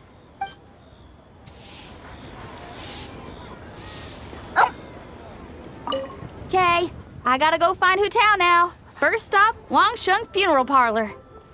Catch you later. Oh, and happy Lanternlit to you too. Shame Hu Tao's busy this year. I would have loved to put on another show.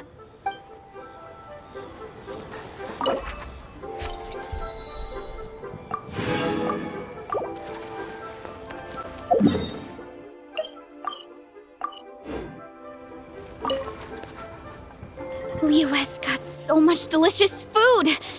What should I eat next? Oh, how about boiled fish? No, wait. I need to take a picture for everyone back at the tribe first. Traveler? Oh, wow. So you're the pro photographer that lady was talking about? That's fantastic! You're so talented. Of course you're good with a camera, too. Sure! I want to strike a cool pose.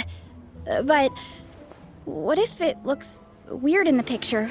Any advice?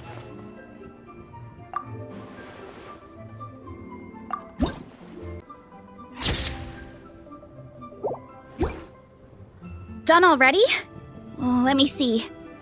Whoa, told you they'd be good! Now, would it be the best spot in the orchard to hang it? Thanks! Next up, some more delicious food. Starting with boiled fish.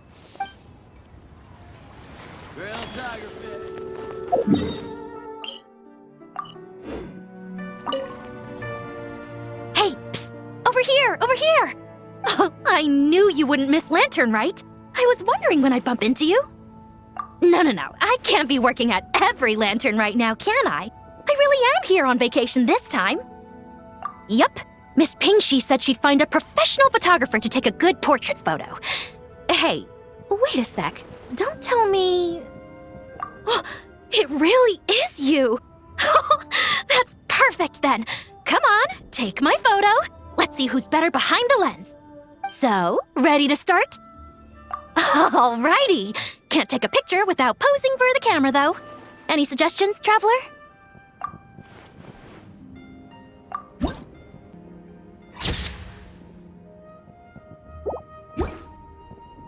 Done? Did you adjust the lens and check the lighting? Make sure the focal length was properly set? Let me check. Wow, you actually nailed everything! Oh, a shot like this is front page quality! Next interview, I'm definitely bringing you along. Imagine the amazing shots we could take together! And a very merry Lanternlit to you, too! Oh, hang on, that doesn't sound quite right. Whatever. Have lots of fun!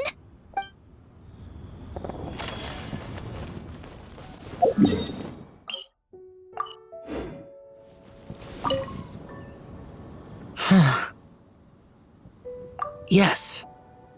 I saved someone from monsters earlier. She was carrying a frame and tools for making shell lanterns, and gave them to me as thanks. She also said this type of shell lantern can be modified however you like. So... yes, well... I tried my best. I suppose the next step is releasing the shell lantern.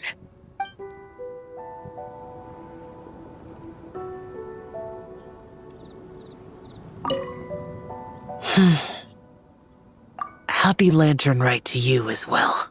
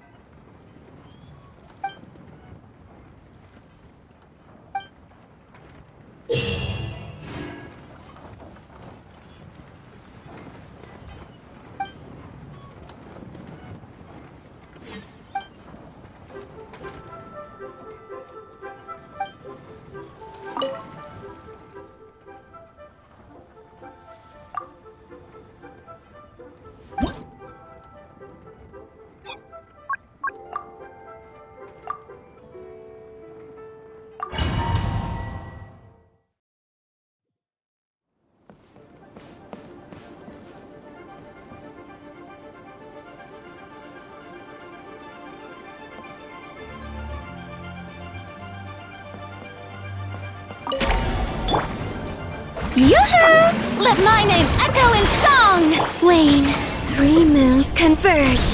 Preparing for dust up. Cleanup sequence. Bow your head. The tides beckon.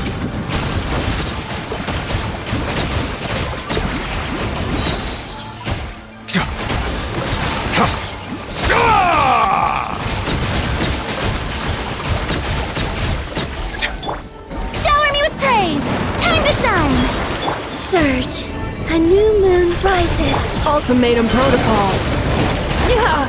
Defensive mode. Settle down! Let the mighty be humbled!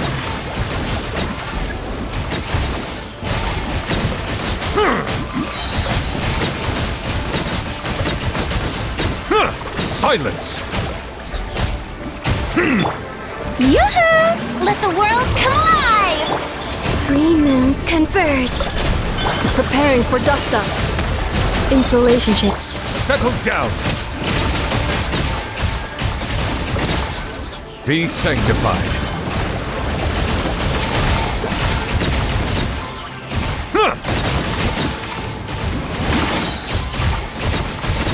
Silence!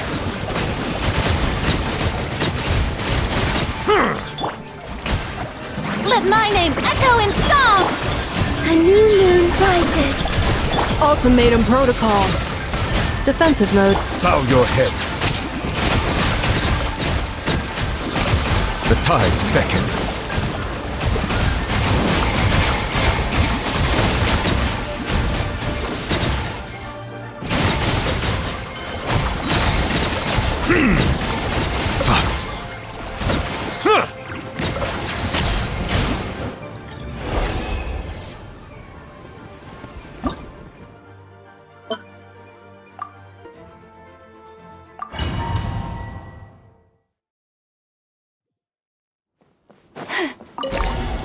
With all my strength. Dance with the waves! Flow. A moonlit night for all. With one heart, we pray. The deception ends here. Can't hide the truth. No more lies. Let's see what you're made of. It all adds up. Seek within. Positions. Wayne. Receive my blessing for the everlasting. 3 moons converge. No more lies.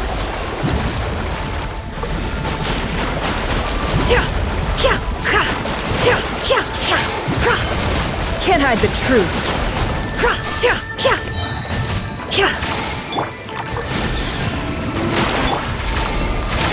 By the frost moon of old.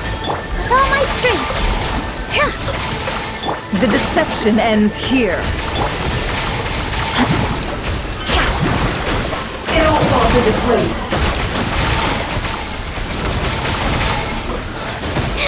No more lies. Surge. A new moon rises. With one heart, we pray. Positions. Can't hide the truth. The mystery unravels. Time to come clean.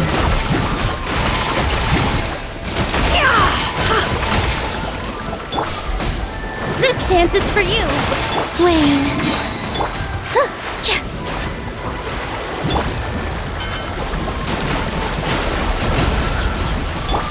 Lush is the moonlight, by the frost moon of old. Seek within. It all adds up.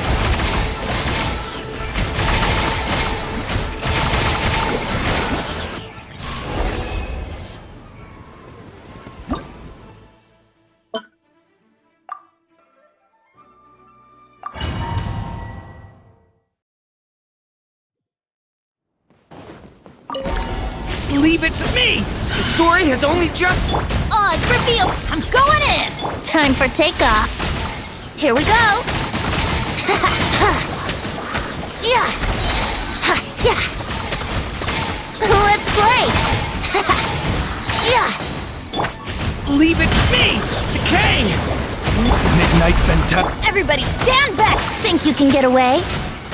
Here we go! Yeah!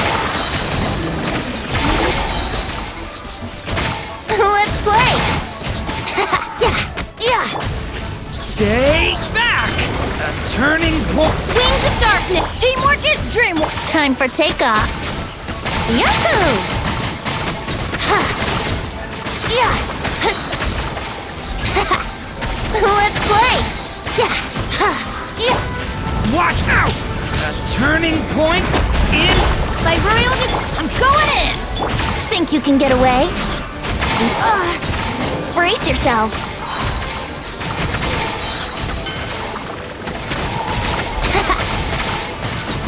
Yeah! Watch out! The story has only just... As you wish me. Everybody stand back! Time for takeoff! Yeah!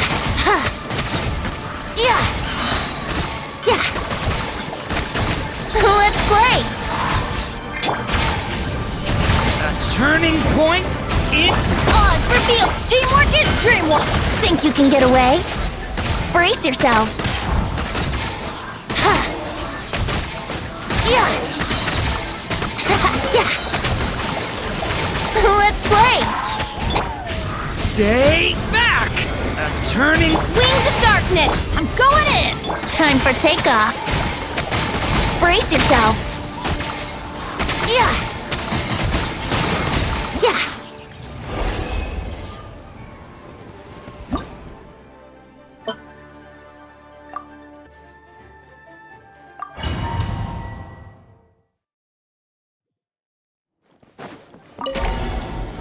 Shower me with praise! Let the world come on! Surge! 3 moons converge! Preparing for dust up. Insulation check. The night cometh. Observe. To dust. Be silent. To dust. Defensive mode engaged. Strike a pose! A moonlit night for all. Close your eyes. Night falls. Be silent. Annihilation mode. Insulation chamber. Yoo-hoo! Time to shine! To dust.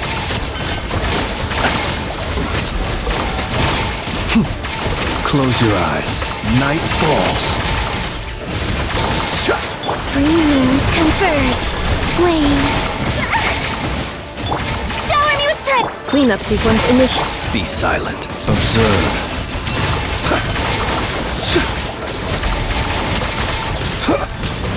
To dust. Preparing for dust up. A moonlit night for all. Strike a pose! Close your eyes. To dust.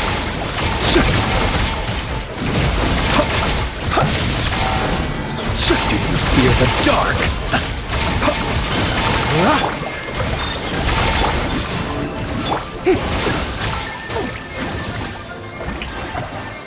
A new moon rises. Ultimatum protocol. Observe. Close your eyes. Nightfall.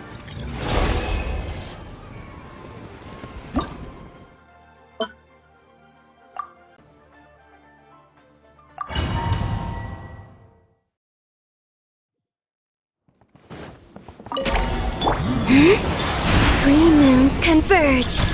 A proper send-off! From shower me with the sky's clear, the glazed moon shines!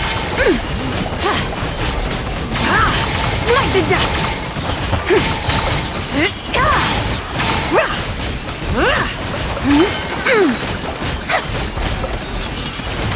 Divine light, shield them! A new moon rises. Fire! Well, strike a pose! Let the world come alive! Lofty wisdom will show us the way!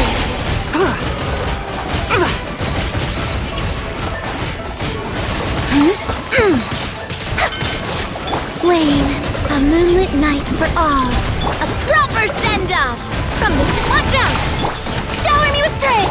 Without further ado, the sky's clear, the glazed moon shines! Smite the dust! Whoa, a new moon rises. A proper send-off from the... Divine light, shield them! Be cleansed!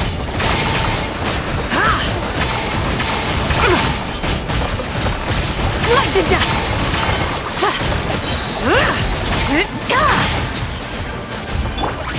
A moonlit night for all. Attack! Yoo-hoo! The sky's clear, the glazed moon shines!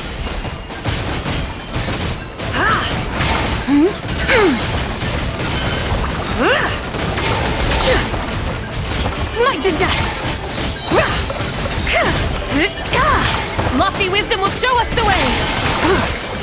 Surge. 3 moons converge.